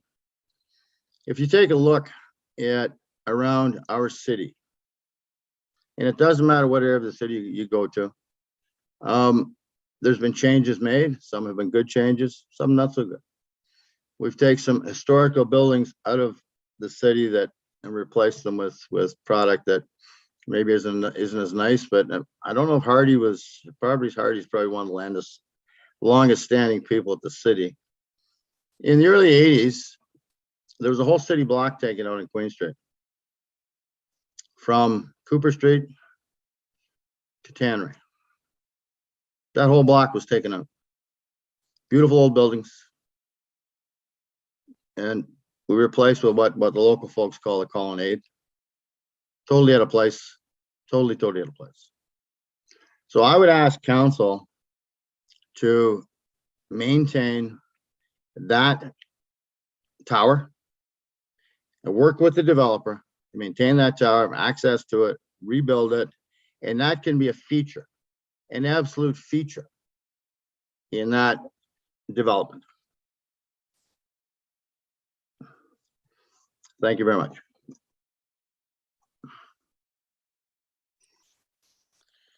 Thank you. We'll move next to Councillor Mehta, followed by Councillor Reid. And again, this is a time we can ask questions of staff. Councillor Mehta, go ahead, please. Well, thank you, Your Worship. I had comments, but if you would like to get to questions first, I'm fine with that part of it. Thank you. Thank you. Thanks for your sensitivity on that. This is the time we should be asking questions. Councillor Reid, please go ahead. Thank you, Your Worship, through you to staff. I think through that motion, the developer, the owner of the property is to be compelled to put walking trails in. Can we compel an owner to do this? Is that a possibility? And I'll turn to staff, and I see Lisa has unmuted the phone, which is a good clue. So please go ahead, Lisa. Thank you. Through you, Your Worship, apologize. I had an internet challenge, so I'm on my phone for a second. I can't speak to what further we can do relative to the subdivision plan because it is subject to the OLT hearing. So unfortunately, I think that's all I can give you for an answer on that. Thank you. Go ahead, Councillor Reid. Well, we don't have an answer on that, and I would suggest that we might not have the ability to tell someone who owns their property that they have to put in a walking trail to it. So that would worry me very much if this were to pass. Thank you. Are you complete? Yes, I am. Thank you. Thank you. I'll move on to Councillor Hamilton, followed by Councillor Wolf. Councillor Mehta, if you wouldn't mind taking your hand down, I will go to you first after comments. Thank you, unless you come up with a question in the meantime. Thank you. It's just confusing otherwise. Councillor Hamilton, you have the floor. Thank you, Your Worship, and through you. And I do have comments as well, but I understand this is time for questions. And just to clarify, this is just questions about the amendment or about the issue generally? Are we just questioning the amendment for now? Anything would be the right answer from me. Okay, thanks. I guess I have two questions then. The first question is can we guarantee that the developer will reconstruct the tower? If the original motion were to pass, if the tower were to come down, is there any guarantee that the developer would be legally and financially obligated to reconstruct the tower? Because it is a concern that the tower comes down and all of a sudden an issue comes up and we never see that tower at Jacob's Landing. Through you, Madam Mayor, to my understanding, it could be secured with a letter of credit or an agreement registered on title that would occur. Okay, thank you. And my second question has to do, grading has come up a few times. If the tower were to remain in situ, how would the grading work? Because right now it's going to be hypothetically 12 feet below ground, but how would the grading be readjusted to compensate for the tower in situ? Through you, Madam Mayor. I have not been shown an option for what that might look like. My understanding is the slope is approximately 3:1, and that the tower is located about 4 meters below the street level where the house would be. And so the subdivision would be being designed to be in line with Guelph Avenue. And so there might be multiple options for how to achieve that slope if it were kept in situ. I don't know if it would be a retaining wall or some kind of path that hasn't been explored at this point in terms of what that would actually look like. Great, thank you. Thank you. I'll move to Councillor Wolf, followed by Councillor Liggett. Councillor Wolf, go ahead. Through you, Madam Mayor. Right now, the tower is on private property, and the developer has agreed to do some of the restoration if we move it. This motion says it remain in place and that a qualified stonemason using traditional mass masonry's construction at the developer's cost repair and reinforce the current structure. Again, I don't see how we have the ability to force someone to do that on their private property. And at this point, the tower isn't designated. So I guess that's my question to staff. Do we have the power to say they have to pay for this reconstruction? Through the chair, to my understanding, this can't be required under the Ontario Heritage Act, but it could potentially be a condition under the subdivision approval. Under the Heritage Act, what council could insist upon is stabilizing the structure to prevent further deterioration, and that would be under the property standards bylaw. Okay, thank you. Thank you. I'll go next to Councillor Liggett. Please pose your question. Councillor Liggett. Thank you, Madam Chair. Question to Lisa. I understand that you can't speak directly to this property because we're at the OLT with it, but could you please respond to that same question on any other property, whether we can have somebody do a trail system to a property? Through you, your worship, Councillor Liggett, we can, through conditions of subdivision in a regular process, that is how we would put in place that sort of infrastructure. But that's not something we can do in this case. And we're dealing with the HIA matter at this time, which we cannot do it through that process. Thank you. Thank you. And I also had a question as well. And again, I note in the report, I know that this particular property has been viewed by a number of heritage experts. It has passed through our MHAC committee, which is an advisory committee to council as well, several times. And based on some of the questions that I was asking, I was listening very closely to all of our delegations this evening as usual. But I still note that even if this stone tower was noted as a dovecote, which nobody seems to feel it is, that staff is of the opinion, I'm reading from the report, that a definitive identification of the stone tower as a dovecote would not change staff's recommendations. And regardless of its original purpose, staff has identified that the structure is significant because of its physical and design value and its association with Jacob Hessler and should be conserved. And I think, again, we agree on that. But I haven't heard anything from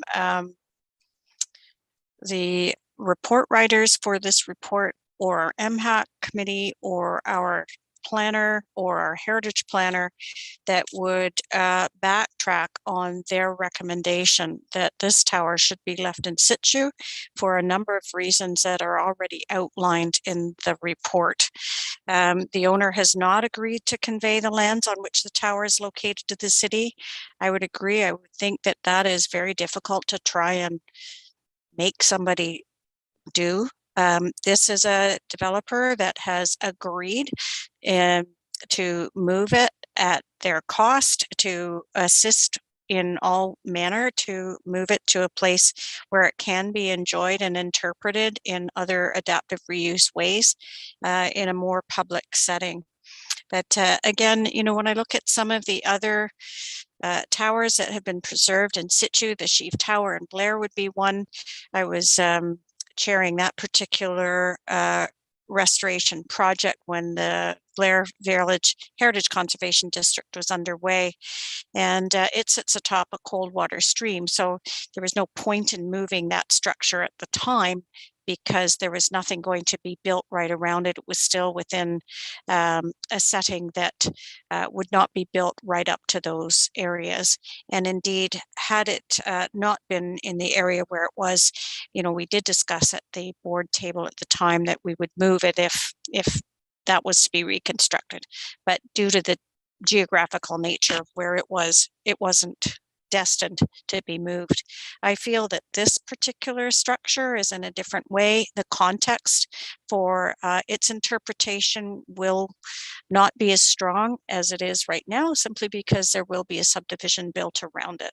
So I am going to support the staff recommendations on this particular building. So I guess just my question of clarification to Abraham, if you wouldn't mind, would be, do you still stand by the fact that no matter what the original use was, you would still prefer to see it moved where it could be interpreted in a public setting?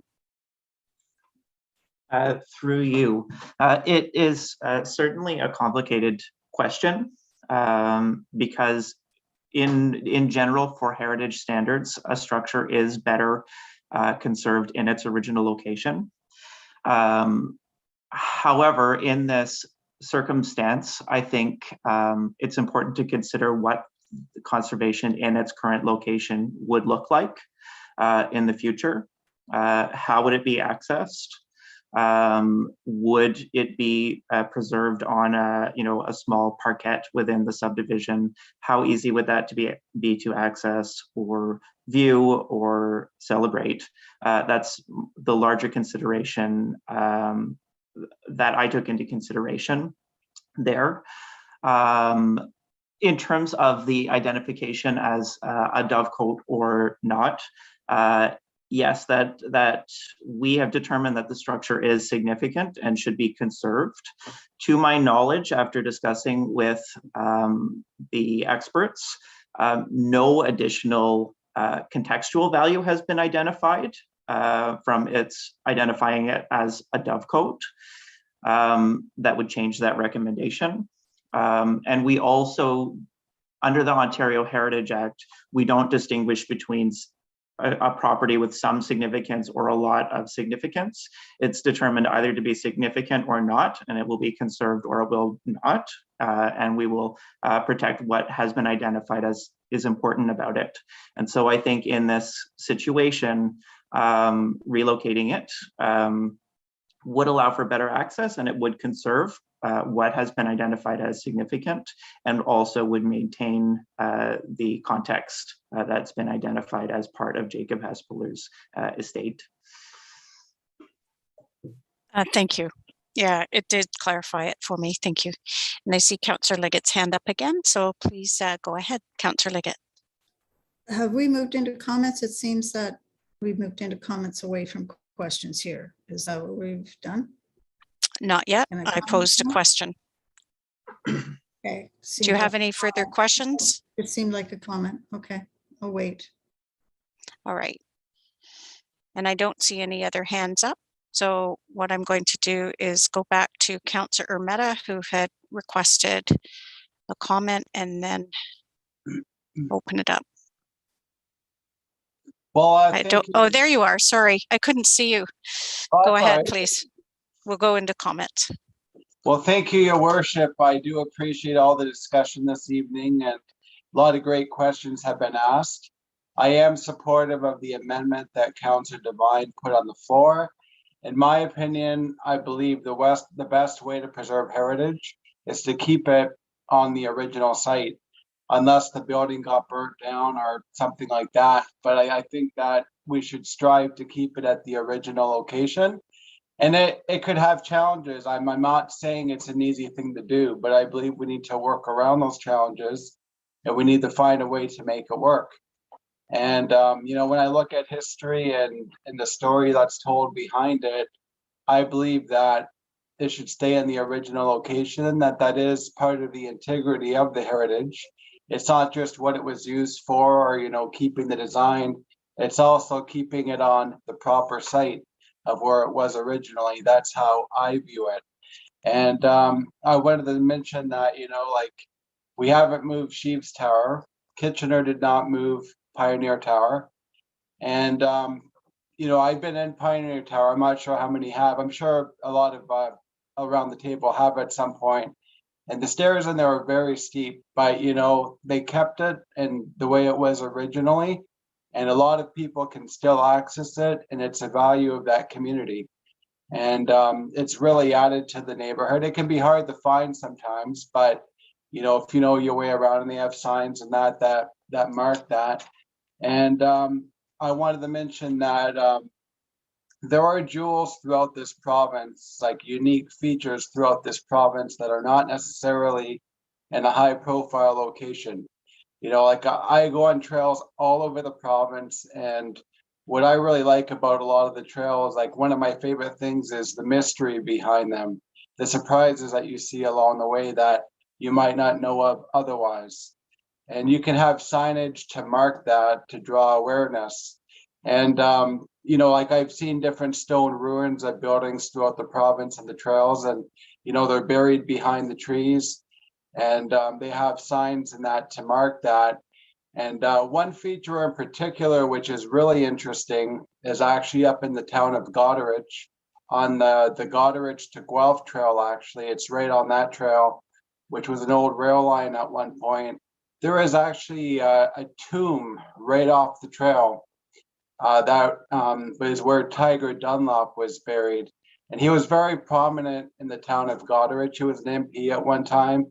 He was involved in the Canada Corporation. He was like a judge, I think, at one time, or a justice of the peace, maybe. Like, he had a number of titles, and he played an important role in that community. And the tomb is actually off the trail. They do have a sign saying, like, it's got an arrow on that saying the tomb is that way, and you take a bunch of steps through the forest to go up to the tomb. And then they have plaques there and an area for you to sit around in that. So that kind of came to mind, you know, when I was reviewing this, that there are ways to make things work, even if it's not in the highest profile location. And it adds to the mystery, it adds to the story. It makes our trail system more interesting that way. And I know the subject of private property was brought up, and I am aware of that. And it is hard to find trails throughout the province that are on private land. But in that same area, just down the trail, there is actually a trail system in Goderich as well that is on land that is owned by the Sifton Salt Mine. And they actually have a sign up there saying, this trail has been made available through the courtesy of the salt mine. And there's actually a heritage tree on that trail. I think the tree might be over 300 years old or something like that. And that is on that trail system, and it's private property. So I think, you know, there are ways that we can have discussions with the owners of private property. Obviously, acquiring the land would be ideal, but I believe that there are ways to have an agreement of some kind, and we should be striving for that.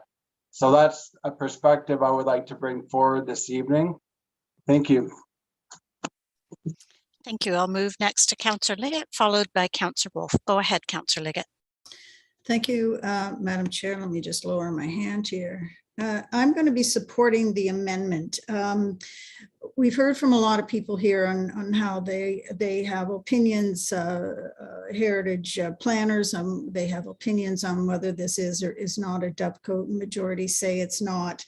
But I don't think they can state positively that it's not. And I would prefer to take the professional opinion of experts on dovecotes. So when I hear that ACO Cambridge has consulted with 2 experts on dovecotes and they both concur that this is a dovecote, I think we would be doing irreparable harm to this designation by dismantling and moving this. And I think of Barra Castle in Kitchener, how that was lost, and oddly enough, it was the same developer that had that property as well, and it was lost forever in time now. I also think that when we talk about the windows, and we heard Owen Scott talk about how it couldn't possibly be because of the windows. Well, I would say that Jacob Hespler, this building wasn't just an ordinary building that housed ducks or whatever. It actually, with the windows that he's put on it, this building had great significance to him. I look at the Nyman Gardens dovecote in England, which was built in the early 1800s. It has Tudor style glass windows in that. And it's not hard to do by Googling dovecotes, and you will find a number of them that were built in the early 1800s that had glass in the windows. So I have concerns when we have people who are stating opinions on whether something is or is not. And it's easy to find out that what they're saying does not jive with what is actually out there in reality. And when we talk about moving the building, and Councillor Mann asked the question about rubble stone versus cut limestone, you can never, and I know that it was stated that the larger stones and the coins would be marked and moved. It's no different than a keystone and an arch or a header. Once you remove those rubble stones, you will never be able to put those larger stones or the coins back in the places that they were at before the dismantling, because the rubble stone becomes a key part to the construction of a stone building. Just the placement of that is just the same as if they were marked larger stones. There is no difference. So how are you going to put a large stone in if you don't know exactly what rubble stone was around them? It's impossible.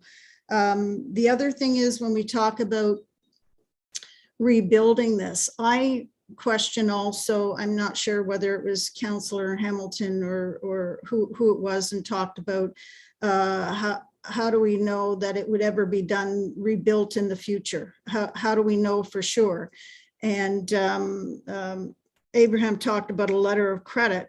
I don't understand how we would even do a letter of credit if we don't know how much it would cost to dismantle and rebuild.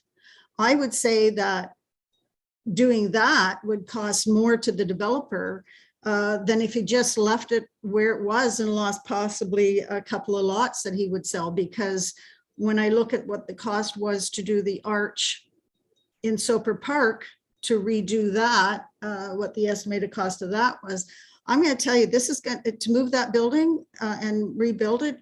I would say you wouldn't even get it for $500,000. It's going to cost a lot more than that. And I can see in the future, it's not going to be rebuilt.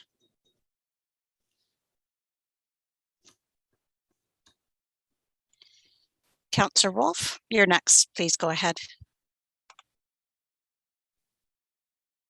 Through you, Madam Mayor. I'm not going to be supporting the amendment. I do agree with the staff report as presented. It was approved by MHAC.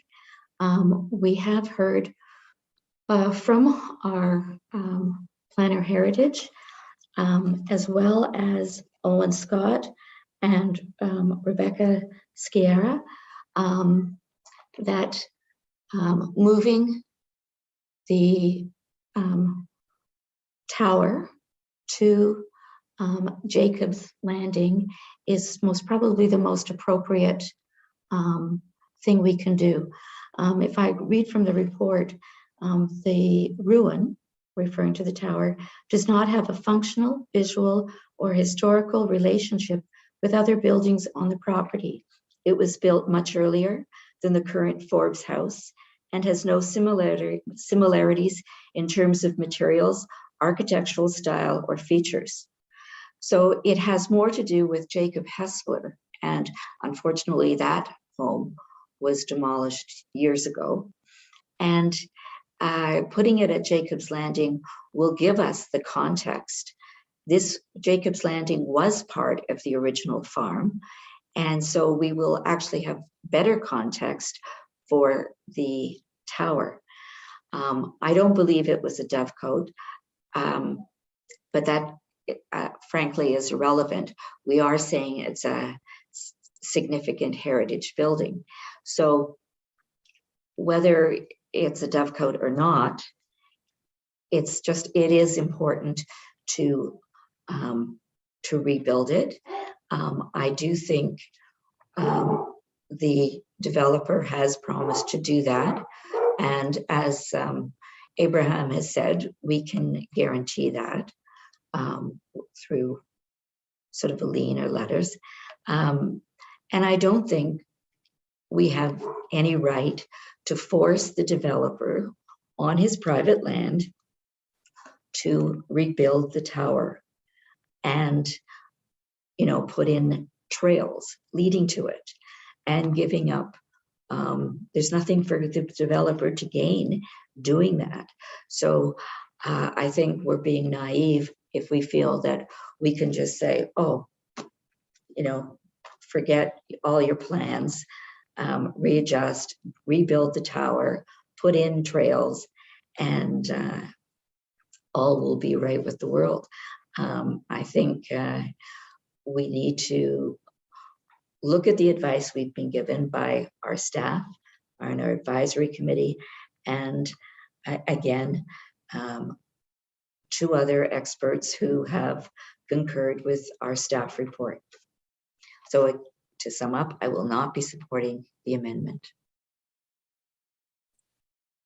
Okay, we'll go next to Councillor Adshade, followed by Councillor Hamilton. Councillor Adshade, go ahead, you have the floor. Thanks, Your Worship. This has been a very difficult decision, and I've tried to sit back and try to think about this rationally, and it's been a very difficult decision. I can see the arguments on both sides of this, but what it really comes down to me, I'm not going to support the amendment because my biggest concern was whether this could be actually taken down, reassembled properly. And we've had two experts tell us that can be done. That was my biggest concern. And I would prefer to see that a public space, actually where it's more accessible to the public.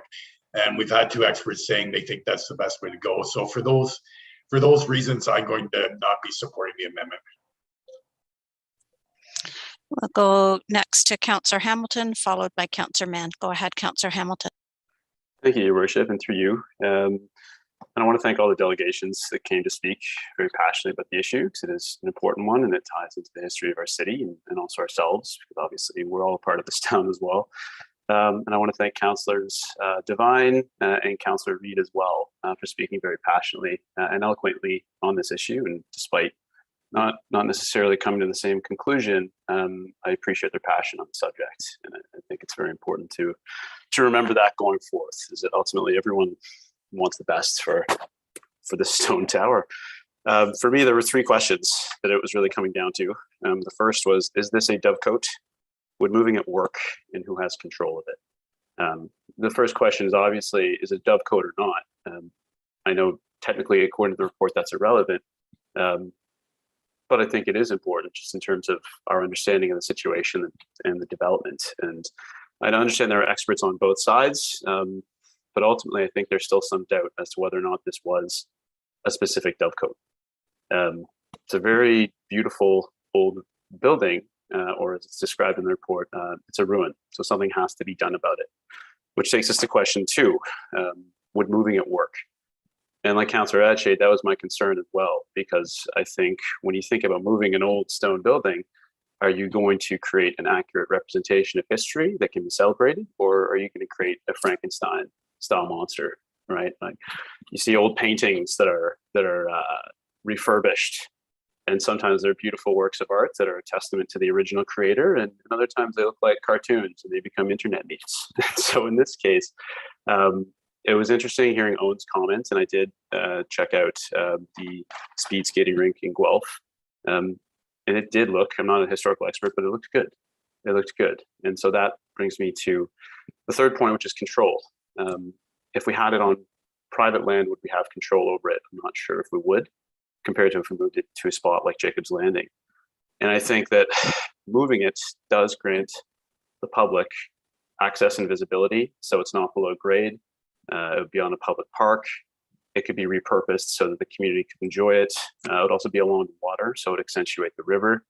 Although I do understand the importance of keeping it in its current place, it seems like comparing it with buildings like the Pioneer Tower in Kitchener, I don't know if that's a fair comparison. I mean, I think that tower was built in the 1920s and it was a war memorial. So from the get-go, I think it was kind of assumed we're probably going to leave this here. All the historical issues with Germany notwithstanding, the tower remained because it was a testament to fallen soldiers. I think the origin of this tower, as we were discovering, is much more convoluted, and there's a mystery behind it. And I think that's important to unpack. But if we look at what it is, which we're not entirely sure, would moving it work? Probably so. And how do we best maintain control over it? Probably if it's in the city's hands and the public can access it and utilize it. So again, I want to thank Councillor Devine and Councillor Liggett for putting the amendment forward. I can see the ethos behind it, but ultimately I can't support it because I think in my mind that tower is best suited in its current state, being built somewhere where it can strengthen the community and also the structure itself. So I'll leave it at that. And we'll go next to Councillor Mann. Go ahead, you have the floor. Thank you, Madam Chair, and through you. This has been an extremely difficult decision tonight. Everybody has spoken so passionately about why we love the tower, whether it's a dovecote tower or dovecote, or whether it's just a tower. And I think everybody has spoken very well, and we've all had the same question. Can it be moved? Can it be moved safely? Can it be replicated in another spot? And that was the difficult decision that I had to come to terms with as well. I'm sorry, I've said this before. I lived in Hesper for a number of years, probably for 25 years, and I didn't know it was there. I didn't know that the tower was on Alex Forbes' property. And but through this process, I have learned so much more about what Jacob Hesper originally owned when he had his estate on Guelph Avenue. And I've learned that Jacob's Landing is a lookout over the river that has been created so that you can see part of his estate. And the bird sanctuary was out in the country when we lived in Hesper because there was nothing else out there. And the thing that I had to come to terms with was, how do you see this tower? How does anybody get to see it in its original location? You can't see it, you don't have any access, and a trail is a great idea. The problem with the trail is there was a trail system that ran through a residential neighborhood in Kitchener. And last year we saw in the paper where people had complained because people were using it in the winter and they didn't want people coming through their backyards or around their backyards. And there was a mix up as to whether it was a public trail, whether you had access to it or not. And so how do you get to see it? And if it's off the beaten track and you have to walk through a residential area to get to it, I don't know that people will be able to do that. I'm really concerned about moving it, because how do you put a tower like that back into its original state in another location? And we've listened to the experts tonight. We've heard what they've said, and we have to trust what we've heard. And so I will not support the amendment. I'm in favor of moving it to Jacob's Landing so that it does become a place-making opportunity for the community. It will be visible. We will be able to maintain it when we can see it and when we can work with it. And it will become a place of pride for the community. But I think what it really does is it gives the community, the people of Hespeler, but also the people of Cambridge and anybody else coming through it, if it's on that trail, you can stop and say, what is that? And then you can learn the history about Hespeler through Jacob Hespeler and the founder of Hespeler, and then the Forbes estate and how that came to be. I mean, there's such a great story that can be told, but again, it doesn't get told with the tower secluded in behind residential areas, residential homes that people don't have access to. So I really appreciate the questions from council, the passion that council has had tonight, and I'm torn, but that's the position I'm going to take. I think it's important to make sure that we share our history, and I don't want to see the tower secluded so nobody can see it. I want it out in the open so people can hear about the history of our community and they can celebrate it with friends and families. So I won't support the amendment. Thank you, Madam Chair. Thank you. And I'll also provide comments. And I did want to also echo my colleagues who have complimented the passion shown by all of our delegations tonight, all of council. And I would say that, you know, from what I hear, we are all very interested in ensuring that this tower is conserved. And I think you can hear through the passion that this is a council and this is a city that values its heritage and the interpretation of how we got here and what our history is all about. And I think that you know, some of the comments here certainly echo mine around this council table. I will not be supporting the amendments. I will be supporting staff's recommendation this evening.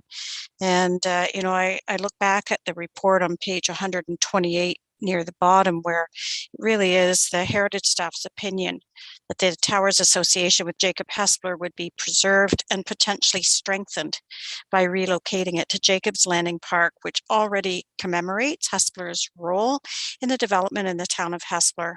And locating the tower in this location would allow for opportunities for programming and interpretation for the public, and that would create opportunities to continue to learn and to enjoy the history right along the river, which again is just such an extraordinary feature throughout all three of our downtown cores, not just in Hespeler. So with that being said, I will be supporting the original staff recommendation and not supporting the amendments. And again, I'll just wrap up by, just as we're calling the vote, to thank every single person that has been interested in this, and we'll continue to work together to ensure that this stone tower will be conserved and celebrated for many, many years to come. And with that, I'm going to call for the vote. Madam Clerk, on the amendment. Councillor Adshade. Opposed. Councillor Devine.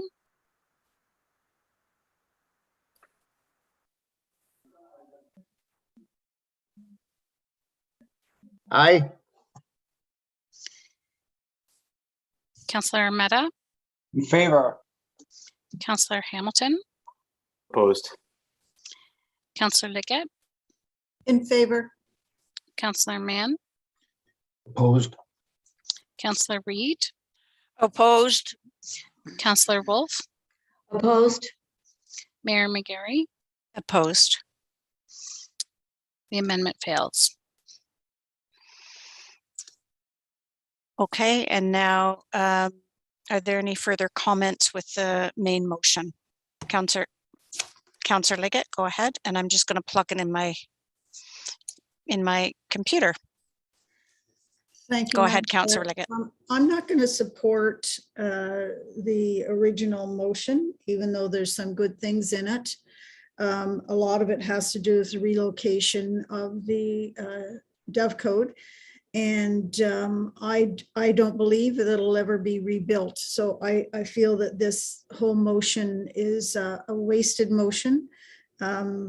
That the cost that this is going to be so astronomical that it's just not going to happen, and it will never be able to be rebuilt in the shape form that it is currently today. So I'm not going to put my stamp of approval on this one. Okay, Councillor Ermetta is next. Please go ahead, Councillor Ermetta. And I have saved my computer from dying. I'd forgotten to plug it in. Go ahead. Thank you very much, Your Worship. I have a request that I would like to be considered at some point. I know that others are going to be making comments, and I want to be sensitive to that. But when the vote is called, I would like to split the motion. I'd like to vote on the designation of the Forbes estate separately from the rest of it, because I do support the designation. I don't support relocating the dovecote. So I'd like to take out the part about the designation, have a vote on that, like the designation for the Forbes estate, and then the rest can be voted on separately. Thank you.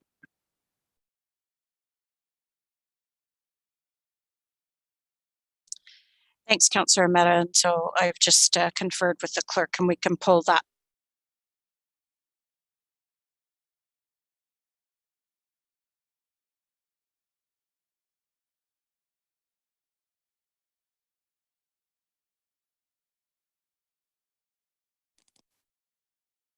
Just your patience for a moment. We're having some connectivity issues here. Thank you.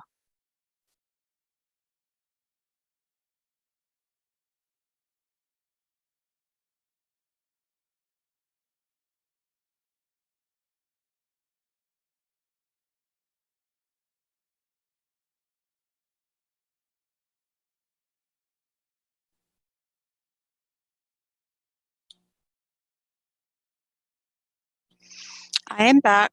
I am sorry. There's a gremlin in my internet for some reason. Well, we'll sort that out later. I will go back to where I was because I don't know where I got frozen, but I have conferred with Madam Clerk, and she could pull that part of the motion out, and we could go forward with the motion in two parts.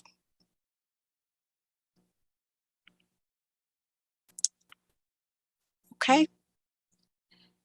And I think that all of the comments have been made to date. So I'm just going to go back to Madam Clerk then and have her actually read the part. And I think we'll take them in two separate motions, one being the designation of the home itself, and then the rest of the motion. Madam Clerk? Actually, we're going to have just a couple moments to, maybe what we'll do is take a 5-minute. Yeah, we'll take a 5-minute recess while Madam Clerk sorts out the motions, and that'll be our brio break. So I'll see you back in 5 minutes.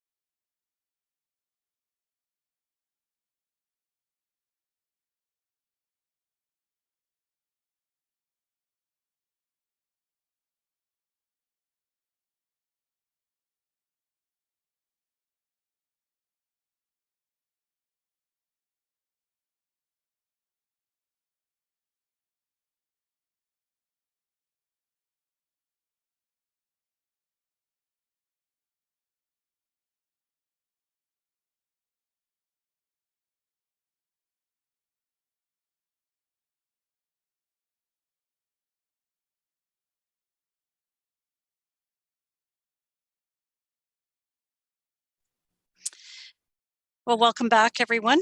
Hopefully we've sorted this out, and members of council, we will be taking paragraph 2 and 9 separately. We'll vote on the rest of the motion, and I'm going to have Madam Clerk put it up, and hopefully I've sorted out my internet with a new cord.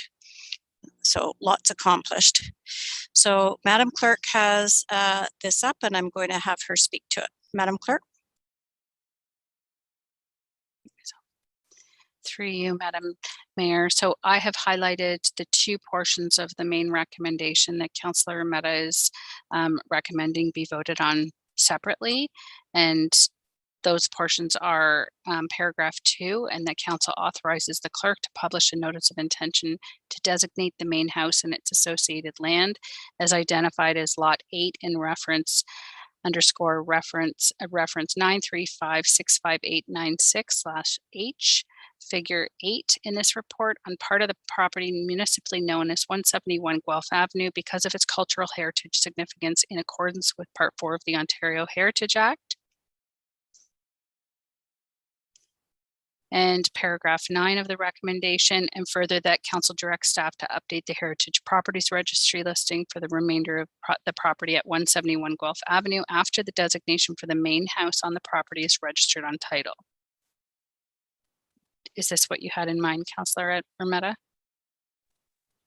Through your worship, yes, it is. Thank you, Madam Clerk. And do you have a seconder? Councillor Mehta? I can't see everyone, so could somebody call out if they're seconding? Councillor Devine will second that. I will, Madam Mayor. All right, thank you. Now I can see you.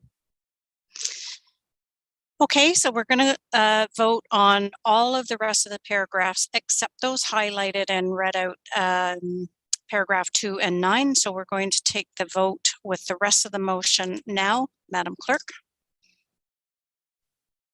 Question, are we voting on the shaded part on the house, or are we voting on the rest?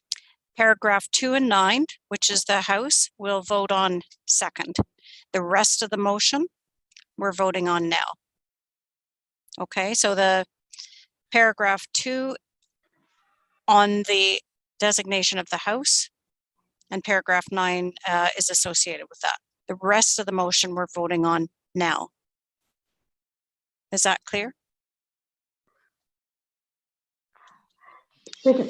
Does Councillor Mehta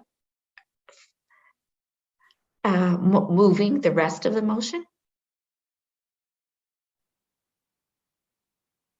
No, the main motion was moved by Councillor Reid and seconded by you. All right. Yes. Okay. So that's Councillor what we're voting Mehta, on. yes, and Councillor Mehta and Councillor Devine have pulled paragraph 2 and 9, which we'll vote on second, and that's to do with the main house. Okay. Okay. And with that, Madam Clerk. So to be clear, you're voting on everything save for paragraph 2 and 9. Councillor Adshade.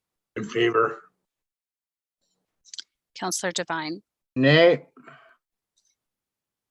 Councillor Mehta. Opposed. Councillor Hamilton. In favor. Councillor Liggett. Opposed. Councillor Mann. In favor. Councillor Reid. In favor. Councillor Wolf. In favor. Mayor Mcgary. In favor. And that carries. Thank you. And now we'll vote on the rest. And again, it was moved by Councillor Mehta, seconded by Councillor Devine. Madam Clerk, I'll call for the vote. Councillor Adshade. In favor. Councillor Devine. Aye. Councillor Mehta. In favor. Councillor Hamilton. In favor. Councillor Liggett. In favor. Councillor Mann. In favor. Councillor Reid. In favor. Councillor Wolf. In favor. Mayor Mcgary. In favor. And that carries. Thank you. Council, with your indulgence, we're looking at the time right now and worried about getting through the rest of the agenda in time. I would like to propose that we bring forward a couple of items now to ensure that we get through those, because they have deadlines that we need to accommodate. And I'm going to ask Madam Clerk which ones are coming forward. Yes, item 11.2.3, Madam Chair, which is report 20012 Streamline Development Approval Fund Transfer Payment Agreement. And the item immediately after that, the report 22003 CRS Audit and Accountability Fund Intake. Okay, so we'll bring those forward first, and then we'll go back to the main agenda. Hang on just for a moment.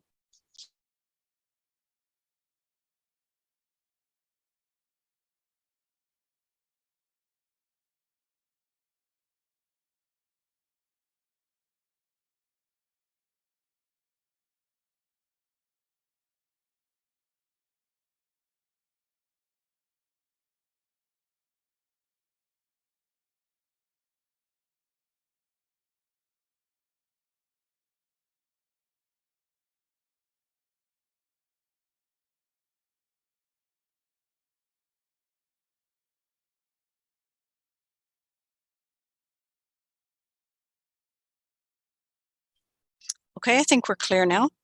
So our next agenda, and we'll just bring over these two items and then we'll go back to the main agenda. But this agenda item is 11.2.3, Report 22-012 CRE, Streamline Development Approval Fund Transfer Payment Agreement. And Councillor Mann, you have this motion. Can you read it in its entirety? Thank you, Madam Chair. I do. It's moved by myself, seconded by Councillor Adshade, that report 22-012-CRE Streamline Development Approval Fund Transfer Payment Agreement be received, and that Council authorize the city to enter into a transfer payment agreement as provided by the province to receive up to $1 million, subject to the satisfaction of the city solicitor. And further, that the Chief Financial Officer and the City Clerk be authorized to execute the agreement with the province for the transfer of funding. Thank you. So are there any questions at this point from members of council to staff?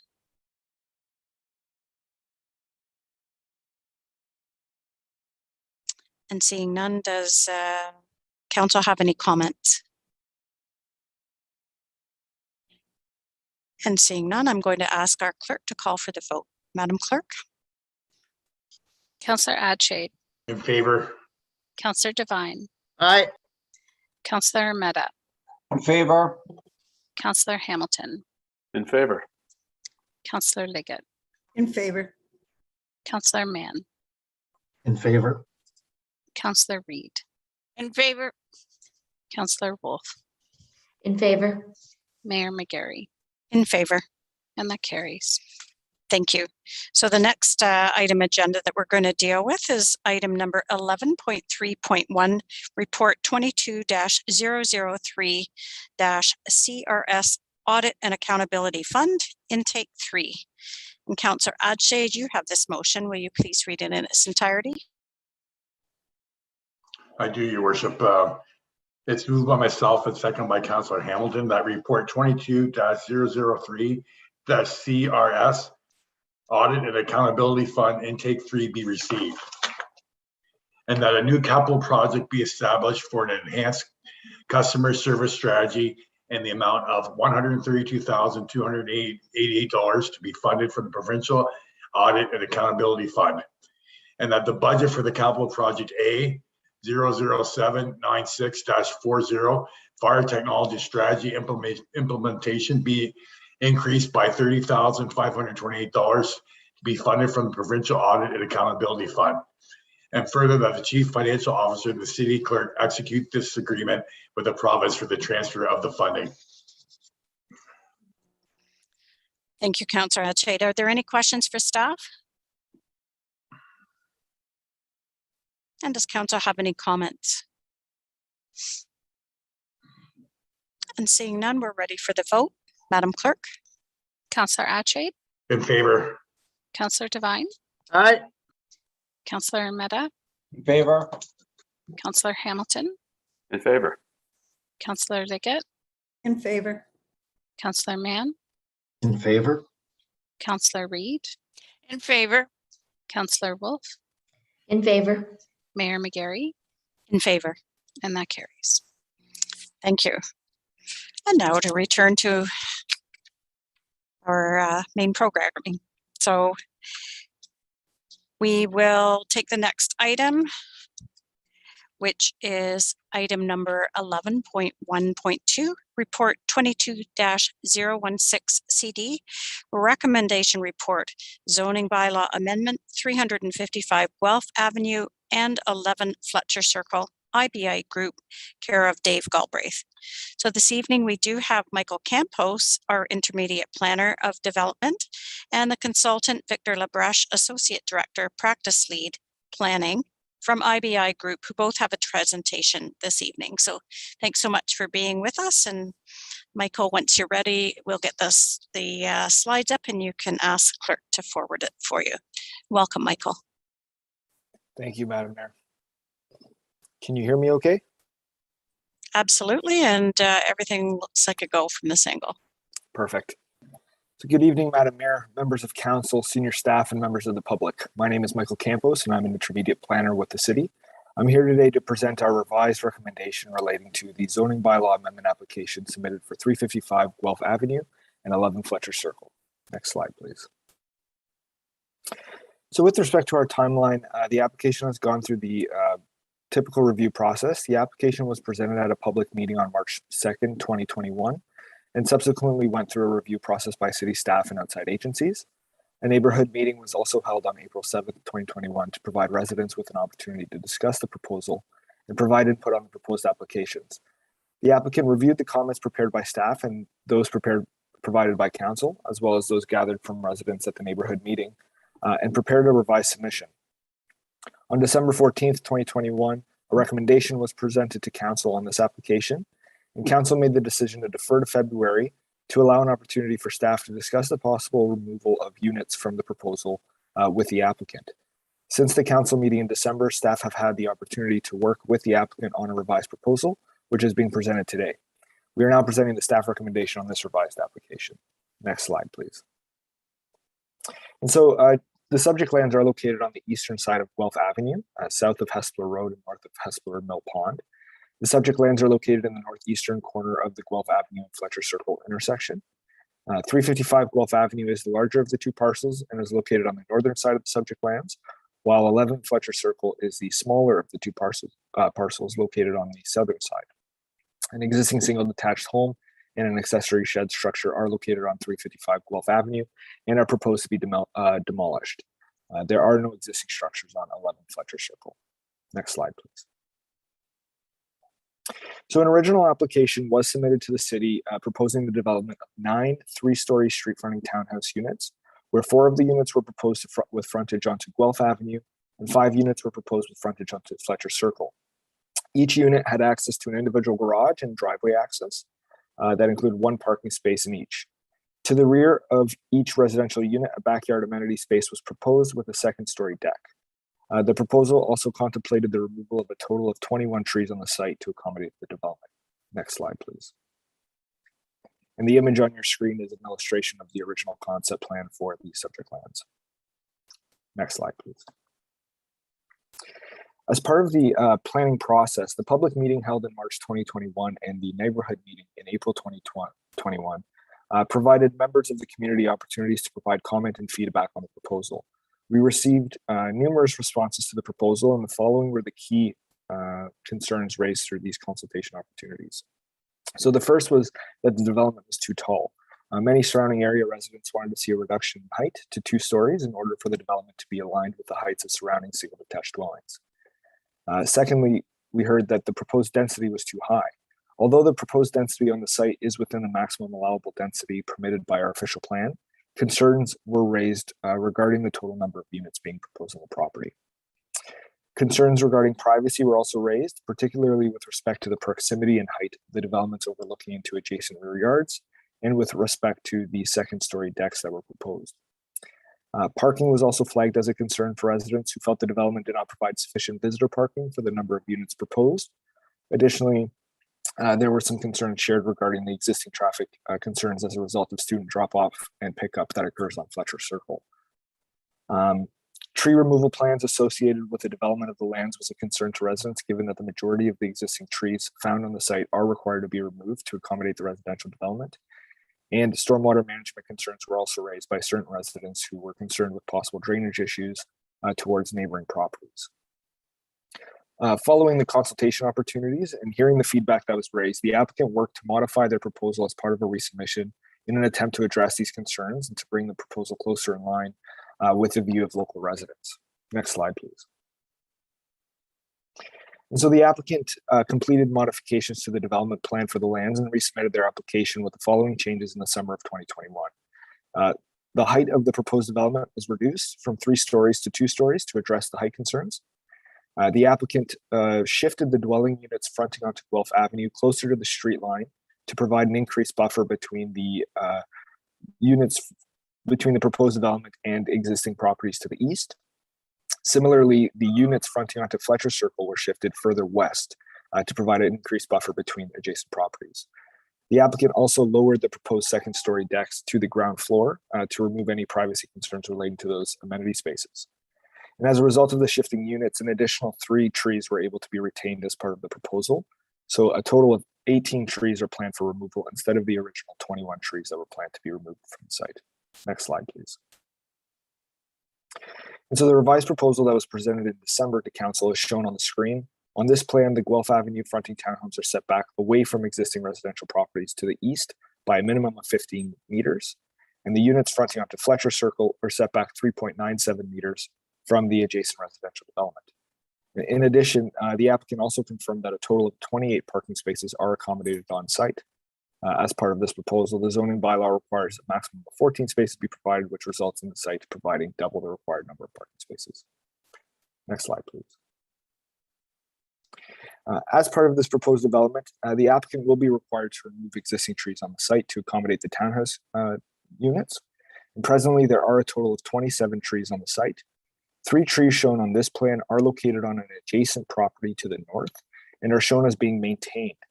The reason they are shown on the plan is due to the canopy of those trees extending over into the subject lands. A total of 18 trees are planned for removal to accommodate the townhouse units, which leaves 9 existing trees that are planned to be maintained. And should the application be approved, the applicant is proposing to plant an additional 11 trees on the subject lands. So the trees shaded in a light gray on your screen are the trees that are planned to be maintained. Those that contain a red spot are proposed to be removed. And primarily those trees located along the southern portion of the property are included in those that need to be removed in order to accommodate the townhomes that will front onto Fletcher Circle. Most of the trees located along the eastern property line and abutting the existing residential units will be maintained. There are a few trees along the northern property line that will also need to be removed to accommodate the northernmost unit. Next slide, please. And the following images are a quick comparison between the original 3-story elevations and the modified 2-story elevations. This first slide shows the original elevations for both the Guelph Avenue units shown above and the Fletcher Circles units shown below. Next slide, please. And these are the revised elevations for the proposed 2-story townhomes. Next slide, please. So a recommendation report was presented to members of council at the council meeting held on December 14th. And the decision made by council that evening was to defer a decision to a meeting in February to allow additional time for staff to discuss potential development options for the site that contemplated a reduced number of units to address concerns raised at the meeting by registered delegates. Staff met with the applicant and their clients in the new year to discuss possible modifications to the proposal. And through this discussion, the applicant and their client agreed to the removal of 1 unit from the Fletcher Circle fronting townhomes to address concerns over density on the site and to provide for a streetscape that is more in line with the existing development across the road. So the provided number of driveways now fronting onto Fletcher Circle will be similar to those immediately across the street. Next slide, please. As such, we are now presenting a plan to council that considers the development of the subject lands for 8 2-story street fronting townhouse units. 4 of the townhouse units are proposed to front onto Guelph Avenue as one block, and the remaining 4 units will front onto Fletcher Circle, a second separate block. The proposed development is planned to have an overall total density of 34 units per hectare, which is in conformity with the city's low/medium density residential designation in the official plan, which permits a maximum of 40 units per hectare. Through this revised proposal, the applicant has made several modifications from their original proposal, including reducing the height and the number of units, shifting of the proposed development away from the existing residential properties to provide for additional buffering, lowering of the proposed decks to the main floor to address privacy concerns. Additional parking has been provided on the site, and an additional 3 trees are able to be maintained as part of the development proposal. Furthermore, confirmation has been received from engineering staff that drainage from the site will be directed to 2 ditch intel catch basins located on the 11 Fletcher Circle property, which will outlet to the Fletcher Circle storm sewers. And additionally, infiltration galleries are also proposed on the site, which have been sized to accommodate the rear roof drainage from proposed units. The subject lands will be regraded as part of this development, which will prevent any drainage issues to adjacent properties. The applicant does intend to divide the existing properties into 8 individual lots through severance applications to the Committee of Adjustment, should the proposed zoning bylaw amendment be approved. And as such, in order to facilitate the development of these townhomes, a zoning bylaw amendment is required to rezone the lands from the R2 and R5 zones to the RM4 zone in order to permit townhouse dwellings. And additionally, site-specific zoning provisions have also been requested to and include to permit a total of 8 attached townhouse dwelling units on the subject lands, to permit a minimum lot area of 150 square meters, and to permit an exterior side yard setback of 5.08 meters. Next slide, please. The following are the considerations that were taken in preparing the recommendation report. So in addition to the consistency and conformity to the applicable provincial, regional, and local planning legislation, consideration was also held for land use compatibility with surrounding existing development and overall character of the existing neighborhood, the appropriateness of the proposed site-specific zoning requests associated with the proposed development, the proposed tree management plan and removal of existing trees on the subject lands to accommodate the townhouse development, proposed density of the townhouse development, and comments received from members of the council, public, and city staff and agency circulation. Next slide, please. And the staff recommendation is as shown on the screen. Next slide, please. And thank you very much. That concludes my presentation. My contact information is provided on the screen should you wish to contact me after the meeting. Thank you. Thank you very much, Michael, and members of council. We're going to hear from Victor next in a presentation, then go to 2 delegations that are calling in, and then we'll go to questions for staff. So we'll now bring in Victor, who also has a presentation for us.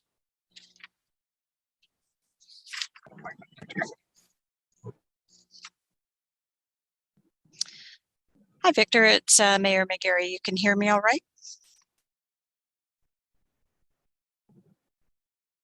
Victor?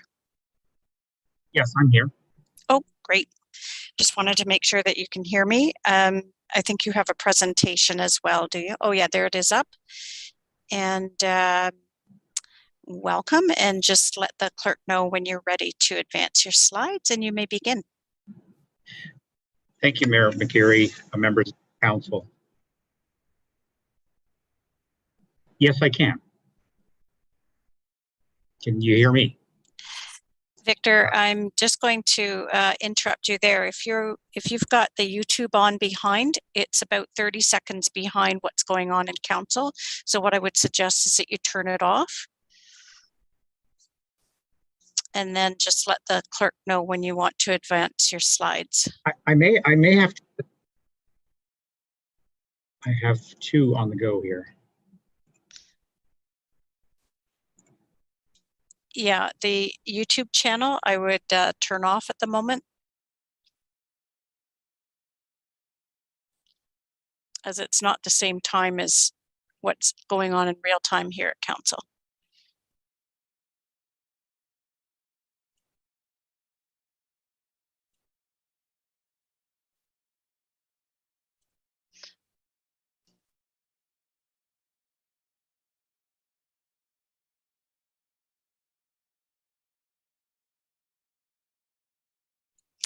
Sorry, we're bringing Victor back in. I think he was out for a moment there. Just your patience, please. I apologize. I'm back on. I'm glad. It's been an evening of that. You're not the only one. Kept kicking me out too. So you're back on now. Please make sure that the YouTube behind you is off, and just let the clerk know when you need to advance your slide. Thanks, Victor. So we'll try again. Thank you. I believe it's off now. Thank you, Mayor Mcgary, members of council, city staff, and public. In the interest of time, I'll really go quickly through our presentation. We're here in support, myself as well as our clients, in support of the staff recommendation report. To date, David Galbraith of our office, manager of planning, has been on this file, but he was actually triple booked on stuff today, so I'm stepping in. Again, we're here in support. Mr. Campos and the staff recommendation report is very thorough, as well as his presentation comments this evening, very thorough. Thank you. Moving to the next slide, please. In this regard, we just quickly touch on the context, the original concept, the revised concept plan, and highlight those revisions, and then of course questions. Next slide, please. The subject property outlined in red at the corner of Fletcher Circle and Guelph Avenue. Next slide, please. The initial development included 9 attached freehold townhouse dwellings, 5 fronting Fletcher Circle and 4 fronting Guelph Street. You'll see in the revised plan that the lotting has become larger, and setbacks to the rear yards for those units fronting Guelph has also become larger with the revised proposal. Next slide, please. 4 units are now facing Fletcher's Circle, and as Mr. Campos had indicated, the driveways essentially line up with the driveways that are across the street on the other side of Fletcher Circle, which was something that was suggested to be achieved in this case. The next slide, please. We've outlined the total number of parking spaces, certainly significant in terms of the numbers compared to many freehold and even cluster townhouse developments. You'll see on the Fletcher Circle units, the 2N units are double wide garages, so they're wider units. And also the parking spaces can be accommodated to within the middle units fronting Fletcher Circle. So a significant number of parking that are available, trusting that people will accommodate some car in their garage. Those fronting on Guelph Street, again, because of the depth of those lots, we can accommodate 2 in tandem on the driveway and then 1 in the garage. So 3 parking spaces would be available, up to 3, at least 2 for each of the units fronting on Guelph. Next slide, please. The proposed elevations now are 2 stories in height rather than the initial 3, and I think Mr. Campos had had slides showing the original and now the proposed. Still gable roof style and modern in design. Next slide, please. Increased side yards, 3.95 to the north side, or I would say east side, I apologize, and also an increased rear yard of 18 meters for those units on Guelph Street. So it's certainly an increased setback from those developments on Fletcher Circle. And as you know, many of the subdivisions these days have rear yards of 7 to 8 meters. So the rear yards here, even for the ones fronting on Fletcher Circle, are significant, just over 10 meters. Next slide, please.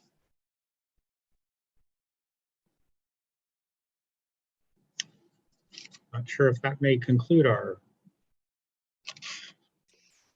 Okay. That being the last slide. Seems to be. Okay, I just wanted to indicate that there's many comments within the staff recommendation report that indicate that the revisions that were done really were facilitated by further consultation with the public, with staff. And in this case, it is also noted that the application has successfully undergone community consultation as a result of the direction of council, of staff, and the changes that our clients have made. We believe that it's certainly in fitting to the neighborhood. The neighborhood generally is mixed use with further townhouses, very close proximity to the north and an apartment to the north. And overall, the changes that have been made allow it to be certainly compatible with the neighborhood and well below the density limits of the official plan in this case, and represents, I would say, in my experience, this is, certainly a great example of infill development and utilizing a lot size at a corner, which is certainly underutilized at this point with a fitting development compatible to the neighborhood. That's all my comments. I'd be pleased to answer any questions you may have going forward. And if I may answer any questions from the public, if I can be kept on just to answer a technical question, not to debate and prolong this long meeting longer, but I'm here. Thank you. Thank you, Victor. And we're just going to go to delegations, and at some point you'll be in our waiting room, but we're going to go to delegations right now. We did have two, and one has declined, so we will go and try and get Brian Gordon onto the call at the moment. So your patience, please.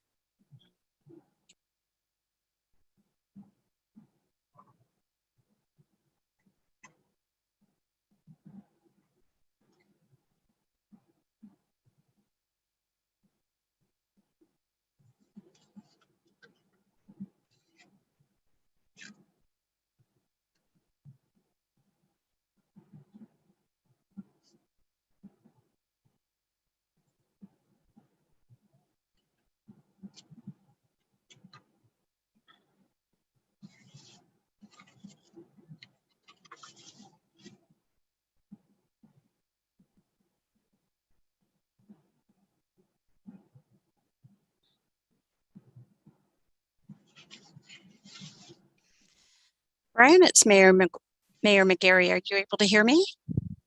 Yes, I can. Great, thanks. Just give me a minute just to give you some comments, and then I'll get you to begin. But thank you for delegating to council on this item this evening. And just to remind you, you'll have 5 minutes to address council. Please ensure that your remarks relate directly to the agenda item you're speaking to, that your remarks remain respectful, and that you refrain from asking questions of council. Brian, if you get to the 4-minute mark, you might hear a bell. That will indicate that you do have a minute to wrap up. And then if you wouldn't mind remaining on the line, there may be members of council that wish to ask you a question, and I'll help guide you through that program or that process. So welcome, Gordon, and you may begin. It's Brian Gordon, by the way, Mayor, Madam Mayor. Just call up my notes here now because they are on my phone. Madam Mayor, councilors, planning department staff, and others in attendance for this meeting, thank you for the opportunity to share my thoughts with you tonight in regards to this development proposal. Last week, by email to each councilor and to the mayor, I shared with you some thoughts regarding the proposal from the developer and their consultant IBI group, which does not need to be repeated tonight, I don't believe. Planning recommendation before council tonight seems to be one that minimizes the concerns and thoughts that have been previously presented from community individuals. The loss of privacy in backyards, the removal of a significant number of mature growth trees has been disregarded in order to recommend approval of this development as presented. The latest proposal and the accompanying recommendation from staff really brings nothing new to the table. The proposed scale and massing remain the same, not compatible with the surrounding single residential built form. aims at the focus from any discussion that occurred after the December council meeting the planning staff was to have with the proponent, focus perhaps on one aspect that would seem to tilt the proposal more favorably for the developer, and pardon my French, but damn the community input. Get the number of units closer to 7 anyway.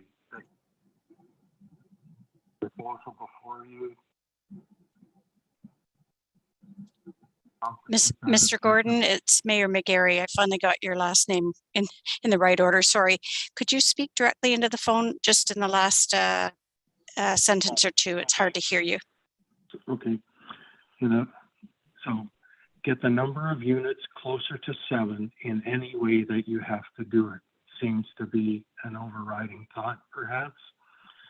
Proposal before you tonight, accompanied by the staff recommendation, accomplishes that objective rather clearly. In order to try to determine how assertively staff represented the community input during the December 2021 and January 2022 period, I have filed a Freedom of Information request for records from such discussion or discussions. Reducing the proposal from 9 units to 8 units in the fashion that you see was just like a winning chess play, a play in which one side sacrifices a pawn. In other words, the developer has cut down the proposal by 1 unit, down from 9 units to 8 units, in order that the next play would achieve a checkmate.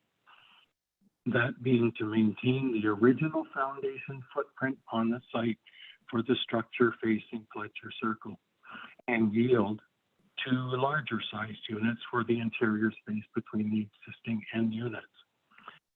The developer could have presented such a concept from the beginning. Chose instead to a home run. Home run being to try to saturate the property. Mr. Gordon, could you again speak into the phone again? Try again there. Okay, sorry. That's better. Thank you. Okay. The developer could have presented such a concept from the beginning, but chose instead to go for a home run, that home run being to try to saturate the property with 9 units, laid out as 2 structures at right angles to each other, cited from the beginning in the same fashion as you see presented tonight by Mr. Campos, and also by the developer's representative tonight. The developer chose to push the envelope by having the properties rezoned to support townhouses rather than retaining the zoning for single residential development as previously was the case. Did planning department staff ever discuss considering leaving the site zoned for single family lots against the proposal from the proponent? I guess we will never know. I don't know if a suggestion that I wish to propose might be compatible with city procedures or not, but consider the positive outcomes that might arise from greater transparency on the part of planning department staff when development proposals come forward, which do not comply in all ways with the city's official plan and existing bylaws. Planning comments from the start of the process clearly declare in fashions readily understood by non-planning and development parties any exemptions that certain development proposals are presenting and the ways in which they do not comply with existing designations in place for certain sites. And community members can ask questions then about what benefits would come to the community, including the specific neighborhood. In closing, let me just say that I believe that the feeling among those who have spoken to council in opposition to the recommendation from staff is one of significant disappointment, not only in the outcome, but the lack of consideration provided by the councillor for Ward 1 and planning staff. Significantly disappointing to me is that the December meeting was presented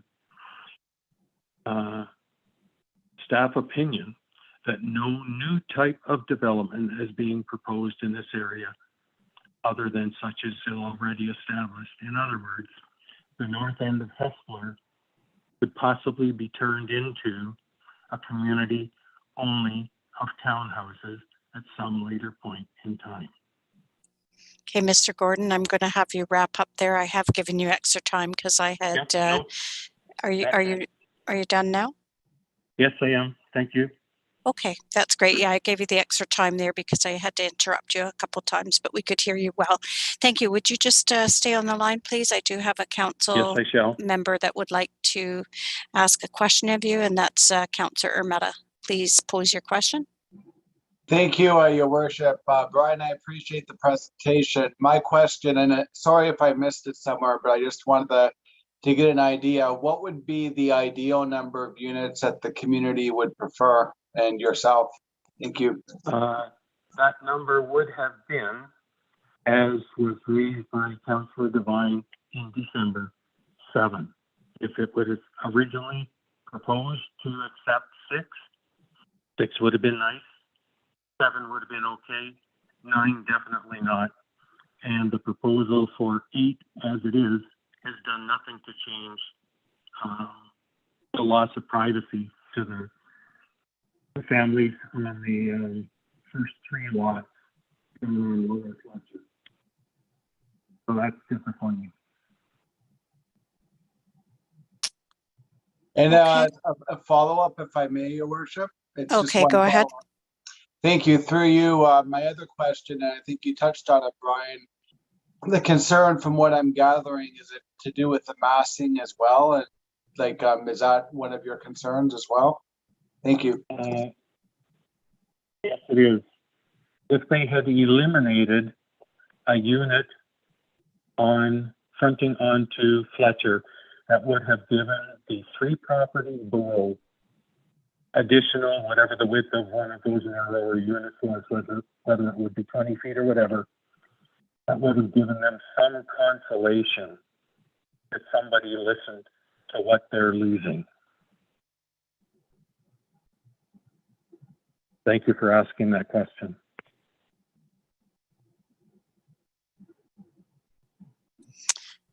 Thank you, Mr. Gordon. I do have another question here from Councillor Liggett. Councillor Liggett, you have the floor. Thank you, Madam Chair. Brian, in your email, you say you want to bring to the attention that prior to the council vote, that there was supposed to have been a face-to-face meeting between yourself and the consultant. Were you and your neighbors not able to arrange that, or what happened? That, in my experience, that's unusual. That's what I'm asking. Yeah, Councillor Reed can address this. And dealing with 408 Guelph Avenue, Councillor Reed set up a meeting between the developer's planning consultant and concerned neighbors. That took place at the arena in a meeting room. Such a meeting did not take place this time so that we could have the developer's representative understand who the people are. Nobody here is antsy about this. It's not a NIMBY situation. People were just asking for some legitimate respect and consideration, and we don't feel that that was provided. Okay, could I have another question, Madam Chair? Go ahead. Brian, when I look at the side yard being almost 13 feet, are you okay with the dimension, aside from everything else that is problematic for you? Are you all right with that 13 feet of side yard? You would best speak to the homeowners in those first 3 properties to get that answer. I would leave it for them to comment on themselves, but I don't believe that anybody registered as a delegation. Okay, thank you. They've kind of given up. Okay, thank you, Mr. Gordon. I don't see any other further questions. Thank you very much for spending the time to come and delegate to the meeting this evening. And if you so wish, you can follow along the rest of this item on the City of Cambridge YouTube channel. And thanks again for delegating. Thank you for your time. Okay, I'm going to now just take this time to allow questions from council for staff and for Victor Labrèche?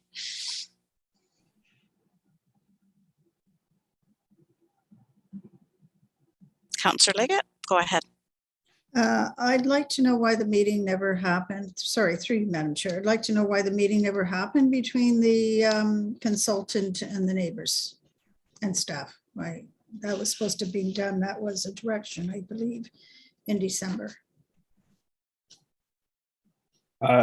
Through you, Madam Mayor, I believe the direction was that council had deferred the meeting so that staff could meet with the applicant to discuss possible reduction in units. There was never a discussion, I don't believe, to hold a meeting for the applicant to meet with residents. A neighborhood meeting was held last year for that opportunity, and residents came out to provide their comments and their feedback. But I believe that from the meeting in December, the decision was that staff would meet with the applicant to discuss those revisions. And we reached out to Brian and provided an update to him as to how those meetings went. Thank you. And I'm going to go to Lisa Prime, our Chief Planner. Go ahead, Lisa.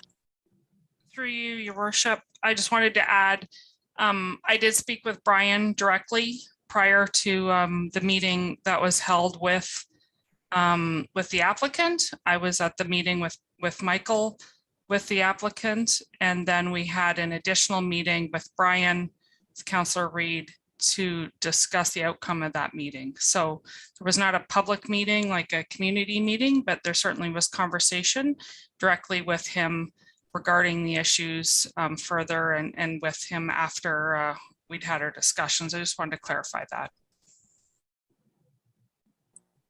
Thank you. I'll move forward next to Councillor Mehta.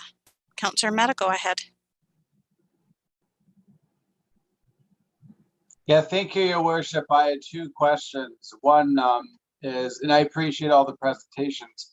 One has to do with replacing the lost trees, like what steps are being taken, just to confirm. And the other one is the siding on the buildings, is that vinyl or is that fiber cement? And if it's not, can we have a look at fiber cement siding like what they've done in Collingwood, or a brick facade? Thank you. Through you, Madam Mayor. With respect to the compensation for the loss of trees, that will be dealt with through the severance applications as a condition of approval. And so we will be requesting compensation for those trees that are being removed. And so that'll take place through that severance process. With respect to the second question, I may ask if Victor is still available to answer that question. Go ahead, Victor. Yes, thank you. Through you, Mayor Mcgary, to answer those questions. Just in regards to the trees, as Mr. Campos had mentioned, there will be a condition of in the consent for both a tree inventory management preservation plan, that is to ensure tree saving as well as tree enhancement. So there's both components, tree saving and tree enhancement. And I would, suggest that with the 3.65 meter side yard on those lots backing from Fletcher Circle, that provides significant ability for tree saving, as well as the 18 meter rear yards provide significant ability for tree saving. And then to the north on the side yard, we have about 2.5 meters of side yard there, which is significant, certainly more generous than in most cases, to allow for tree preservation and further planting. In answer to Councillor Mehta's comment about the material, the detail material hasn't been chosen at this time, and related conditions of consent actually, can be required. The siding would be vertical, sort of a board and batten type of siding, vertical in nature. Cement board, to that extent, is not proposed or envisioned at this time. There is a brick, base and a knee wall around the building, and certainly accenting the entire front door and garage areas. but there'll be vertical siding otherwise.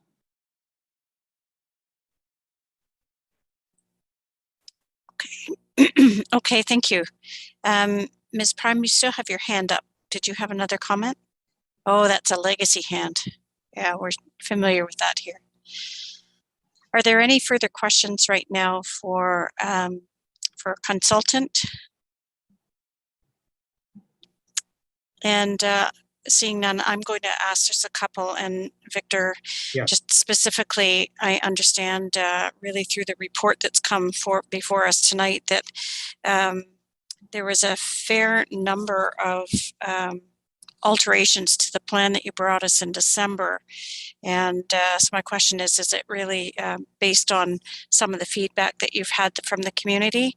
And I referenced kind of the fact that these were originally supposed to be 3-story, they're down to 2-story. You've, the setbacks are different. You've sort of accommodated, as you said, the driveways along Fletcher to line up with the ones behind it. Is that really based on what you've been hearing from the community and from our staff? In answer directly to you, Your Worship, yes. The short answer would be yes to that. Those changes were passed through staff back to us and on to us, to our client, to make these changes. And in terms of the marketability and the number of units here, it's important to, I would say respectfully, and we believe we have with this revised plan, to consider the fact that there is certainly a need for this form of housing, and the number of units, plus or minus, goes to the price point of these units. So I think this, in its entirety, will still be considered an affordable entry market, but also respectful to the surrounding neighbors. They'll be freehold, so they'll be look to be owner occupied in a highly family oriented neighborhood with 2 schools within walking distance. So it'll be highly desirable for families at a price point that's needed in this community, and a good form of housing that's certainly compatible. Thank you. And you've answered part of the question that I was going to ask. And I know that one of the issues facing not only residents in Cambridge, Waterloo region, but really in Ontario, specifically across Canada, and it's a shortage of supply for the demand for housing that we see. And part of what you just addressed is that these should be attainable, as you said, entry-level residences for people. And if the units were reduced from 8 to, let's say, 6, does that mean that the price point on the theoretical 6 units then increase in order to accommodate, fewer units or less density? Well, I would say both, and the fact that the engineering costs, the site servicing costs are significant on the property, as well as tree enhancements and all of those things. So the less units you have drives up the price and makes it less attainable. So it is the fact that those costs are passed on to the consumer ultimately. Yes, directly. Thank you. Thank you. Well, I see no further questions. So I think Madam Clerk is going to put you in the waiting room with all those great magazines, and we'll move forward in a second here to put the motion on the floor. Thank you. Thanks so much.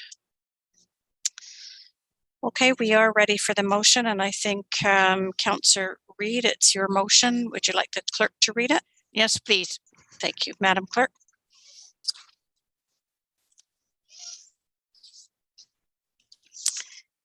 Moved by Councillor Reid, seconded by Councillor Devine. Recommendation that report 22016 CD be received, and the Cambridge Council approves the proposed zoning bylaw amendment to amend the zoning of the site from R2 and R5 to RM4, and to establish site-specific provisions for 355 Guelph Avenue and 11 Fletcher Circle, to permit the development of 8 2-story street-fronting townhouses with site-specific zoning provisions that seek to permit a maximum of 8 attached townhouse dwellings on the subject lands, a minimum lot area of 150 square meters, and an exterior side yard setback of 5.08 meters.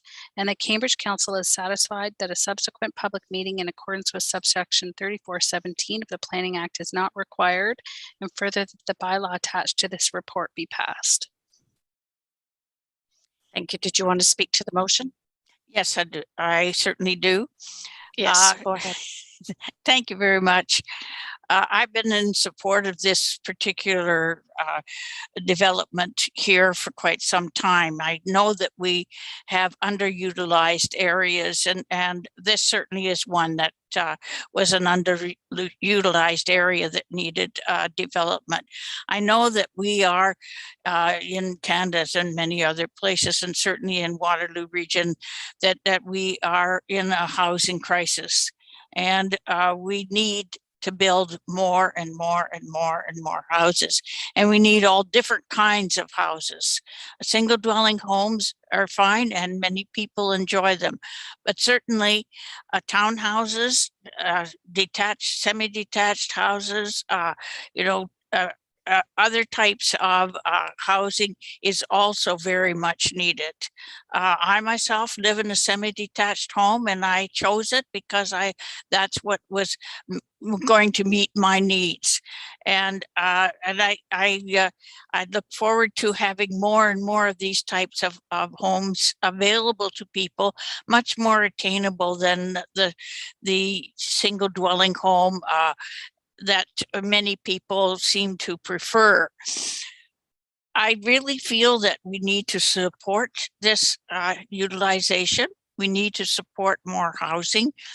We need to look at what the developer has done already. I think that his original proposal has changed significantly. We have met with the people who live there in Fletcher Circle, particularly some in Guelph Avenue, across from it, and we have heard what they have said. I have heard it, but I cannot agree that it should be a single dwelling home that is put there.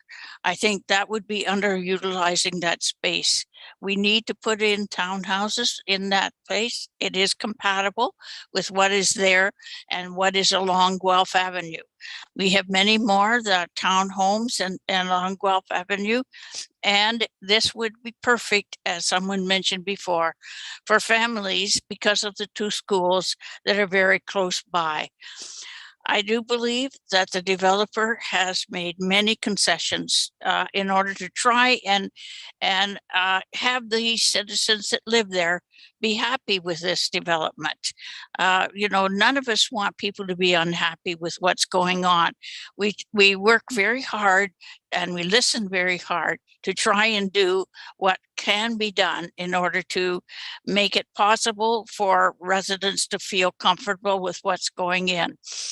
I know that they would prefer there to be less density, but I believe that the density is required if we're going to keep the price at attainable. So I am supporting this motion wholeheartedly, and I'm hoping that the rest of you will support it. It is in my ward, and it is Guelph Avenue has many, many different ones that have come forward in the last number of years. And this is an additional one that I think that will make Guelph Avenue even better than it has been. Thank you. Thank you. And we'll now move to questions for staff. Councillor Mehta, followed by Councillor Adshade. Sorry, Your Worship, I had comments, but I'll wait until the questions have been asked. So we'll go through that exercise again. Thank you. Yeah, thank you. It's sort of a pattern with me, questions and then comments. Councillor Adshade, do you have a question? No, I had a comment too, so I'll wait. Yeah. Okay, I'll take you in that order after we do that, but I just want to see if there's any further questions. And I do have one, and again, that's probably posed to Michael and maybe Lisa as well. And, you know, I'll ask you the same question that I asked Victor, and that is really looking at trying to increase the supply of housing in our community so that we can actually increase the supply for the demand that's being shown. So my question would really be, does this sort of fit the bill with the number of people and jobs per hectare?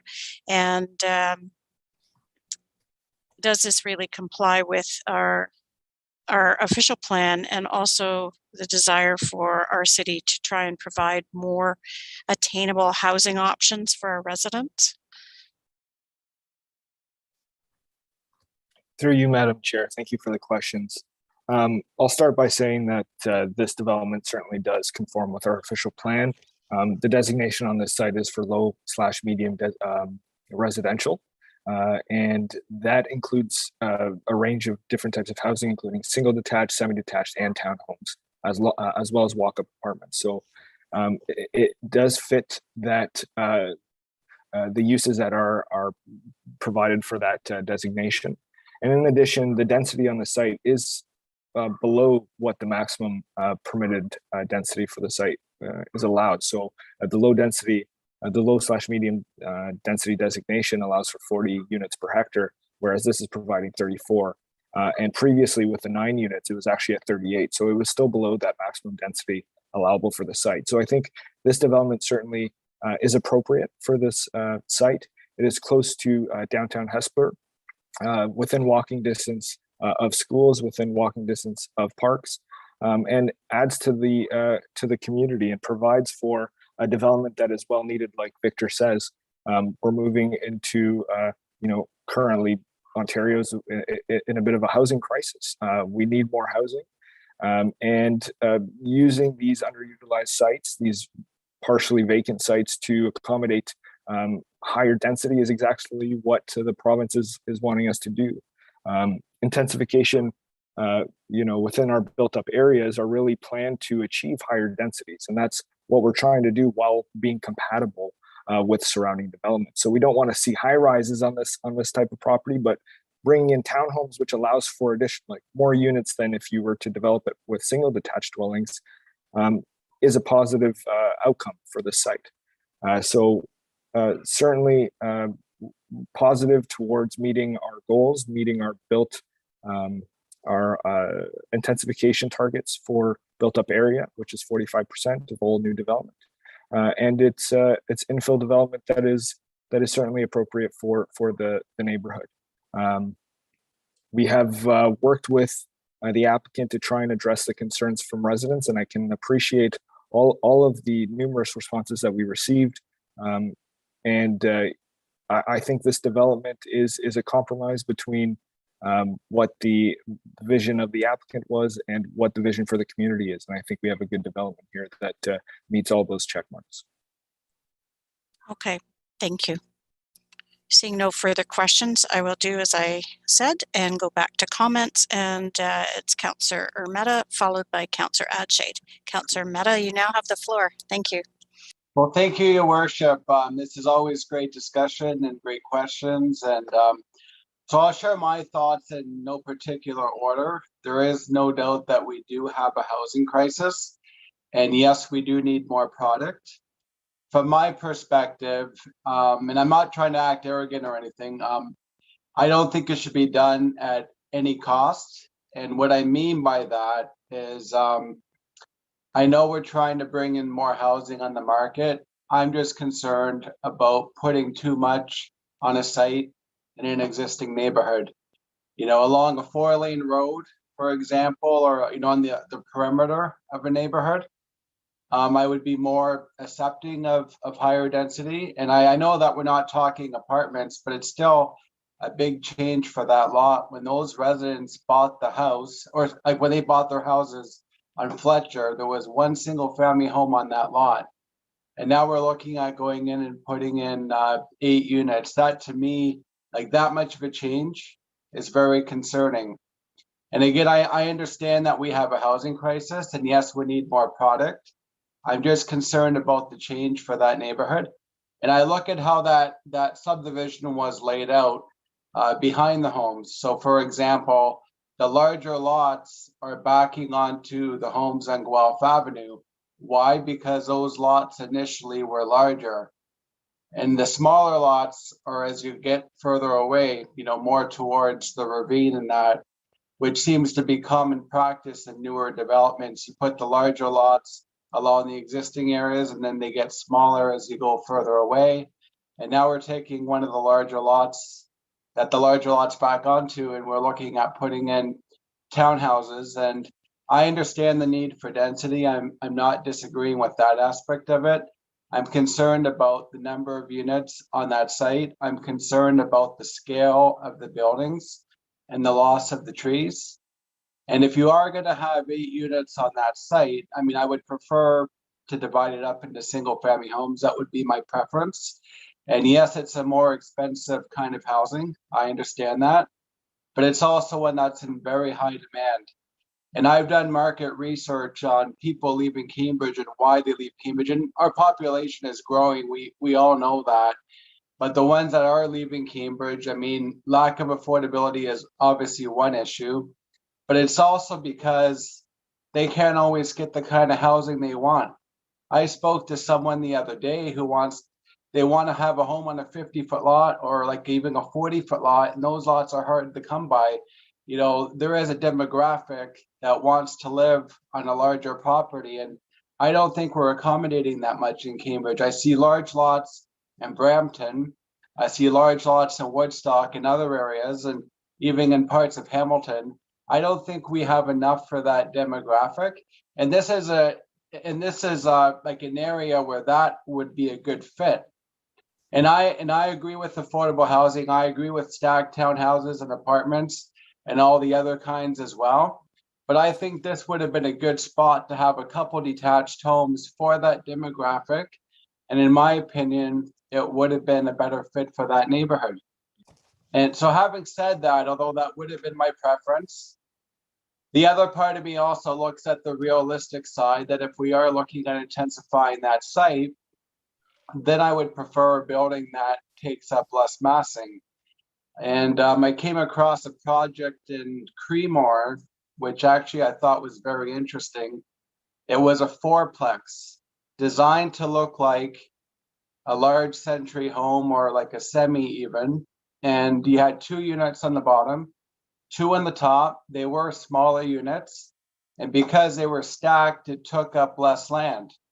So I'm thinking maybe that would be, if you're going to have 8 units on that site, maybe have 2 4-plexes, design them so they look like a single family home or a semi. So it does have that neighborhood feel in terms of what that section is right now. And I know there are townhouses in that neighborhood, but not in that particular section. And the house that Jacob Hesper lived in originally is across the street in that, that area, one of the old farmhouses. So if you're not going to have detached homes, I would think, could we aim to have 2 4-plexes or 3-plexes or whatever you want to call them that are designed to look like a house, which I think would be a better fit for that area. And, it could potentially take up less land where you could look at preserving more trees maybe. And then the parking, you could look at having maybe a garages in the basement kind of, that would be accessed through the rear. And you could have tandem parking in those garages. So you still have 2 or 3 parking spaces per unit. And the house itself may be raised a little bit, like half above grade, or the basement, would be half above grade, half below grade. So it's not a full basement. And you could have ramps going up to the main level and things like that. But if properly designed, it could actually blend in with the neighborhood really well. And I believe it could enhance that neighborhood. It could have that spacious look and still accommodate the density. And when I mentioned the 2 units in each building on the upper level, you could have the amenity area or the porches in the front of the house so that the decks are not overlooking the homes in the back. So it's things like that, I would like us to have a look at in the future. If the applicant could maybe consider something like that, for this site, and if the residents would get on board, I would like to explore that. But otherwise, I'd like to look at these kind of options in the future, because I wouldn't want to go down a street and bulldoze the whole street and replace it all with townhouses. I would prefer something that's more fitting with what's already there. So that's my perspective, and I will leave it there for now. Thank you. Okay, and I will remind members of council that we're here with the motion in front of us and not to start on new projects here. So please provide your comments to what we're here to discuss.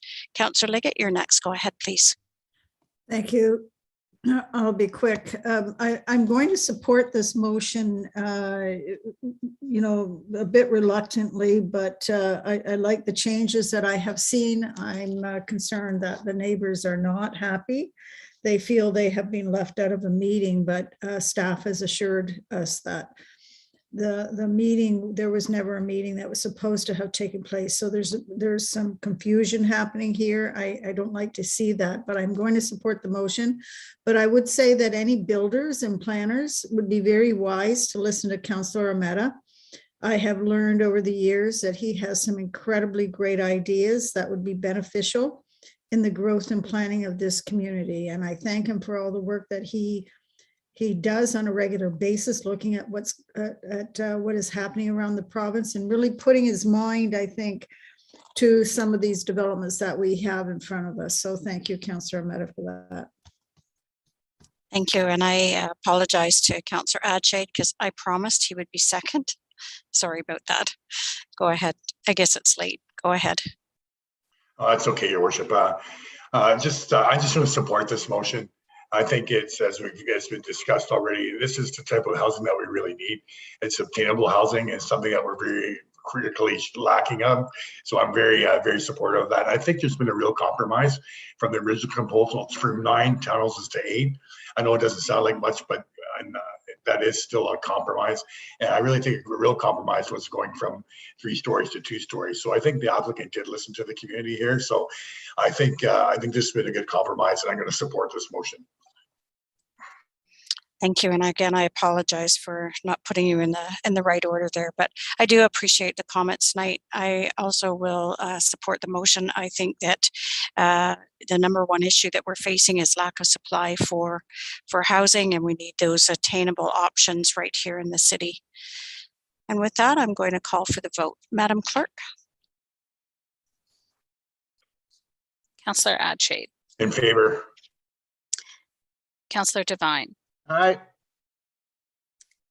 Councillor Meta. In favor. Councillor Hamilton. In favor. Councillor Liggett. In favor.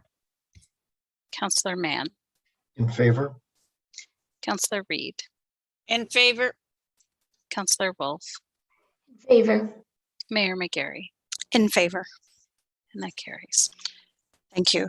We're reaching the 10:30 mark, so we're going to pause and go for a motion to extend the council meeting beyond 10:30. I'm going to ask Madam Clerk to read the motion, and then I'll just look for a mover and a seconder. Madam Clerk. That the time limitations on the proceedings of council set out in section 16.27 of the procedure bylaw be waived to extend past the hour of 10:30 to 11 p.m. Okay, may I have a mover? Councillor Liggett and Councillor Hamilton seconder. And I'll call for the vote. Madam Clerk. Councillor Adshade. In favor. Councillor Devine.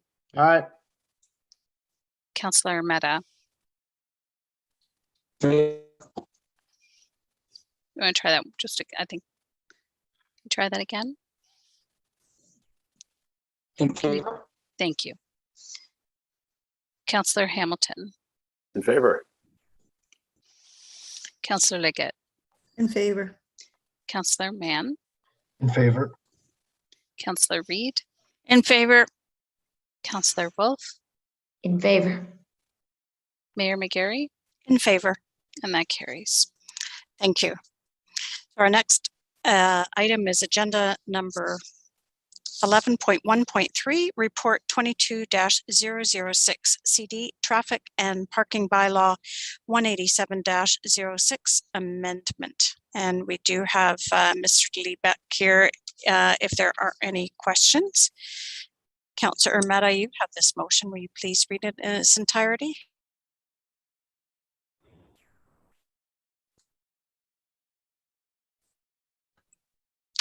I think we just lost him. There, he's coming in. Councillor Mehta, can you hear me? Yeah, I can. There you go. Your voice is garbled. Can I have the clerk read the motion?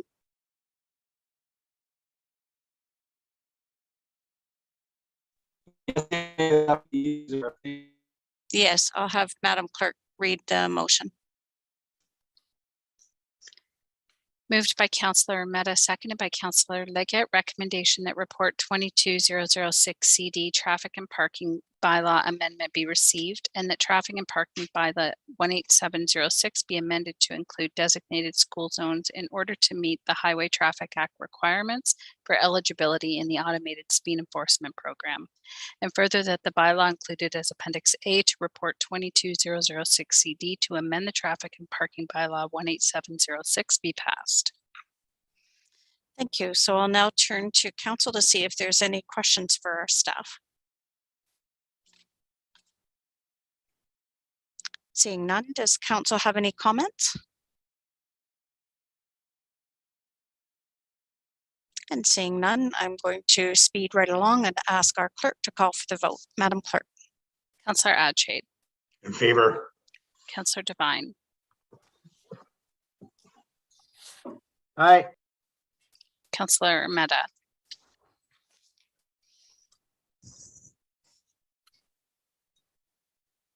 I think we lost him. Yep. Councillor Hamilton. In favor. Councillor Liggett. In favor. Councillor Mann. In favor. Councillor Reed. In favor. Councillor Wolf. In favor. Mayor Mcgary.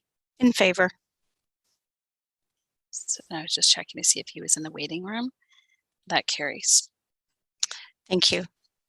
Next on our agenda, we have item number 11.1.4, Report 22-002 CD, I-Port Cambridge Recommendation Report. And we do have Kathy Paget, Senior Planner Environment, here to present this evening. So welcome, Kathy. Thanks for your patience. And you can ask the clerk to move the slides forward for you. Thank you. You may begin. Thank you. Good evening, Madam Mayor, Council, senior staff, and members of the public. This is a staff recommendation report for the I-Port Cambridge Industrial Plan of Subdivision. Next slide, please. The applicant is requesting approval for an industrial draft plan of subdivision consisting of 3 business park blocks, 2 park blocks, 2 open space blocks, 1 stormwater management block, 1 walkway service corridor block, and 1 walkway block. 25 jobs per hectare are proposed, totaling an estimated 1,881 jobs. These lands have been pre-designated and pre-zoned through city-initiated amendments in July 2018 to support industrial development. The application before you today is for a draft plan of subdivision to subdivide the lands into blocks, which conforms to the official plan and zoning bylaw amendments already established for these lands. The uses on the business park blocks will be further reviewed at the site plan review stage for conformity with site-specific official plan and zoning bylaw amendments. Next slide, please.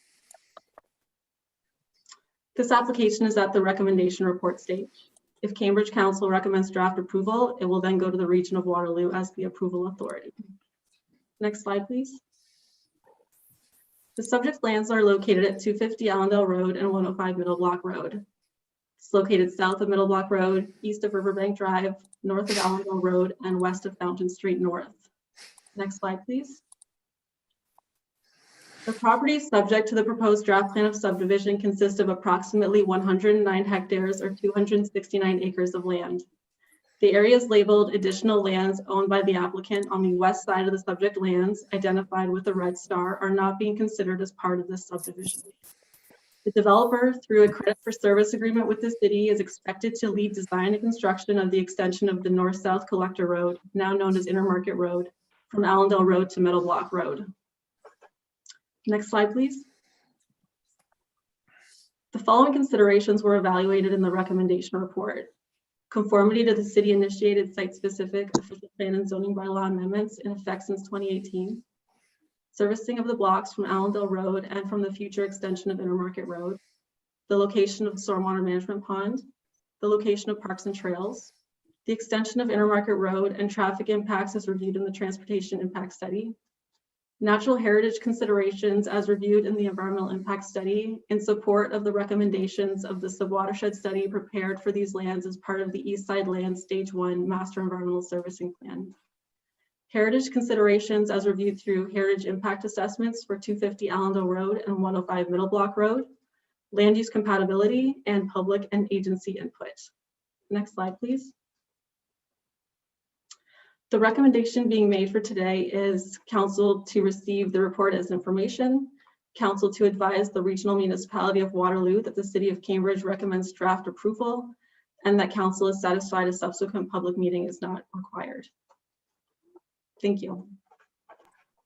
Thank you very much, Kathy. And Council, we do have a presentation next, so we'll hold questions until we've heard from all of our delegations.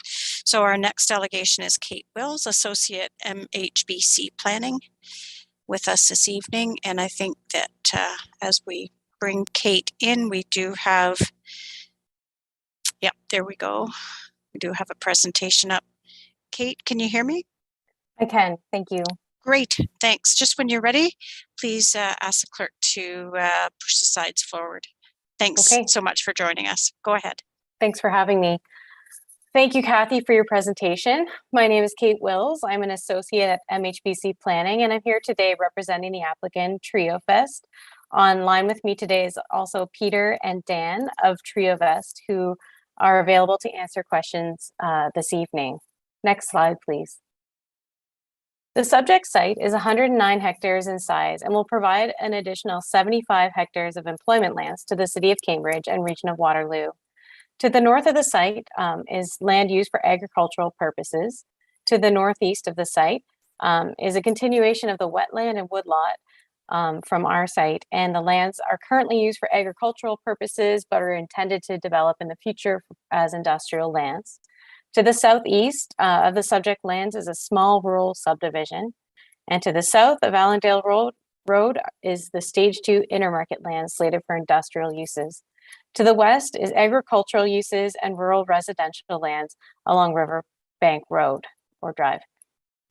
Some of these lands are owned by the applicant, but have not been included in the application for draft plan approval. Next slide, please. The region of Waterloo official plan has identified the subject lands as prime industrial strategic reserve serviced. The City of Cambridge official plan designates the subject lands as business, industrial, and open space. The industrial designation provides direction for the lands to be developed as traditional industrial business parks that allow for a range of industrial and office uses. Next slide, please. There's site-specific policy that applies to this property. Specifically 70D and 70E. Next slide, please. And the site-specific policies permit a wide range of business industrial uses and a limited number of complementary uses. The site-specific policy requires parcels greater than 8 hectares in size, a minimum density target of 25 jobs per hectare, and that the lands be developed in accordance with the airport zoning regulations. There is a site-specific policy that also applies a 70-meter transition area between the proposed industrial uses and the rural residential lands located at Banat Drive on the southeast corner of the property. The purpose of this transition area is to minimize negative effects from the future industrial and employment uses to the existing residential area. Next slide, please. The subject lands are zoned M3 with site-specific provisions. The zoning allows for a range of employment and industrial uses, directs how outdoor storage should be managed, and provides related performance standards. These standards include a minimum lot area of 8 hectares per industrial lot be provided, a minimum frontage of 15 meters, and a minimum front yard setback of 6 meters. All 3 industrial blocks proposed exceed the minimum performance standards. Next slide, please. The proposed draft plan of subdivision will extend Intermarket Road from the roundabout at the south on Allendale Road to the north at Middle Block Road. All of the lands for development are located within the urban boundary and east of the Intermarket Road extension, except for the proposed stormwater management facility, park block, and open space block. Although these blocks are outside the urban boundary, or some in and out of the urban boundary, these blocks are considered appropriate as the lands would be dedicated to the city and a municipal facility is a permitted use within and outside the urban boundary. The business industrial lands will be located within the urban boundary to the east of Intermarket Road. Blocks 1, 2, and 3 range in size from 14 hectares to 35 hectares. All 3 blocks proposed exceed the minimum area requirement defined by the OP and site-specific bylaw of 8 hectares. In addition, there's 2 park blocks provided on the north side of the property along Middle Block Road, a wildlife corridor that runs through the property east-west, stormwater management facilities on the west side of Intermarket Road, walkways, and service corridors. In addition, there's some road widenings, blocks on Middle Block Road, and 0.3 meter reserve along some of Intermarket Road to restrict development of additional lands owned by the applicant until a future OP and zoning amendment have been approved. In total, we expect a minimum of 1,881 jugs per hectare to be within the 75 acres of the 3 industrial blocks. The key benefits of this development is that it provides for 75 hectares of developable employment lands within the City of Cambridge and Region Waterloo. It provides for a complete subdivision development, which includes a connection and extension of the Intermarket Road to Middle Block Road and walking trail connections throughout the subdivision. There's 2 park blocks. It provides for a compatible transition area and policies along the adjacent residential uses to the southeast. It maintains and protects environmental features by providing a 30-meter buffer around the environmental feature. It maintains an ecological corridor to provide the connection from the wetlands and woodlands across the subject land, and provides for large lot employment lands greater than 8 hectares in size. Next slide, please. For my closing remarks, I just wanted to mention that we have reviewed the staff report and agree with the recommendations for the approval of the draft plan of subdivision. It is consistent with the provincial policy statement, conforms to the growth plan for the Greater Golden Horseshoe, and conforms to the regional official plan. As well, it conforms to the City of Cambridge official plan and zoning bylaw that was initiated by the City of Cambridge and the full purpose for our development today, the industrial subdivision. I'm here to answer any questions that council may have or any delegations as well. Thank you for your time. Thank you very much, Kate, and thank you for Daniel and Peter being here as well. We will hear from all the delegations before we turn it over for questions, so thanks for your patience. And we're now going to bring in one delegation that we have that has pre-registered, and that's Christine Ryer.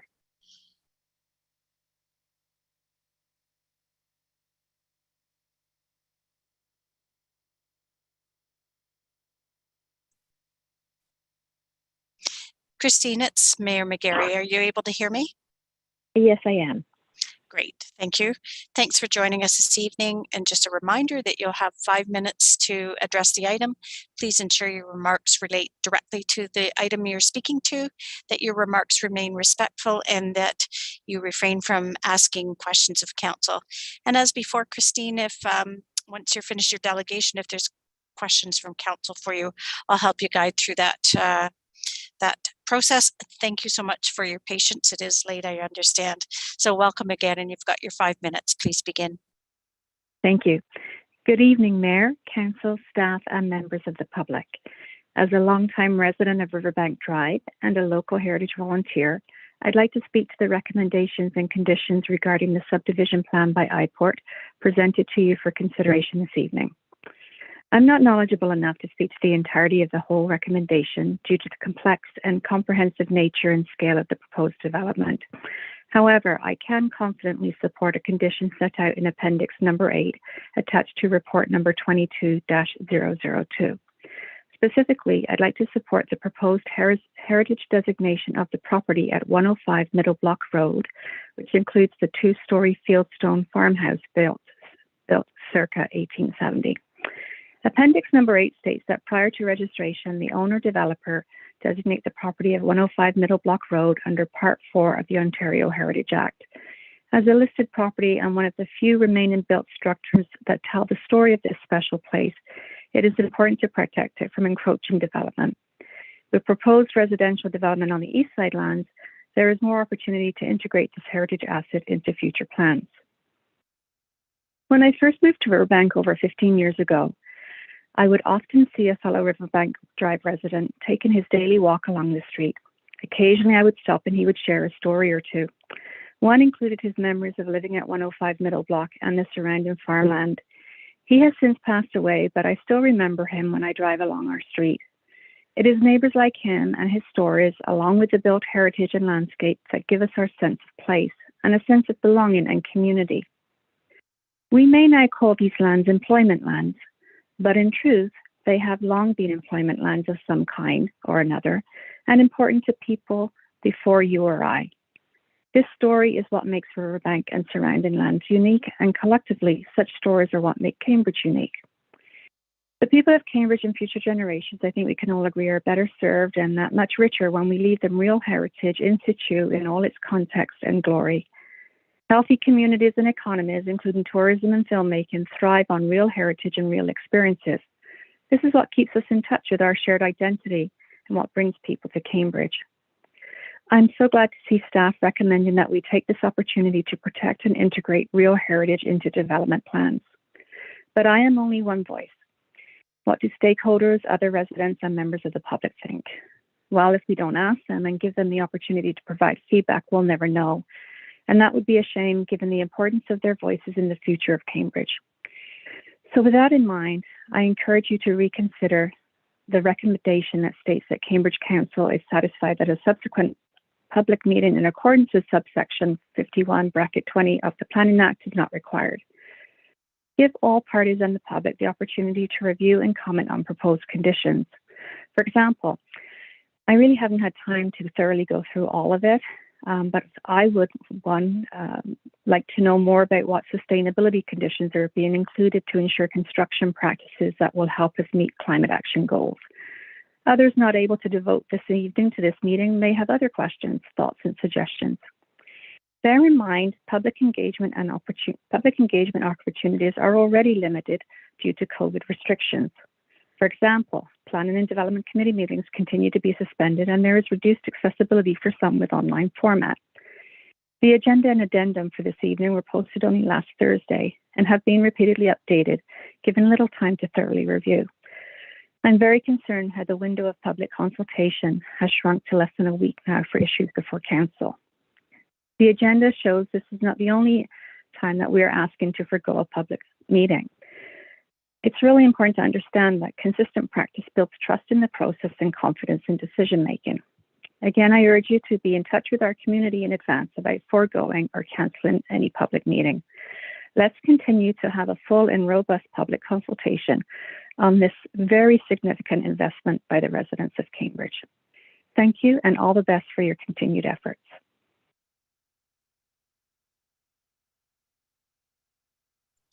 Thank you very much, Christine. So I'm just going to turn to members of council to see if there is any questions for you. And seeing none, thank you very much for delegating with us and spending some time with us this evening. And you can continue to follow along with this item if you so wish on the City of Cambridge YouTube channel. Thank you. Thank you. Take care and have a good night. All right, at this point, I'm going to turn over any questions from members of council, especially to our consultants that are here before I put the motion on the floor.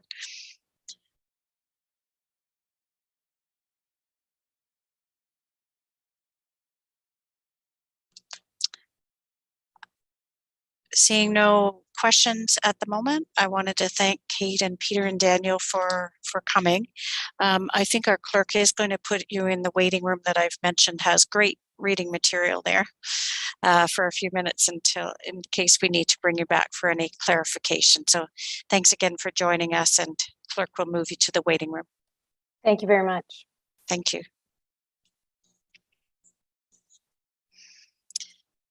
Councillor Reid, you have the motion, and I'll have the clerk read it in its entirety if you so wish. Thank you so much. Okay, Madam Clerk.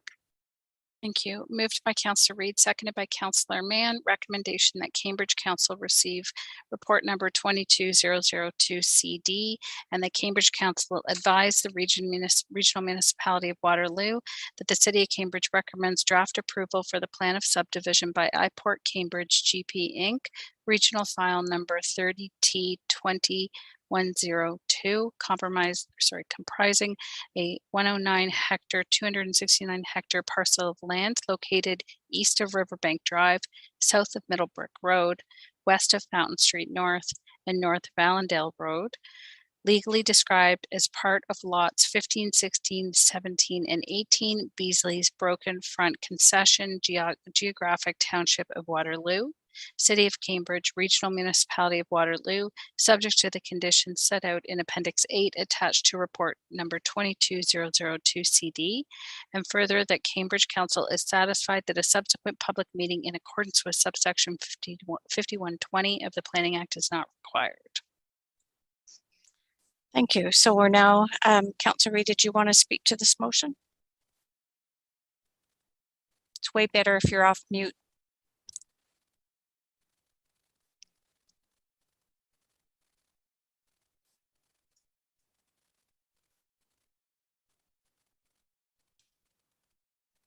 There we go. So, go ahead. Very briefly, I would like to speak to it. I know we've been waiting a long time for the east side lands to be developed, and I'm really pleased to see that we are moving ahead with these now. We do need employment lands. There's only ones left in the region, so as we move ahead along with the region, I'm very pleased to see this happen. Thank you. Thank you. And I'll now turn to members of council to see if there's any further questions for staff. And seeing none, does council have any comments?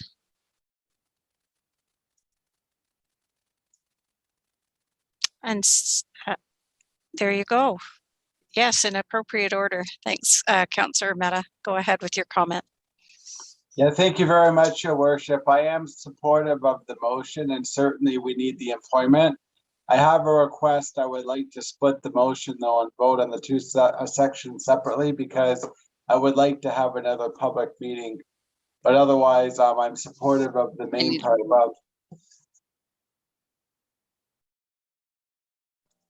Just one moment.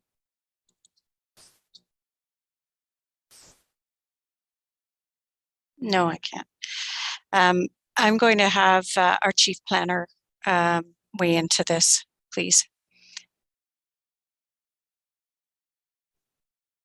Through you, Your Worship, sorry, I'm not clear what the question is.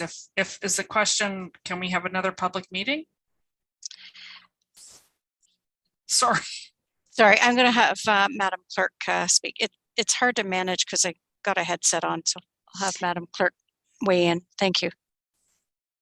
Through you, Madam Mayor, I believe Councillor Mehta is requesting that the first part of the motion regarding advising the region be voted on separately from the piece about foregoing the public meeting. So I don't think you can do that though, because yeah, okay. I think you have to vote on this as a package. Correct. I don't think that would work. Sorry, I have to go back to read it again, but yes, I think you're correct. Okay, so Councillor Mehta, I'm going to decline that request and vote on this as a package. And seeing no further comments, I'm going to call for the vote. Madam Clerk? Councillor Adshade, In favor. Councillor Devine, Aye. Councillor Mehta, In favor. Councillor Hamilton, In favor. Councillor Liggett, In favor. Councillor Mann, In favor? Councillor Reid, In favor. Councillor Wolf, In favor. Mayor Mcgary, In favor. and that carries. Thank you. Next on our agenda, we have item number 11.1.5, Report 22-000-CD 3-13 Sparrow Ave, exemption to part lot control Greengate Village. And Councillor Hamilton, this is your motion. Will you please read in its entirety? Thank you, Your Worship, and through you. It's moved by myself and seconded by Councillor Adshade. Recommendation that report 22-007 CD 3-13 Sparrow Avenue, exemption to part lot control Greengate Village Limited be received, and that the bylaw attached to report 22-007 CD be passed. Thank you. Are there any questions for staff? Councillor Hamilton, go ahead. Thank you, Your Worship, and through you, just to clarify for neighbors of this area, because there's been a lot of development that's occurred in the region. I've received a lot of emails in the past. This isn't, let's say, circumventing any processes, or it's not doing anything odd. It's basically just speeding up the process that typically happens anyway. Would I be correct in assuming that? Through you, Your Worship, that question is aimed at me, I believe. No, this is just allowing them to create the lots. Oh, okay. So it's just an operational move. Perfect. No, that's helpful. I received a few emails about it, and I was curious about it myself, so that helps clarify it. Thank you. Thank you. Seeing no further questions, does council have any comments? And seeing none, I'm going to call for the vote. Madam Clerk? Councillor Adshade, In favor. Councillor Devine, Aye. Councillor Mehta, In favor. Councillor Hamilton, In favor. Councillor Liggett, In favor. Councillor Mann, In favor? Councillor Reid, In favor. Councillor Wolf, In favor. Mayor Mcgary, In favor. and that carries. Thank you. Next on our agenda, we have item number 11.1.6, Report 22-001 CD Blackbridge Emergency Repairs. And Councillor Reid, it's all about your ward tonight, and I'm going to have Madam Clerk read this motion in its entirety. Madam Clerk. Thank you. Well, you owe me, Councillor Reid.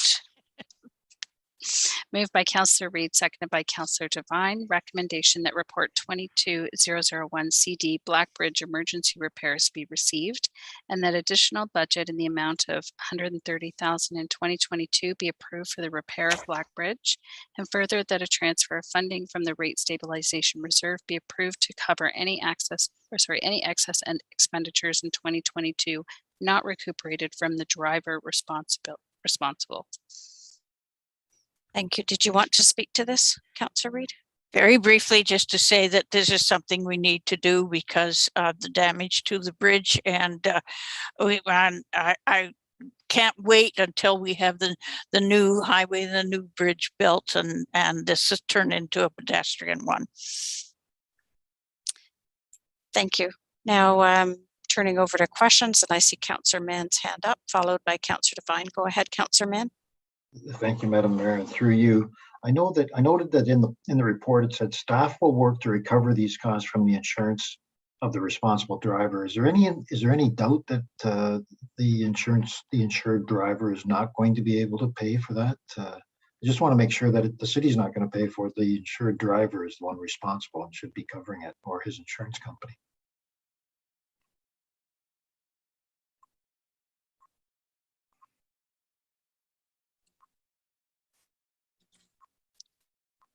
Mr. DeLebeck, please just jump in. Yes, thank you. Through your worship to Councillor Mann, I understand that we're are able to recover most of the costs, but there might be some costs that the city is not able to recover from the insurance provider of the driver.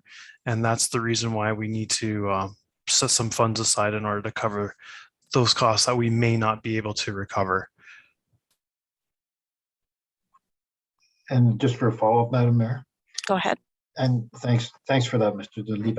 And what would those costs be that you wouldn't be responsible for or we're not able to recover? Through the mayor to Councillor Mann, if it would be okay, I would like to confer with the risk management officer to understand what could or couldn't be recovered, and I can get you that information after the meeting if that's okay. Even tomorrow's fine. Okay. Thank you, Mr. Levy.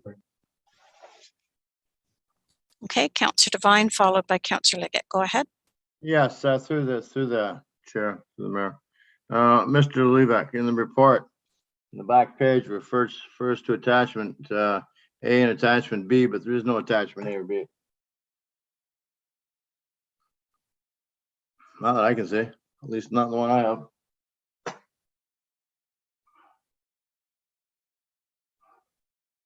Page 422. I was kind of interested in what that would say, unless I clearly missed something. Mr. No. Lieber? Yes, through the mayor to Councillor Devine. Yes, I'm not seeing that in the council package either, so I'm not sure why those are not. Yeah, I understand that we have to do the repairs, but could you have staff email those attachments to us, please? Yes, I will get those emailed to council right away. Thank you very much. Thank you.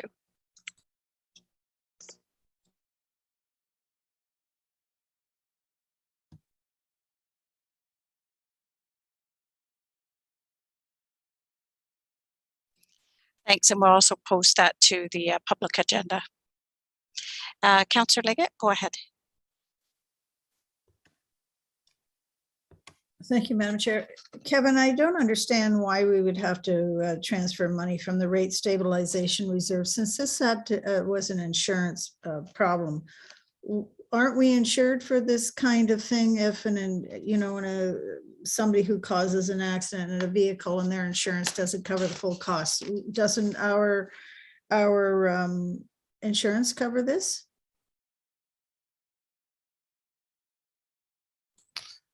Through the mayor to Councillor Liggett, again, that's another question that I would ask our risk management officer to be able to respond to in terms of the insurance coverage. So I can get that answer to you tomorrow.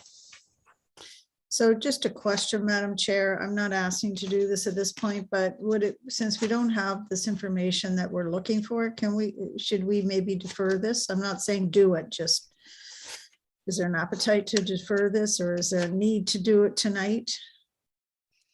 I'm just going to confer.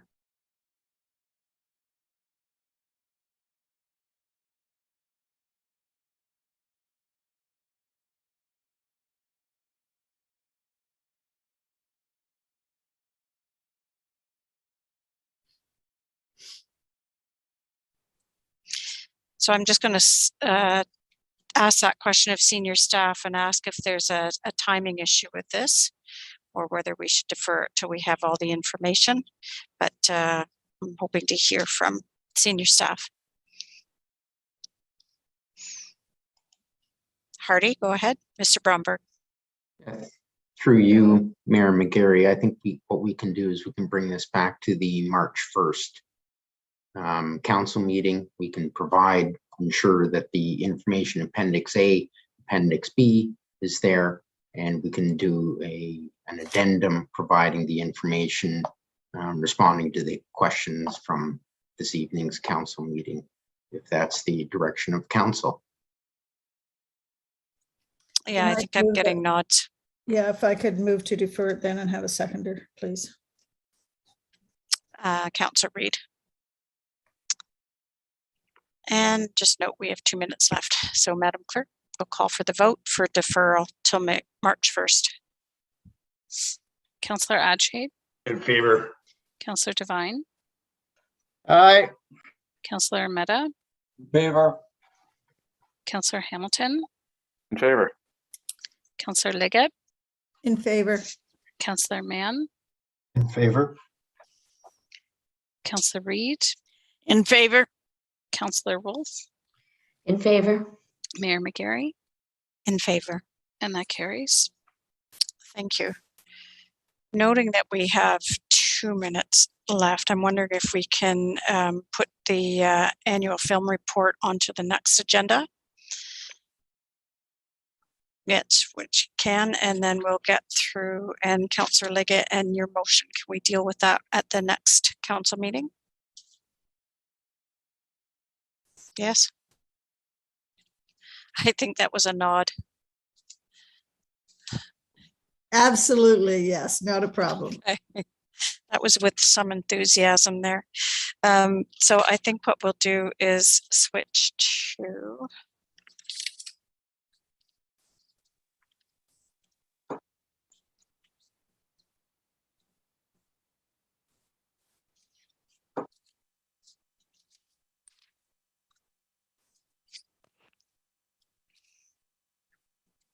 just shuffling paper. I'm getting there, promise. A motion to receive. Yep, so we're going to speed through motion to receive correspondence and presentations. Council, Councillor Liggett, you have the motion. Will you please read it? Or do you want clerk to read it? No, I have it here. Great, Moved thank by you. myself, seconded by Councillor Mehta, that all presentations and correspondence from the February 1st, 2022 special council meeting be received. And that's it. Thank you. Any comments? Seeing none, we'll ask Madam Clerk to call for the vote. Councillor Adshade, Favor. Councillor Devine, Aye. Councillor Mehta, Councillor Mehta, In favor, sorry. Councillor Hamilton, In favor. Councillor Liggett, Favor. Councillor Mann, In favor. Councillor Reid, In favor? Councillor Wolf, In favor. Mayor Mcgary, In favor. and that carries. Thank you. Next on the agenda is consideration of bylaws, and Councillor Adshade, will you please read this in its entirety? I will, Your Worship. It's moved by myself and seconded by Councillor Hamilton. That's the following bylaws listed under the heading of Introduction and Consideration of Bylaws be enacted and passed.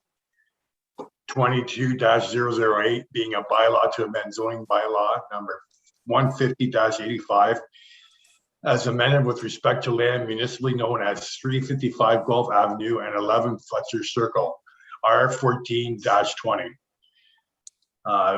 Item 22-009 being a bylaw to amend bylaw 187-06 being a bylaw for the regulation of traffic and parking. And item 20-010 being a bylaw to exempt certain lots or blocks pursuant to subsection 55 of the Planning Act, RSO 1990 CP 13 as amended, part lot control exemption 3, 5, 9, 11, and 13 Sparrow Avenue. And thank you, and I'll have Madam Clerk call for the vote. Councillor Adshade, In favor. Councillor Devine, Aye. Councillor Mehta, In favor? Councillor Hamilton, In favor. Councillor Liggett, In favor. Councillor Mann, In favor. Councillor Reid, In favor? Councillor Wolf, In favor. Mayor Mcgary, In favor. and that carries. Thank you. We'll go next to the Councillor Mehta, you have your hand up? Thank you, Your Worship. Very quickly, could I just have it recorded somewhere that I am in favor of the traffic and parking bylaw that was dealt with earlier? I was out of the meeting when the vote was called. So if I can't be recorded as in favor, I'd like to make the comment under other business. Thank you. We can't do that when you're not present for the vote, but you've just now said it and it's into the record. Thank you. Through you, Madam Mayor, it's not Okay. in the record, it's on the video. Oh, it's It on the won't be video. captured in the minutes. Okay. Next is the confirmatory bylaw, and Councillor Mann, you have this motion. I do, Madam Mayor. It's moved by myself, seconded by Councillor Reid. The recommendation is that item 22-011, that being bylaw, being a bylaw to confirm the proceedings of the Council of the Corporation of the City of Cambridge, be enacted and passed. Thank you, and we'll call for the vote. Madam Clerk? Councillor Adshade, In favor? Councillor Devine, Aye. Councillor Meta, In favor? Councillor Hamilton, In favor? Councillor Liggett, In favor? Councillor Mann, In favor? Councillor Reid, In favor? Councillor Wolf, In favor? Mayor Mcgary, In favor. and that carries. Great. Thanks for your indulgence for putting a couple of items onto the next agenda. And now we've reached the close of meeting, and Councillor Liggett enthusiastically will bring this motion. You can't see me dancing with joy here, but I am. Moved by myself and seconded by Councillor Meta that the council meeting does adjourn at 11:04 p.m. Thank you. Madam Clerk, I'll call for the vote. Councillor Adshade, In favor? Councillor Devine, Aye. Councillor Meta, In favor? Councillor Hamilton, In favor? Councillor Liggett, In favor? Councillor Mann, In favor? Councillor Reid, In favor? Councillor Wolf, In favor? Mayor Mcgary, In favor. and that carries. Thank you. So that concludes our meeting for the night. Thanks for joining us, and thanks for your patience. Good night, everyone. Good night, Aye. everyone. Right.